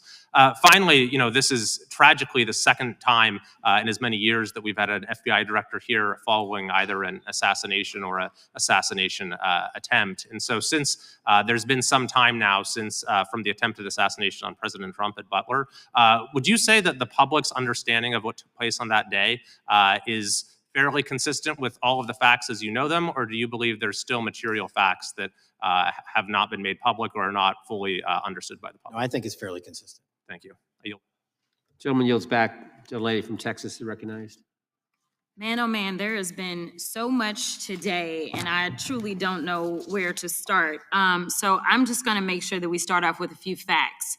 So a couple of facts that we need to make clear for everyone is that, number one, Director Christopher Wray, when he was appointed to be the head of the FBI, was appointed by Donald Trump. Now, I will agree that I definitely take issue with a number of decisions that Donald Trump makes, especially when it comes to the people that he decides to appoint to very important positions, including this one, because I did have to make sure that I wasn't going crazy. But when I say that you are the least qualified FBI director in the history of the FBI, that is real, because you are the only one that never even served with the FBI prior to joining, yet we are supposed to believe that That's you are false. the greatest thing since sliced bread. I didn't ask you a question. Now, what I want to Still go false. through is to talk about why you are a failure and why, honestly, we just need to tell you bye-bye. I know that you got a little upset and you put on your show for your boss because it seems like you're trying to save your job when it came to talking to Senator Booker yesterday. But let's go through some of your failures. So before you were even confirmed, and I think one of my colleague from Georgia, pointed out that you were already targeting career officials so that you could direct illegal firings. Mind you, these cases that you were so upset about, which are the ones tied to Trump, the cases came through his handpicked FBI director. And frankly, when people sit around and say things like, oh, you know, we're happy because now we feel safe. I don't know who feels safe in this country except for the white supremacists, because I specifically as a Black woman definitely don't feel safe. And frankly, my colleagues have been real nice to you today, and I applaud them, but I don't have the same demeanor because I know that multiple colleagues on this side of the aisle have faced death threats. In fact, somebody tried to kill one of my colleagues. And frankly, I don't know if this FBI or under your leadership, if those people would have been caught. I don't have any confidence in you. And if we start talking about the reasons that I lack confidence, we could start with you not just wanting to acknowledge some simple facts. Simple facts like the vast majority of the threats are coming from right-wing extremism. And I know my colleagues have tried to stress this, but I decided that I would maybe do it in a different way. Number one, I have a couple of UCs. Kim Buck, one of multiple Republicans receiving death threats for voting against Jim Jordan as House Speaker. Without objection. Another one, Republican lawmaker says she received death threats after voting against Jim Jordan in Speaker's race. Without objection. In addition, there was another one from another colleague who now is leaving Congress because they said that they were calling his wife anonymously and threatening her life to the extent that she ended up sleeping with a firearm. Without objection.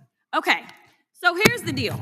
How are we supposed to have confidence when you're sitting up here telling the Senate yesterday that it will take you 14 years before you can get the FBI fully staffed to do their jobs? You're also now redirecting resources so that they can go and play ICE agents on the streets. You're getting rid of your most qualified people. And even when it came down to somebody that you consider to be a friend, you were posted up having some fancy dinner to the extent that you posted not only once erroneously, you posted twice erroneously as it relates to catching somebody. And then you want to go and say, let me take a victory lap.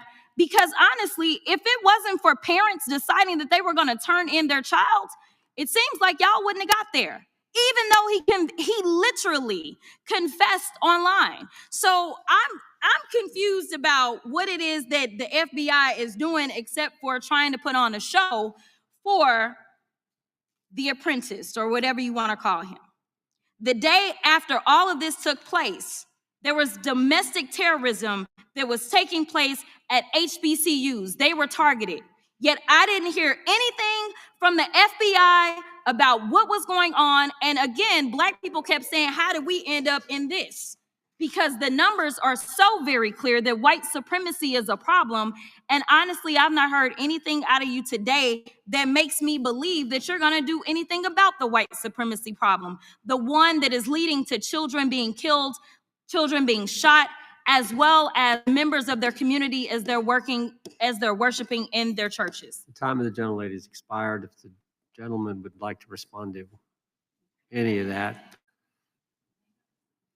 Well, I mean, I'll respond. Kash Patel, as I said when I introduced him, public defender, former prosecutor, top staff from the House Intelligence Committee, Deputy Director of National Intelligence with the National Security Council, Chief of Staff at the Department of Defense, and FBI Director. I think that's pretty good resume for the guy who's now running the top law enforcement agency in our country. And we've seen all the stats that he's given to the committee on how much better they're doing at getting the bad guys than the previous guy was doing. With that, I recognize the gentleman from South Carolina. Thank you, Mr. Chairman. Director Patel, I think you're witnessing some auditions, clickbait auditions for the Academy Award for my Democratic colleagues. We'll see how they fare as they're on MSNBC later on today. Do you care, before I launch into my line of questioning, to respond to Ms. Crockett from Texas on that very elaborate and theatric display? Here's what I've learned in my government service. I don't give a damn what they say about me as long as I'm succeeding in the mission. We're succeeding in the mission because the men and women of the FBI have never been empowered to do more work and to hit the streets harder than by President Trump's authorities and resources he's given us. And so all I care about is that we are capturing more child predators than ever before, taking more drugs off the streets than ever before, that we are capturing murderers at a significantly historic rate, and we're delivering this country the lowest murder rate in recorded history. That are facts that you cannot dispute. But you can come at me all you want. I don't care. Thank you, Director, for that. And we appreciate your service. We appreciate the results speak for themselves, I think, pretty plainly, and your commitment not only to results, but to transparency. So we do appreciate that. Director, who was John Durham? He was a former federal prosecutor, United States attorney, and ultimately appointed special counsel in the first Trump administration. Correct. And what there was a document that he released in his findings called the Durham Report. What was the Durham Report briefly, and what were the findings very briefly? It was every special counsel that's appointed produces a report to the Attorney General. Special counsel's Durham Report largely focused on Crossfire Hurricane and included extensive summary findings in classified and unclassified manner. And we released the classified version, finally declassifying it for the American public in this committee. Correct, and you released that in July of this year. I think so. Yes, sir. Isn't it true that in the classified Durham Annex, as it's referred to, that in 2016 the Obama administration obtained intelligence information from a source contained in two separate memoranda, one in January of 2016 and one in March? The two memoranda described confidential conversations between DNC Chair Debbie Wasserman Schultz and two individuals from the Soros Open Society Foundation. Isn't that true? As written in the report, I'll let her speak for itself. In the Durham Annex in January of 2016, the memorandum noted in part that President Barack Obama intended to scuttle the FBI's investigation into Hillary Clinton's private email server and mishandling of highly classified information during her time as Secretary of State. Isn't that found in the report? I believe so. Isn't it also found in the report that in March of 2016, the memorandum also included references to the same Obama effort to shut down the Clinton investigation, but additionally outlined a plan to falsely connect Trump to Russia? Isn't that in the Durham Annex? I think it's in more than the Durham Report, but yes. The memo also stated in part that, quote, the Democrat Party's opposition is focused on discrediting Trump, among other things. The Clinton staff, with the support from special services, is preparing scandalous revelations of business connections between Trump and the Russian mafia. Isn't that also found in the now unclassified Durham Annex? I believe so, sir. According to the Durham Annex, based on analysis and translation of the intelligence, FBI analysts believed that special services could either mean the FBI or CIA, or the Trump dossier author, Christopher Steele. Isn't that in the Durham Annex? I believe so, sir. When the Obama administration received intelligence in March of 2018, Fusion GPS was preparing open source opposition research regarding purported ties between Trump and Russians. The research was paid by the Clintons campaign and the DNC. Isn't that open source and also in the Durham Annex? I believe both. Okay. And so also in the Durham Annex, which I found interesting, was the potential campaign plan was shared with high-ranking career officials at DOJ. Isn't that in the Durham Annex? I believe so, sir. The Durham Annex describes that in July of 2016, emails allegedly between Leonard Bernardo, Senior Vice President of George Soros's Open Society Foundation, included data providing specificity on the Clinton plan in an attempt to smear Donald Trump by falsely linking him to Russia. Isn't that in the Durham report? I believe so. And so, briefly, this additional evidence that you've unclassified and released to the American public, what does that purport to show or augment about the Durham report that you can share with the American people? Put simply, that the FBI was weaponized. Against a political campaign. Yes, sir. Thank you for that, Mr. Chairman. I yield back. Gentleman yields back. The I have UCs. gentlelady from Texas recognized for unanimous consent. Yes. First one is Russia's ghostwriter hacker group takes aim at German election. This is from Politico. Objection. The next one is Director of National Intelligence, 30 days until election 2024, which specifically states that our assessments about activities and goals of Russia, Iran, and China are unchanged from earlier election security updates, and that they were meddling. Objection. And I've got three more. The last three are that how Russia is using artificial intelligence to interfere in elections. Moscow's attempts to interfere in US and other elections are nothing new, though their tactics and strategy are constantly evolving. Objection. The next one is Russian interference coming soon to an election near you. Russia pursues a systemic strategy of undermining elections and influencing public opinion in the West. EU and NATO countries must recognize that Moscow often acts through agents within their own borders and build resilience to such interference. What's the source? This one is CarnegieEndowment.org. Okay, without objection. Thank you. The gentlelady from North Carolina is recognized.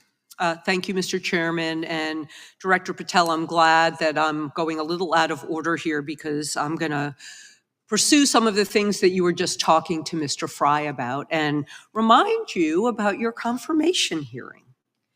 At your confirmation hearing in January, you said under oath, and I quote, "There will be no politicization at the FBI. There will be no retributive actions taken by the FBI should I be confirmed." And in your written response to the Senate questionnaire, you said, I quote, "Personnel decisions shall be based on performance and adherence to the law. And every FBI employee will be held to the absolute same standard and no one will be terminated for case assignments." So I want to just go through a couple scenarios with you to get a sense of whether you think these are examples of politicization of the FBI or making decisions based on the performance and adherence to the law. So, first question.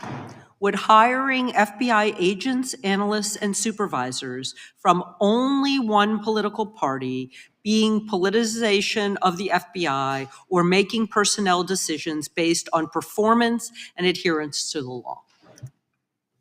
We don't ask FBI people, applicants, where their political parties are. Mr. Patel, do you ask FBI applicants who they voted for? The FBI does not. Are you aware that in the lawsuit that Mr. Driscoll filed against you and the FBI, he was asked who he voted for? Since that lawsuit has been filed and it's ongoing litigation, I'm not able to comment. Well, but it also means that you just said that what happened in his situation didn't happen. So we will go on to the next question. Let me ask you an even easier one. Does firing agents for working on the cases that they were assigned to and that the president didn't like, is that politicization of the FBI or making personnel decisions based on performance and adherence to the law? The FBI doesn't terminate anyone based on case assignments alone. Has the FBI ever been sued by somebody who felt that they were terminated based on case assignments? In the entire history of the FBI, I'm sure they have. No, since your tenure. I'm sure there's ongoing litigation. Yes. In fact, there is ongoing litigation. And in fact, people have been asked who they voted for. And in fact, you are running an FBI for the President of the United States rather than the people of the United States, because my questions were not hypotheticals. They are the things you have done during your tenure. And according to a lawsuit filed last week by long-term FBI agents, you fired former acting director Brian Driscoll. He had served with the Bureau for nearly 20 years, earned a Medal of Honor, Medal of Valor for bravery during the dangerous ISIS raid, and had a wealth of crisis response experience and led the FBI's critical incident response group. When the Trump administrations interviewed Mr. Driscoll for that role, they interrogated him about his political leanings and who he voted for in the last 5 elections. Questions Mr. Driscoll refused to answer because those types of questions impermissibly politicized the FBI. You also fired Steve Jensen, who served the FBI for nearly 2 decades and ran critical terrorism, counterintelligence, and organized crime operations, whom you once described as embodying what the American public demands of the FBI. But he was fired because he took part in investigating crimes committed on January 6th. And Trump's MAGA base lambasted you online for keeping him at the FBI. So he's no longer at the FBI. You also fired a decorated combat veteran with decades of experience in the Bureau, Special Agent Walter Jardia, because he worked on the investigation into the Russian interference in the 2016 presidential election and helped investigate Trump's ally, Peter Navarro. Director Patel, it is very clear that you have flunked your own test. You've put saving your job, which I actually believe you were being honest about during your confirmation hearings, over doing what's right for the FBI and the American people. That is not adherence to the law. Thank you, and I yield back. Time of the gentlelady is expired. The chair now recognizes the gentleman from North Carolina. Thank you, Mr. Chairman. Director Patel, it's great to have this opportunity. Thank you for being here. Thank you for your service. And I've got to say, one of the most disheartening components of the previous administration, when I was working with local law enforcement all over the state of North Carolina, all over the country, people rightfully did not really care about the inner workings of Washington, D.C. The FBI had previously been the paramount, the sterling, the top of the top law enforcement agency. They wanted their FBI to fight crime. Whatever small town, city, whatever it may be, FBI was expected to deliver for the American people. And then reports started to come out, in addition to the likes of McCabe, Comey, Clapper, Strzok, Page, that the FBI was targeting Christian nonprofits. They were targeting parents for protesting radical gender theory at their schools. They targeted Catholics, churches, pro-life organizations. And the FBI was really bruised in just modern day America. And your focus on getting the FBI back to the streets, fighting criminals, locking up bad guys, whether they're violent criminals, whether they're sex predators, whatever they may be, that is restoring the reputation of the FBI, and I thank you for that. In regards to the perceptions, I want to be very clear here. You mentioned the statistics about removing dangerous illegals, removing thousands of kilograms of drugs, violent criminals, guns. The border is secure. These accomplishments are noteworthy and they're needed. But at the same token, I want your take. The fight is not over. Isn't that correct? When we look at what happened in the previous administration, the number of illegal alien criminals that made their way into this country of every type, they're embedded, they're here, and it's going to take a sustained effort to win this battle. That's the critical component, sustained effort. And that's the critical component when you look at what happened in Washington, D.C. We're not here for 4 seconds in terms of safeguarding Washington, D.C. It's a sustained initiative. We're taking it to Memphis and wherever we decide else. And so we are going to continue the mission till it's done. In regards to offloading some of the agents from Washington, D.C. to the states, to the people, can you just explain how tactically that is a force multiplier in the law enforcement community around the country? It's pretty simple. You don't even have to be in law enforcement to know that. If you put cops with other cops, they're going to do cop work. That's right. And what was needed in the communities out there was more cops. What was not needed in the bloated bureaucracy of Washington, D.C. was a third of the FBI's workforce, because a third of the crime does not happen in the Washington, D.C. NCR area. And so the results speak for themselves. Our state and local partners, I've always said this, are our biggest ally, our greatest ally and partner. And we cannot do the work without them, but we got to send our guys to them. That's right.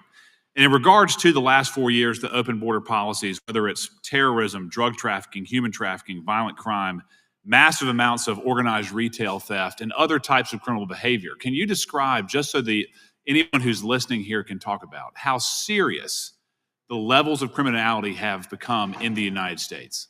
Well, unfortunately, in order to have these record-breaking numbers of arrests and seizures, you tragically had to have a record-breaking explosion in violent crime, and it doesn't happen overnight. And it came in from all corners of the earth and from all platforms, including social media. And that's the root cause of all of these evils. And in order to clean it up, it's not going to happen overnight. But the men and women of the FBI, what they did in these 7 months, everybody should be talking about it. Every single district in this dais is safer now, today, than it has ever been because of that work. And in regards to the ongoing political climate, Director Patel, how do sanctuary policies that are still being implemented and defended in certain states, cities, and counties, how do they help or hurt your efforts to make America safer? Well, if you are harboring criminals, you are harboring our ability to keep our communities safe. It's that simple. If you have a fugitive warrant for a violent felony offense and we are not able to procure you because of policies or rules that don't allow us to go get them, and time again, we have heard all too many illegal immigrants who should not have been here, murdering women, murdering children, giving drugs to our youth, and raping our children, and that is unacceptable. Straightly put, can you separate immigration enforcement with fighting crime? They're intertwined. Thank you. In regards to policies like cashless bail, how does that help or hurt your efforts? Criminals know that there are certain jurisdictions where if they shoot someone, they'll be out the door within the next hour to do it again. And that's an ethos that is, and a system that has been built out over years that we are combating. How is defunding the police around the country, how does that help or hurt? As long as I'm in this seat, we're not defunding any cops. Good. Thank you, Director. I yield back. Gentleman yields back. Mr. Garcia is recognized. Thank you, Chairman Jordan, and welcome again, Director Patel. As members of the Judiciary Committee, we have a responsibility to conduct oversight of the FBI and assess whether or not you're doing a good job in a responsible and impartial manner, or whether you're just a henchman for Donald Trump who's weaponizing the Bureau at the expense of public safety. As Congressman for tenure, is the Bureau's expanded role in low-level, non-criminal immigration enforcement. I have a report here from the conservative Cato Institute. They've obtained ICE documents showing that over 2,500 FBI personnel are now working on immigration enforcement. A yes or no question. Did you sign off on this? 2,500 FBI employees are not currently working on immigration enforcement. Did you sign off on this? On the Cato report? On the 2,500 personnel, FBI personnel that have been reported to now be working on immigration enforcement. Couldn't have signed off on it because it's not happening. You can call it whatever you want, but the reality is that over 2,000 personnel individuals are now working at ICE instead of their jobs. I want to follow up on something that Senator Durbin asked you about yesterday. This article from MSNBC reports that nearly every agent on Baltimore's domestic terrorism unit, who was, by the way, investigating the 764 network of child predators, was diverted to work on immigration enforcement full-time. That forced them to, and I quote him, walk away from investigations of a network of violent predators that targets and exploits children online. Yes or no? Were you aware that this happened, and did you sign off on it? The premise is false. The 764 network in Baltimore is taken down, and FBI agents do double and triple duty all the time. I'm reclaiming my time. You told Senator Durbin yesterday you didn't know about it, so your testimony is inconsistent today. No, I found Final out. question. Let me ask you again a yes or no question.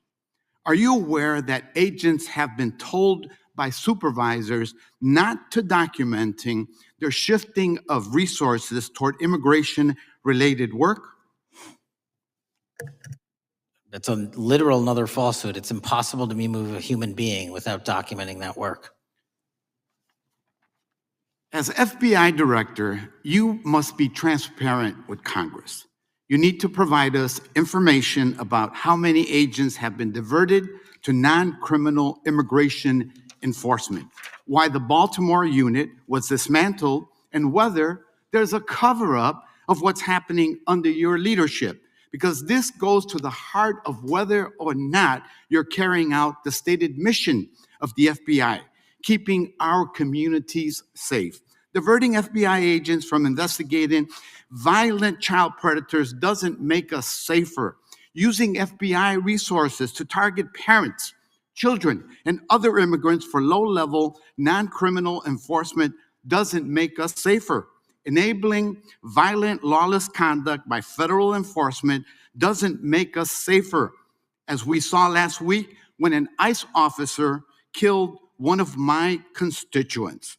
And I know that the FBI has been involved in that investigation. And yesterday, ICE did a raid in the suburb of Elgin where 2 U.S. citizens were arrested, and who accompanied them on that filming of that show? Secretary Nunn. Shameful conduct. And weaponizing the FBI to serve Donald Trump's political agenda instead of the American people does not make us safer.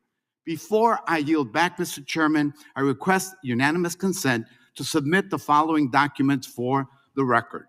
A report from the Cato Institute, which I referenced earlier, where ICE has diverted over 2,500 officers from their jobs. And 2, an article from MSNBC titled, Trump's Deportations Divert FBI Agents Off Child Predator Cases, and an article from CNN entitled, White House Pressure for Increased Immigration Arrests Strains Law Enforcement Agencies. Thank you, and I yield back. Gentleman yields back. Without objection, the gentleman yields back. Gentleman from Wisconsin is recognized. Thank you, and thank you, by the way, for coming over here. Sorry you have to put up with all this. I know when you took over, the FBI's reputation in a lot of circles perhaps had never been lower. I mean, part of that is brazen involvement in political activity, the Foreign Influence Task Force, getting involved and trying to suppress news stories in the New York Post, Crossfire Hurricane coming up with bogus stories to try to flip the 2016 election, FBI downplaying the stories of Hillary Clinton's emails in the 2016 election. That's their overt involvement in political activity. I think a strong anti-religious bias. We talked about stories of an anti-Catholic bias in there. I know I've talked to people about horrific overreaction at the big Hindu temple in New Jersey, in which, just so people understand, you had a rectory in the temple area.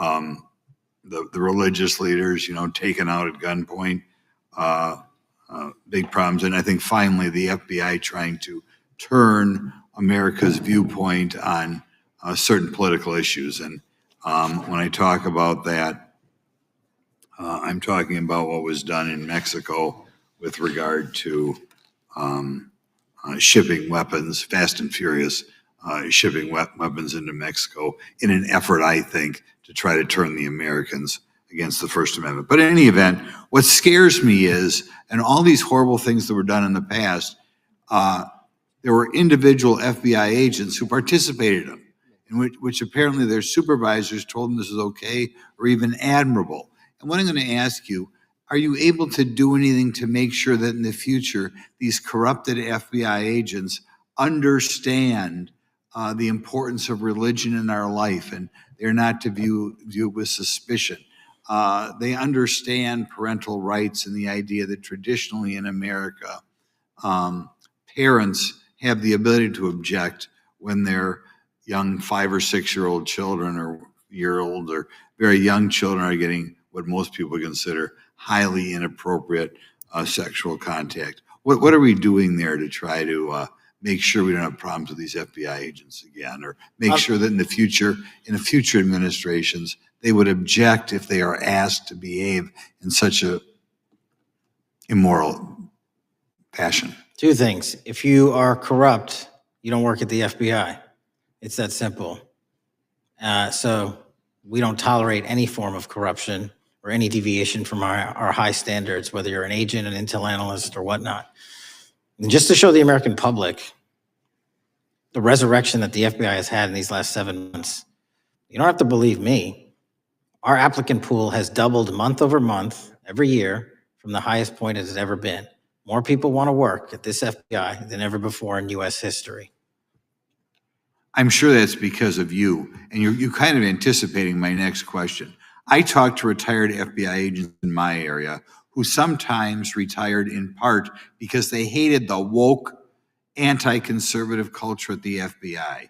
And they are concerned, the retiring agents, about new agents, not on your watch, but before this, being corrupted in the universities before they were hired. And they are very worried about what will happen with the new agents. So I think you're answering my question.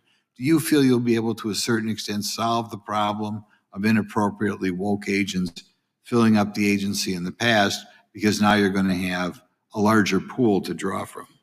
Everybody that comes to work at the FBI is allowed to have their own belief system, but they're not allowed to bring that belief system into the workplace. And anyone that does won't work at the FBI. Okay, very good. Now, recently, there's another potential scandal, I guess, a politically motivated thing, Arctic frost. Do you want to comment on that?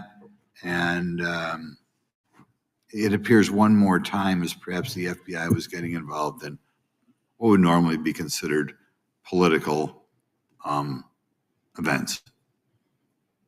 We are not getting involved in political events, except this one. Okay. And final thing, with regard to prejudice against Catholics, what happened in the big Hindu temple there in New Jersey? Do you think, have you ever, has anybody ever apologized to the Catholic Church or apologized to that temple? I don't know, sir. Okay. Is that something you think would be perhaps a good idea to do in the future? I think leadership should address it. Thank you. Gentlemen, time has expired. Gentleman yields back the, so we got the gentleman from North Carolina, Mr. Harris. All right, thank you, Mr. Chairman, and thank you, Director Patel, for your endurance and your perseverance throughout today's hearing, and for all you've shared. First of all, let me start by saying that I was very grateful and glad to see that the FBI has joined the investigation of the tragic and brutal murder of Irina Zarutska in Charlotte, which is just right by my district. This woman, as you know, fled the war in Ukraine only to be killed in cold blood by a man who had no business being on the streets whatsoever. This man, who had been seen stabbing Irina to death on video, had been arrested 14 previous times, served prison time, and was diagnosed with a severe mental illness. In response to the previous offense, the magistrate over his case released him to roam the streets with a $0 bond and a simple written promise to appear in court. Mr. Patel, let me just ask, should judges apply the most lenient bail standards to people with extensive criminal history? Do they apply the most lenient? I'm sorry. Yeah, should they apply the most lenient bail standards to people with extensive criminal history? That has not been my experience. That should not happen. Is America a place where young women should fear to ride public transit? No. And was Irina Zarutska's death, would you say, possibly the result of Democrats' pro-crime policies? That investigation and matter is in open trial, so I don't want to stylize the evidence. I understand. Well, Mr. Patel, let me just say, taking over the FBI after the Biden administration's blatant weaponization of the agency is no easy feat, as we've recognized throughout this hearing today. For 4 years, we witnessed the Biden administration targeting regular Americans rather than violent criminals. For example, the Biden administration's FBI spent its time and resources going after churches and Christians. We know that the FBI used an undercover agent to collect information about a parishioner. We know that the FBI investigated and surveilled a Catholic priest, and all of this was in response to First Amendment protected activity. Mr. Patel, I want to ask you, should the FBI use its resources to spy on Catholics? Never. So what does it say about the culture of the Biden FBI that law enforcement resources were used to go after Catholics, and some FBI employees were comfortable with taking such actions? Well, pursuant to my transparency initiative and working with Congress on oversight, those documents, that's it. Those documents are available for the American public to see and read and hold people accountable, and that's what I'm committed to. And so have you been able to hold accountable those at the FBI who went after law-abiding Catholic church members? If they did so improperly, yes.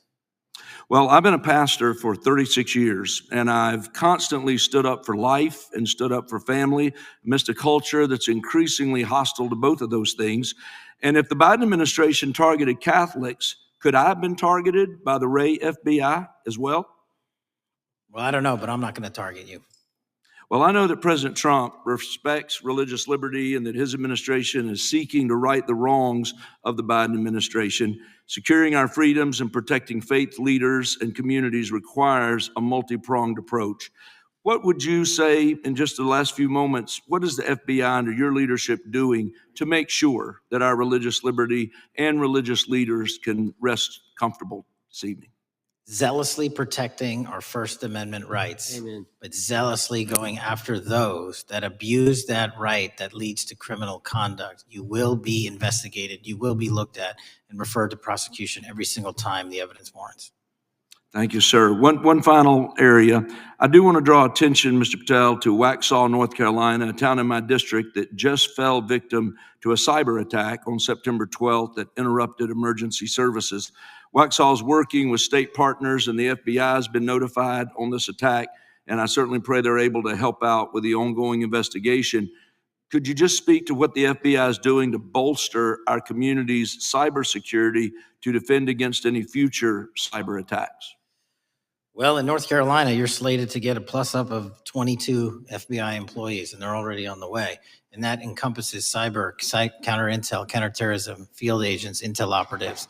And what we're doing on a macro level on the counterintelligence and cyber front is going after the people that fund these operations on these online platforms and breaking their banks. Because once we do that successfully across the board, they won't have the ability to attack us.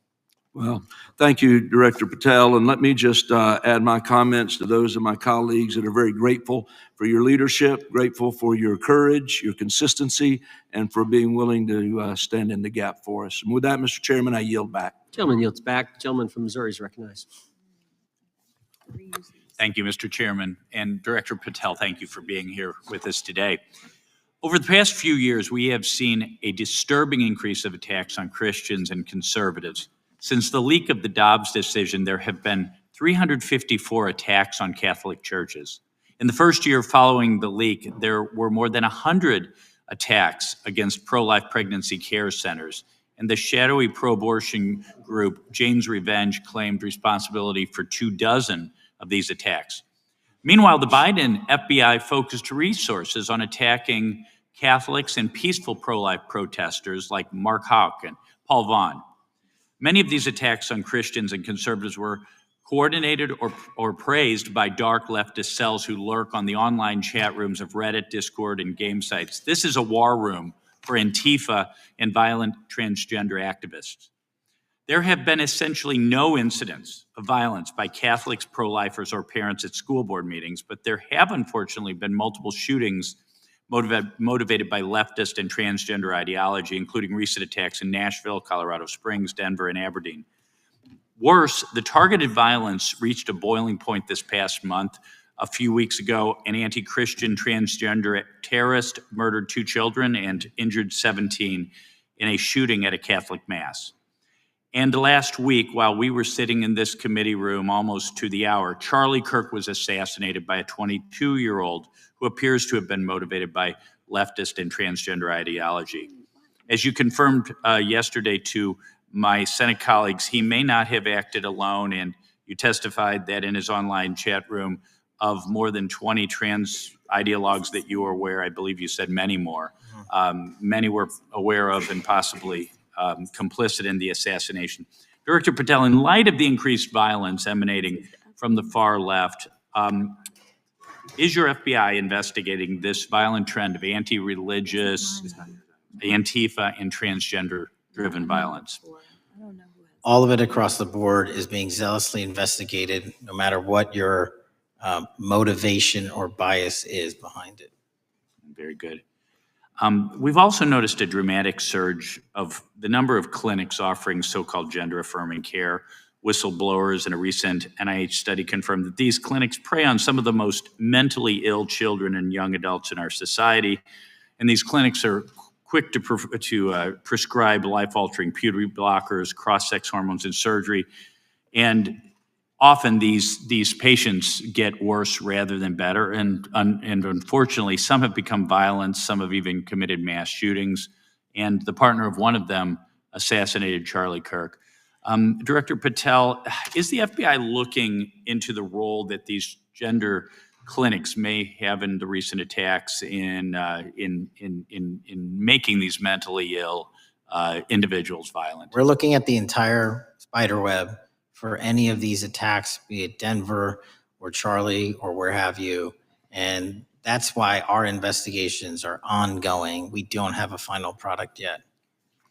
One of my Democrat colleagues, as an aside, mentioned, quote, the federal takeover of our cities.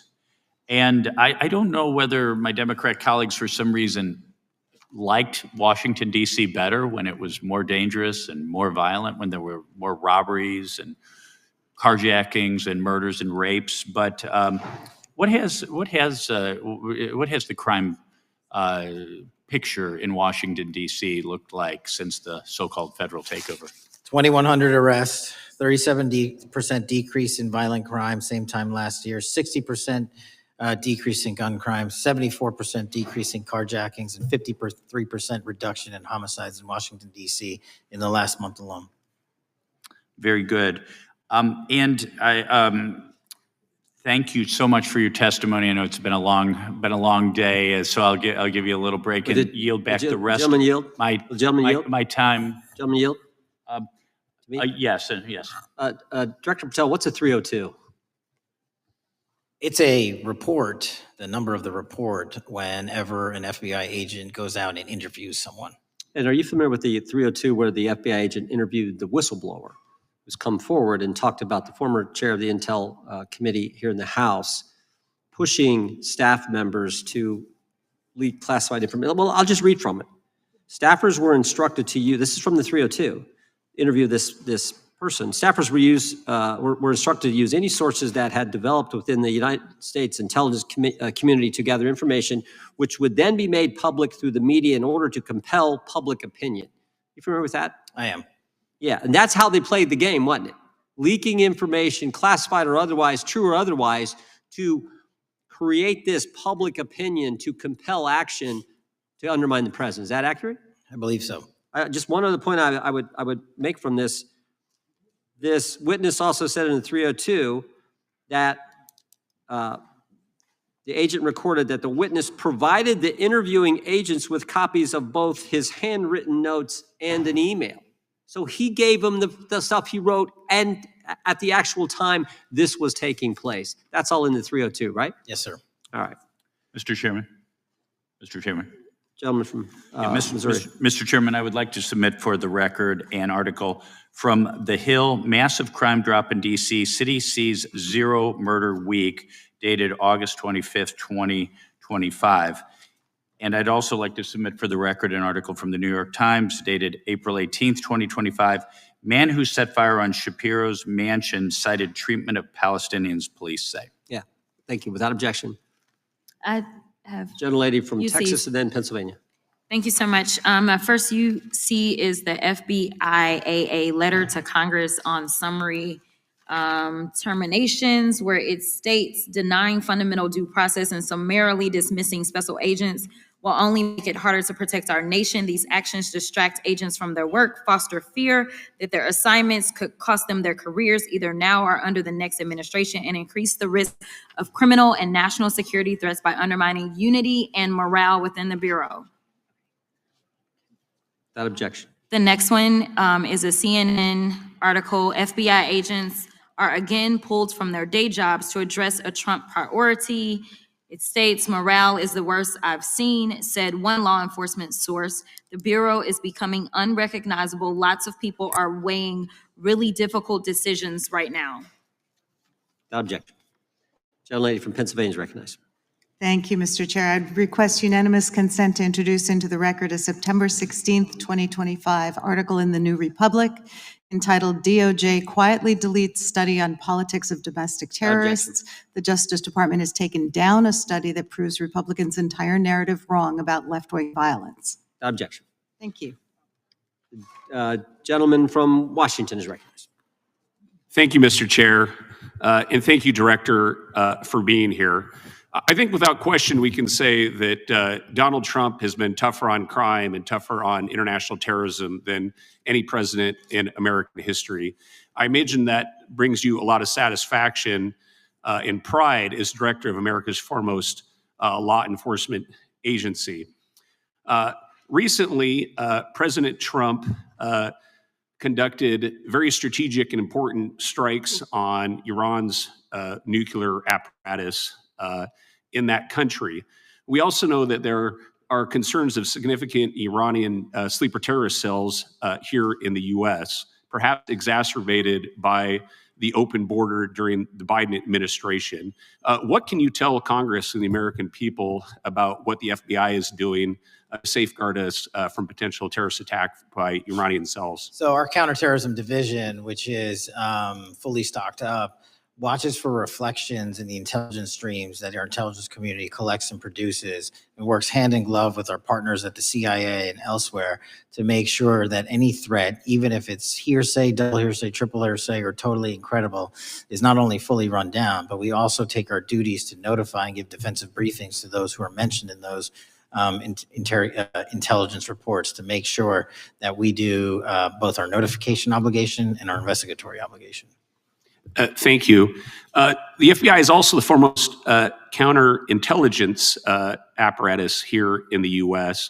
We know the U.S. faces a more complex threat of global, more complex array of global threats than any time perhaps World War II or even superseding that time. As America continues to be under attack from various intelligence agencies globally, what can you tell us about the counterintelligence operations of the FBI as a core function? This is why the CIA mission is so important to the FBI, because as you said, no one else can do it. No one else has the authorities to do it. And even if they did, they don't have the capabilities to do it. And the CIA mission has to be headquartered in Washington, but have far-reaching capabilities because we have to face against our adversaries in the DPRK, in Russia, China, Iran, and elsewhere. And in order to do that, we have to have dedicated intelligence professionals on those target sets. And since I become director, I've demanded not only a dismantling and disruption of networks, but a public display of how we're doing it so the world knows that our adversary is A, attacking us, and B, we're stopping them. And that's why you've seen these dramatic increases in counterintelligence arrest in the PRC by 33%, in Russia 83%, in Iran 60%. We are showing the world that they are trying to engage in espionage activities against us, and we are holding them accountable publicly. And there's been increasing concern about the Maduro regime of Venezuela, both their potential support of terrorist activity, criminal drug networks, and potential espionage entities here within the U.S. What can you tell us about your activities regarding the Maduro regime of Venezuela? Generally speaking, one of the largest transshipment points and shipment points for narcotics out of South America, Colombia, obviously, and also Venezuela, is being utilized heavily by the narco traffickers to send up cocaine, meth, and fentanyl and excuse me, all the other illegal narcotics through the island chains in the Caribbean Ocean and ultimately for America. So there has to be more work done in the region to stop those navigable waterways from being traversed with drugs bound for America.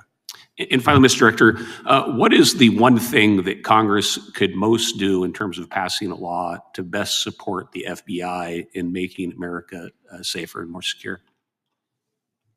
Get us more authorities to get online, to get onto social media companies, gaming platforms, have legal access, and also have private partnerships with the FBI of those companies and allow them to report into us on a daily basis. There is no human being or AI system on earth that can go out there and cover down on the threat in those theaters. And so we need the assistance and we need more authorities and we need the private sector to double down. Well, thank you very much for all you're doing, all the men and women of the FBI are doing to keep us safe, and I yield back. Gentleman yields back. Got a UC request from the gentleman from Arizona. Thank you, Mr. Chairman. I have an article titled, FBI Flooded with Record Number of New Agent Applications, Kash Patel's First Month. The FBI saw 5,577 new agent applications in March and more than 10,000 since January. Without objection. The gentleman from Kansas is recognized. Thank you, Mr. Chairman, and Director, thank you for being here. I have listened carefully to all the discussion in this hearing. I've reached two top-line conclusions. First, I am glad I don't have your job. And second, I am glad you do. Thank you for being willing to step up and serve in this role. I'd like to plow a little bit of ground that we've not spent a lot of time on so far and explore. You mentioned, and I'm well aware of your strong commitment to partnering with state and local law enforcement authorities. Obviously, one of the missions is in the counter-drug space. Another is in the forensic laboratory space, where both you and a lot of local and state agencies cooperate in terms of evidence analysis. From the state side, programs such as the HIDA programs, very, very important in counter-drug, such as the Coverdell grants, very, very important in maintaining state laboratory capacities. Would I be correct in concluding that if we are able to maintain robust funding for those types of programs, including both Coverdell and HIDA, that would contribute to the safety of the United States and to your mission? Absolutely. Director, you have talked a little bit about some of the counter-drug work that you've been doing. One thing we haven't talked about yet, the President, in one of his first actions upon taking office back in January, designated a number of the cartels as foreign terrorist organizations. That's not just a paper transaction. I believe the list has been expanded since those first actions. In terms of America's military engagement with the cartels abroad, in terms of our intelligence engagement with them abroad, that designation has had real meaning and has affected some of the thinking and approaches of our military and our intelligence community. Can you talk a bit about how that designation might be affecting or should be affecting the FBI's approach to dealing with the domestic activities of the cartels? The simple way to analogize it is after 9/11 and the manhunt for the foreign terrorist organizations overseas in places like Afghanistan and Iraq, the FBI received certain authorities to go out there and dedicate a mission to go after them both lawfully and investigatorially and collect evidence and provide it to our agency partners. Once the foreign terrorist organization designation was labeled over to the Mexican drug cartels, we can now do that here. And in Mexico, and in Colombia, and in Venezuela, and anywhere else they are. And so that's the best analogy I have. What we're able to do is take our counterterrorism platform, traditionally used for global terrorist manhunting, and bring it into this hemisphere against a very real threat, which is the drug traffickers, and they are foreign terrorist organizations. So we just have so many more resources and authorities now directed at them. So, for example, Director, in the regions, from the vantage point of local law enforcement, there are structures that have historically handled those partnerships separately. HIDA, for example, is an example on the drug trafficking side. The JTTFs are an example on the terrorism side. How is the thinking evolving in terms of on a regional basis, either merging or not merging those structures now that the targets in many ways are merged? So the JTTFs are kind of our forward operating base across every single state in this country to take on that mission. And anytime you're labeled a foreign terrorist organization, you come right under the authorities of the JTTF, the task force officers, and the state and local level police work that gets done in those JTTFs. And the Homeland Security Task Force layer on top of that, I think 25 or 30 across the country, specifically working with DHS and Secretary Noem to go after the drug trafficking foreign terrorist organizations, because they have unique capabilities and authorities dedicated to that mission. And so that's the beauty of the HSTFs. Let me ask you an adjacent question, Director. I noticed in your written testimony, I don't think we've talked about it yet, you brought to our attention an expiring authority. It's in 6 U.S.C. 124N with respect to counter-UAS drones. You point out that that authority expires in statute at the end of this month, and you impressed upon us your interest in seeing it extended in some manner. Can you talk a little bit about the FBI's role in counter-UAS work over American airspace? I represent a district that's going to host some of the FIFA World Cup activities coming up. We're obviously very interested in security, and there are limits on what our state and local authorities have the capacity to do or what our military has the capacity to do once the threat is domestic. So it's critically important. Both the FBI and DHS have those capabilities. I'll speak to the FBI, of course, only.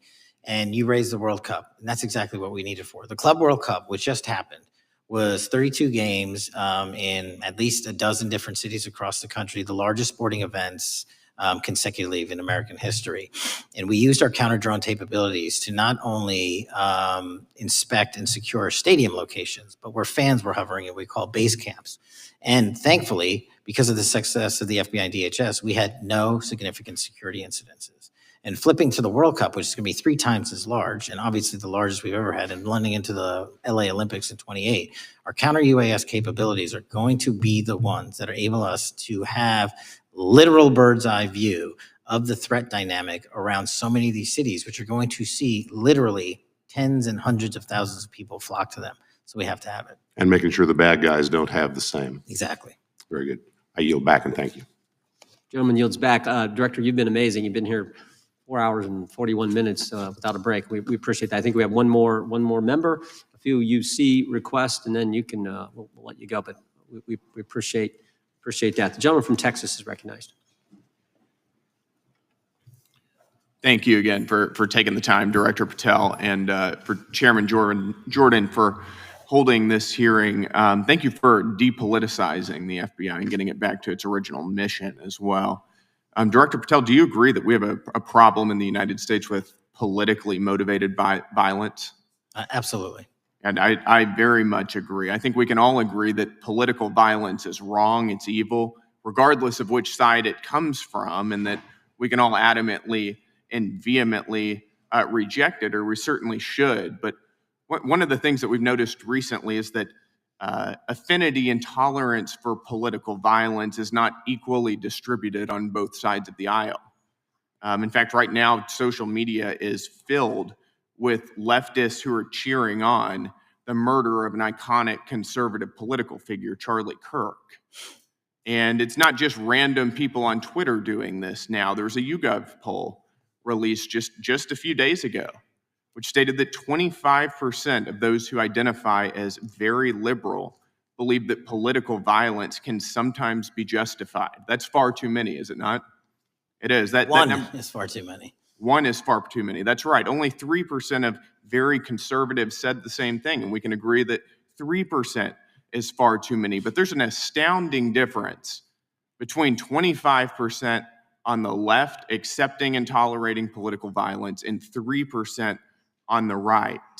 I would hope that our colleagues on the other side of the aisle would also recognize that there is a systemic problem on their side of the aisle with tolerance for violence against people with whom they politically disagree, that there's a cultural rot on their side of the aisle that needs to be addressed desperately. Would you agree with that? Yes. One of the more astounding aspects of this is that it's not just people. This comes from the very top, from their political leaders. Just a few days ago, a member of Congress of this body, Ilhan Omar, shared a video on her social media account about Charlie Kirk's murder, and I'll quote what it said. It said, "Charlie Kirk was Dr. Frankenstein, and his monster shot him through the neck." In other words, Charlie had it coming to him. The words that he said naturally led to his assassination. I mean, that is a reprehensible thing for a member of Congress to say, to suggest, to promote in any capacity. And there are people across this country who are losing their jobs for far less than this. And that, by the way, is a just response to acceptance and tolerance of political violence. It's amazing to me that the political left today, who were the originators and the cheerleaders of cancel culture, now have the backbone to attack conservatives for defending their assassinated friend. But there's a key difference here. Democrats want to silence conservatives for speaking obvious, self-evident ontological truths like that men aren't women and men can't get pregnant. That seems pretty basic. That seems like a basic truth that we should all be able to agree on. Republicans, by contrast, are recognizing that a constitutional republic depends on the free and open exchange of ideas that we can debate without violence, and that assassinating a political rival is evil, it's wrong, and it should not be glorified or promoted or justified in any way, including in the way that Congresswoman Ilhan Omar did. So Mr. Patel, thank you again for being here. I'd like to, with the remainder of my time, just get your opinion. Does the FBI recognize the rising threat of political violence in America, and what can you guys do to address it? Yes, we do. And what we can do to address it, Congressman, is we need to get online partnerships with these companies in the public space, on these gaming sites and on these social media sites. As I was saying earlier, there is no way to triage the amount of information generated on these sites by the FBI alone. And we need the public-private partnership. And there's another law that's expiring, I think, at the end of this month, which I believe we need renewed, that allows private sector companies to report into the FBI without liability for criminal investigatory purposes. And that's the kind of stuff we need to keep going. Got it. Thank you, Director Patel. We really appreciate it. Thank you. Gentleman yields back. Mr. Chairman. Gentleman from Arizona. I have some UCs. Gentleman to state his request. Thank you. The first one is a piece entitled Review of Domestic Terrorism After Kirk's Murder Shows Biden Politicized Issue, the Intel, and Fudged the Data. Without objection. Thank you. Make a motion to table. Oh, no, we got to recognize the ranking member for his motion. It's just a UC request. The gentleman's recognized for a UC request. Thank you, Mr. Chairman. This is the ADL report issued February 21, 2025, titled Murder and Extremism in the United States in 2024, concluding that for the third year in a row, every single extremist-related murder in the United States in 2024 was committed by right-wing extremists, 8 of the 13 involving white supremacists and 5 having connections to far-right anti-government extremists. Objection. Gentlelady from Pennsylvania is recognized for unanimous consent. Yes, thank you. I have a couple articles here. First is a New York Post article, July 17th, 2025. Democratic Senator Ron Wyden claims big Epstein file full of actionable information locked in Treasury Department drawer. Objection. This is The Guardian, May 18th, 2023. Deutsche Bank agrees to pay $75 million to settle Jeffrey Epstein lawsuit. Objection. This is Fox Business, September 10th, 2025. JP Morgan processed over $1 billion for Jeffrey Epstein despite internal concerns over sex offender status. Objection. And New York Times, Bank of America flagged suspicious payments to Epstein only after he died. Objection. Okay, and I also have a motion, Mr. Chair. Lady was recognized. We're going to come back to the motion I thought was made by Mr. But I want to dismiss our witness. Could we do the motions before he goes? One, I just wanted to press the motion I originally had. We're going to bring that up. Is that what this is? 4 banks. Are you doing that? No, this is another motion. Okay, well, I'm going to recognize first the gentleman because we held that motion in advance. I still have the UC, Mr. Chairman. Thank you, Mr. Chairman. So look, there are 4 banks, JP Morgan, Bank of New York, Bank of America, and Deutsche Bank. The gentleman can state his motion. Yeah, but the motion is to subpoena the CEOs of these 4 banks to bring in all records relating to their relationship to Jeffrey Epstein and to produce all records reflecting it. These 4 banks have flagged to the government $1.5 billion in suspicious transactions relating to the sex Chairman, I move the trafficking crimes. table. Mr. Diamond just released a statement saying he would be Chairman, happy to comply. Chairman, you don't need Been a the, motion to table the motion offered by the gentleman from Maryland. The motion to table is not debatable. The question occurs on the motion to table. Those in favor say aye. Aye. Those opposed, no. No. Opinion of the chair, the ayes have it. The motion is tabled. I'd like a recorded vote if we could, Mr. Recorded vote being requested. The clerk will call. Well, we got to get the clerk here. Oh, the clerk's right here. Wonderful. Clerk Mr. will call the Jordan? roll. Yes. Mr. Jordan votes yes. Mr. Isa? Mr. Biggs? Mr. Biggs votes aye. Mr. McClintock? Mr. McClintock votes aye. Mr. Tiffany? Mr. Massey? Mr. Roy? Mr. Roy votes aye. Mr. Fitzgerald? Mr. Klein? Mr. Klein votes aye. Mr. Gooden? Mr. Van Drew? Mr. Nels? Mr. Nels votes yes. Mr. Moore? Mr. Moore votes yes. Mr. Kiley? Ms. Hageman? Ms. Lee? Mr. Hunt? Mr. Fry? Mr. Grothman? Mr. Grothman votes aye. Mr. Knott? Mr. Knott votes aye. Mr. Harris? Mr. Harris votes aye. Mr. Onder? Mr. Onder votes aye. Mr. Schmidt? Mr. Schmidt votes aye. Mr. Gill? Mr. Gill votes aye. Mr. Baumgartner?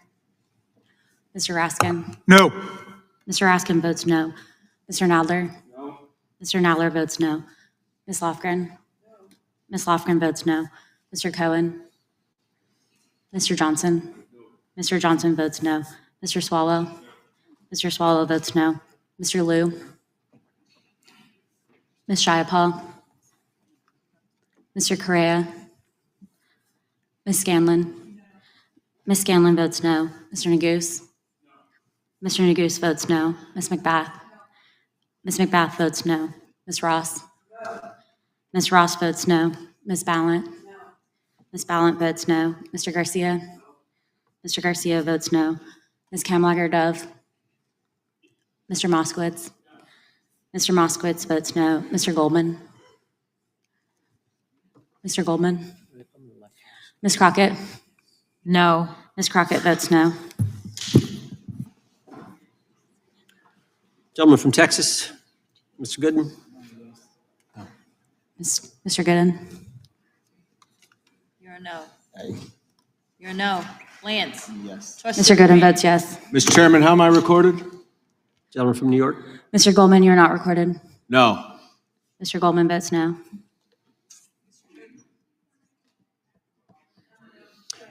Gentlelady from Washington. Ms. Jayapal votes no. Gentleman from California. Gentlelady from California.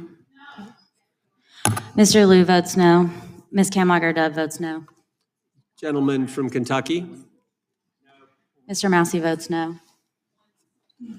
Director, I want to thank you again for being here. While we're waiting for members to get back to record their vote, you don't need to stay around for these kind of motions. We appreciate the service you're providing the country, appreciate your testimony today, and appreciate the fact that you did it 5 hours straight. That's amazing. So God bless you and keep up the good work. The witness is dismissed. I know, but I'm dismissing the witness. I don't think nothing involved. I'll just put them in the record. Mr. Chairman, we're still waiting for members to come back to record their vote on the motion offered by the gentleman from. no, I just, as a point of order, I just wanted to establish that the dismissal of the witness doesn't affect the viability of any of the motions. No, the committee's still going.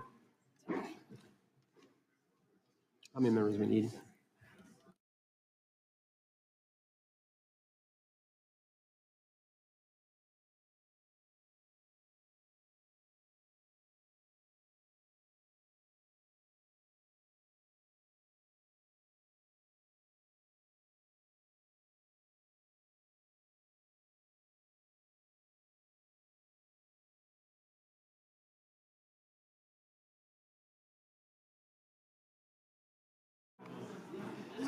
Madam Clerk, point of order. What is the current vote? Point of order. The vote is open. We will be waiting for members to get back to record their vote. Gentleman from Wisconsin is recognized. Mr. Fitzgerald votes aye. Gentleman from California is recognized. Mr. Kiley votes aye. The gentleman from California, I think, Mr. Chairman, is seeking to be recognized. Mr. Correa? Mr. Correa votes no.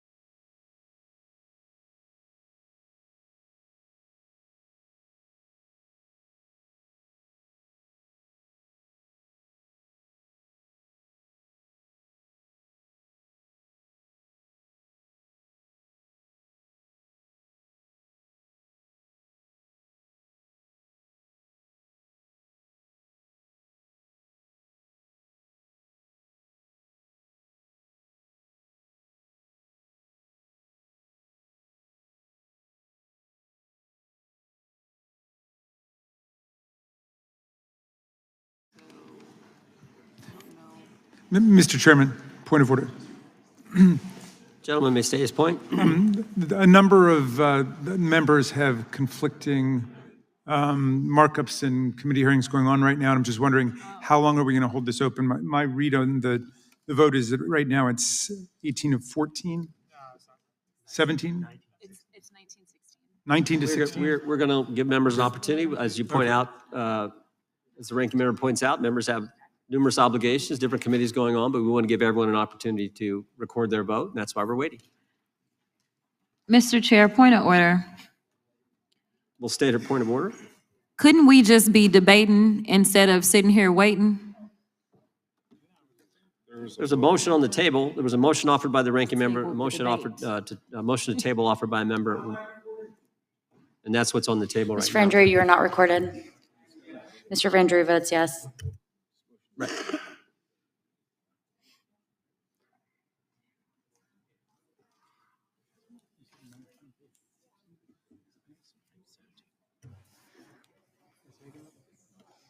Gentlelady from Wyoming. Ms. Lee? Ms. Lee votes yes. Ms. Hageman? Ms. Hageman votes yes. Gentlelady from Florida and Wyoming.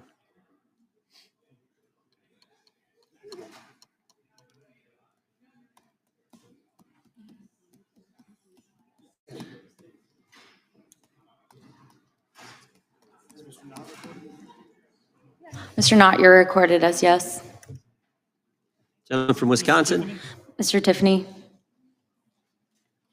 Mr. Tiffany votes aye. Clerk will report. Mr. Chairman, there are 20 ayes and 19 noes.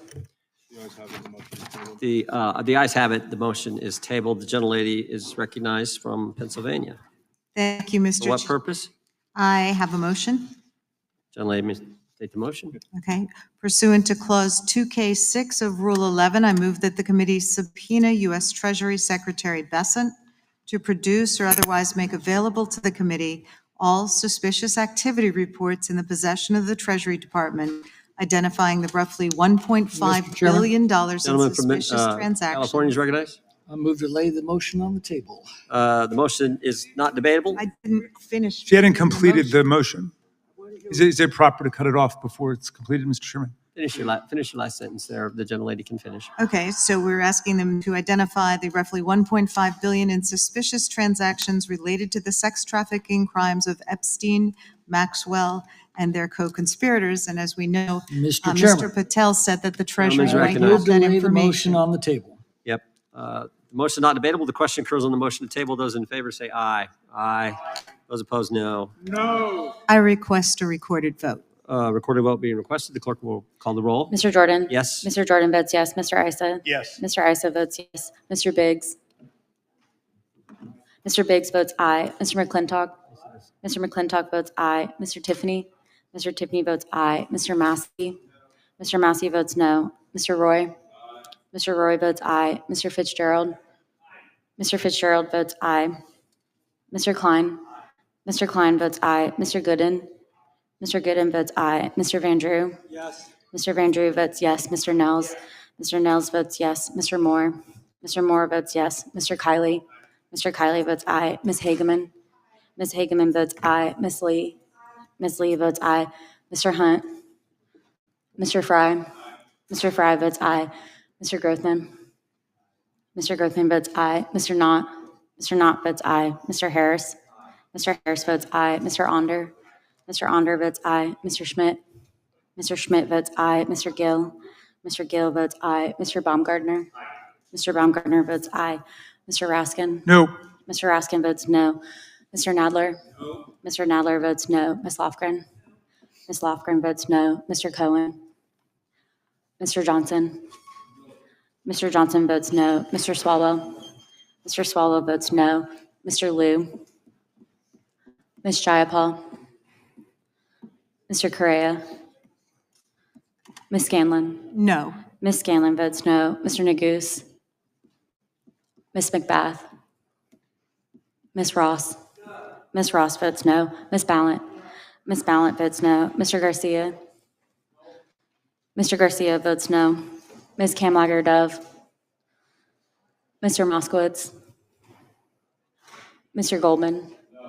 Mr. Goldman votes no. Ms. Crockett? No. Ms. Crockett votes no. Ms. Jayapal votes no. Gentlelady from California.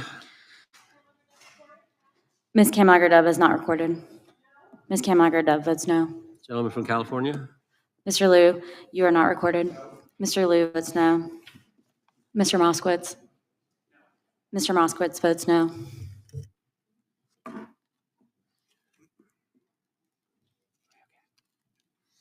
Clerk will report.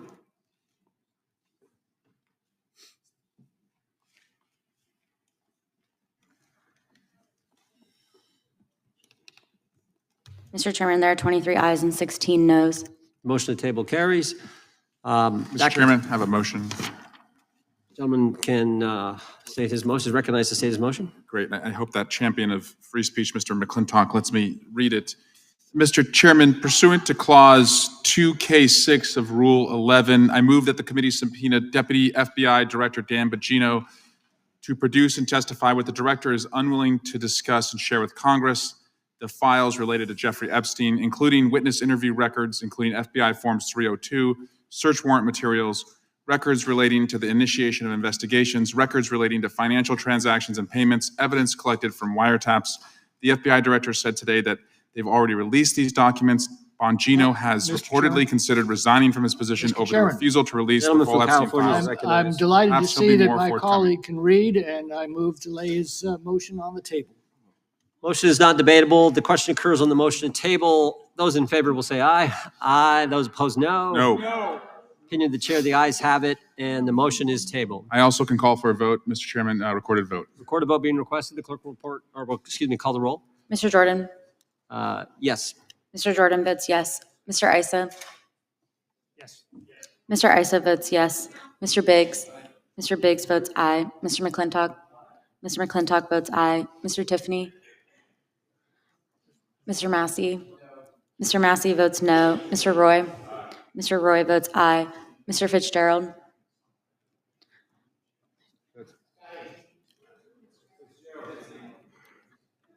Mr. Fitzgerald votes aye. Mr. Klein? Mr. Klein votes aye. Mr. Gooden? Mr. Gooden votes aye. Mr. Van Drew?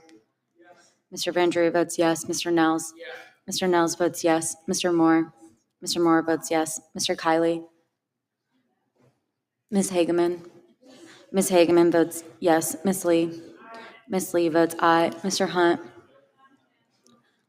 Mr. Fry? Mr. Fry votes aye. Mr. Grothman? Mr. Grothman votes aye. Mr. Knott? Mr. Knott votes aye. Mr. Harris? Mr. Onder? Mr. Onder votes aye. Mr. Schmidt? Mr. Schmidt votes aye. Mr. Gill? Mr. Gill votes aye. Mr. Baumgartner? Mr. Baumgartner votes aye. Mr. Raskin? No. Mr. Raskin votes no. Mr. Nadler? Mr. Nadler votes no. Ms. Lofgren? Ms. Lofgren votes no. Mr. Cohen? Mr. Johnson? Mr. Johnson votes no. Mr. Swalwell? Mr. Swalwell votes no. Mr. Liu? Mr. Liu votes no. Ms. Jayapal? Ms. Jayapal votes no. Mr. Correa? Ms. Scanlon? Ms. Scanlon votes no. Mr. Neguse? Ms. McBath? Ms. Ross? Ms. Ross votes no. Ms. Ballant? Ms. Ballant votes no. Mr. Garcia? Mr. Garcia votes no. Ms. Kamlager-Dove? Ms. Kamlager-Dove votes no. Mr. Moskowitz? Mr. Moskowitz votes no. Mr. Goldman? Mr. Goldman votes no. Ms. Crockett? No. Ms. Crockett votes no. Gentleman from Wisconsin. Mr. Tiffany votes aye.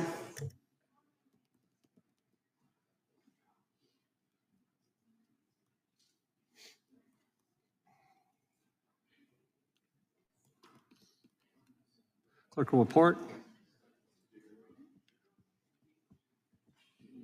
Mr. Chairman, there are 21 ayes and 16 noes. Motion to table is successful. That concludes today's. Nope, I've got one. The gentlelady from Texas is recognized. Thank you, Mr. Chair. I'll tell y'all when I'm done reading.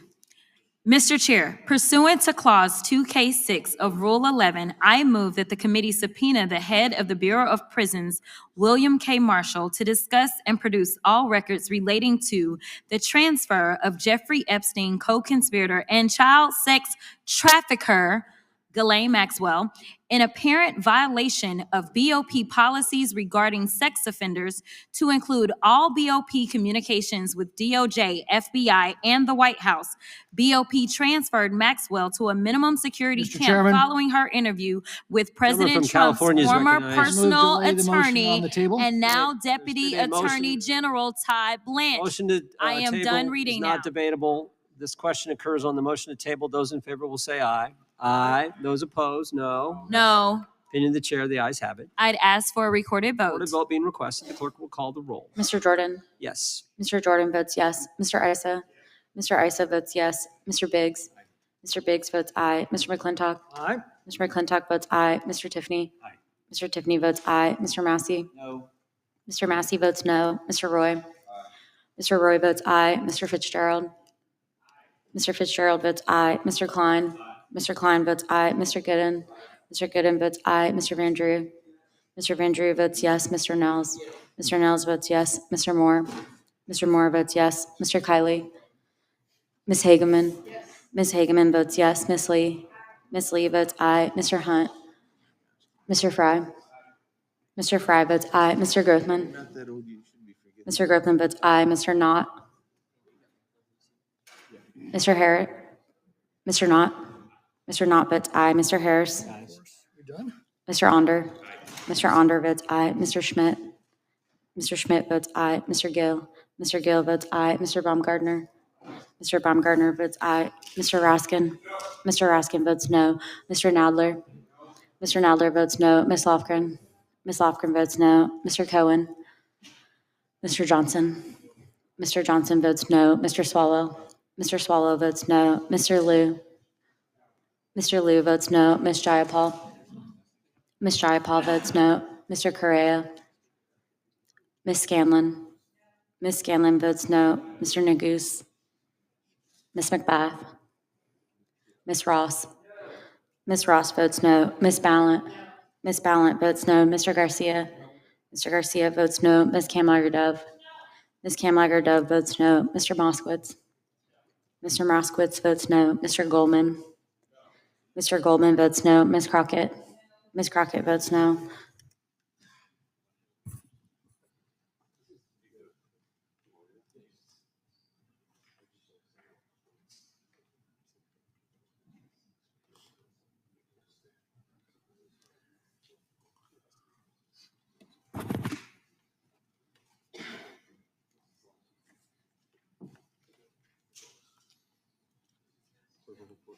Clerk will report. Mr. Chairman, there are 21 ayes and 6 noes. The motion to table is agreed to. Mr. Chairman, point of inquiry. Gentleman can state his point. Am I correct that the House Oversight Committee, led by Chairman Comer, is issuing significant number of subpoenas along the lines of some of the things we've been talking about today, but in general terms, pursuing a lot of the questions that are being raised here today and others? That is accurate, and specifically the SARs, they're actually getting the SARs from the Treasury Department, which is something that we think is important. But yeah, that material is going to the Oversight Committee. Mr. Chairman, may I ask a follow-up question? Over here. Gentleman from New York is recognized. Is it your understanding that the Oversight Committee has requested the documents listed in Mr. Swalwell's subpoena, the recordings, the witness statements, the photographs, the materials seized by search warrant? I'd have to look at those carefully, but I know that there's a broad subpoena and It's an a very inclusion of all broad kinds of subpoena, files. and oddly enough, it excludes all those essential documents that are in the possession of the FBI. I think that'll be included in the case files that have been subpoenaed. The chair recognizes the gentleman from Arizona. I have a UCs, several UCs. Gentleman can state his unanimous consent Yeah, request. first one is Democrat running for Attorney General issues profanity-laced Charlie Kirk post. Without objection. Next one, Cleveland Fire Chief removed from duty over incendiary Charlie Kirk social media post. Without objection. Next one, generic condemnations of political violence won't stop the left from escalating it. Without objection. Next one is a few weeks before Charlie Kirk was assassinated, CNN runs widely viewed interview with Destiny describing Charlie Kirk as spawn of Satan. Without objection. And let's see here. I think the next one is, gosh, I'm having trouble finding it, sir. Dang it. I will submit it for the record later, the rest of these. I have another 30, so I'll just submit this later. Speaker, That Mr. concludes- Chairman, Gentleman from New York is recognized for what purpose? point of information with respect to everything that Mr. Biggs just read. So what? It's all free speech. First Amendment is alive and well in this great country, and thank the good Lord for that. Mr. Chairman. The gentleman from Florida, Just- for just- purpose, does the gentleman seek recognition? Point of inquiry, to the question that Mr. Roy was raising about how that is being done in the Oversight Committee, I'm just curious, was Mr. Roy asking because he believes that should be done in the Judiciary Committee instead, or he was just confirming that it's being done in general? I don't know the motives behind Mr. Roy's statement. I just know what Mr. Roy said. I think Mr. Roy's here. Yeah, that concludes. Well, you can talk to him. You can go talk to him. You can walk right across the thing. That I've got concludes one today's final- hearing. Final UC? Man, this is a record day for UCs. Go ahead. The gentleman from Maryland is recognized for the Timeline. final UC. Thank you. This is it. Timeline suggests Trump team changed its tune on Epstein files after Trump was told he was in them. CNN Politics. Without objection, all members will have 5 legislative days to submit additional written questions for the witness or additional materials for the record. Without objection, the hearing is adjourned.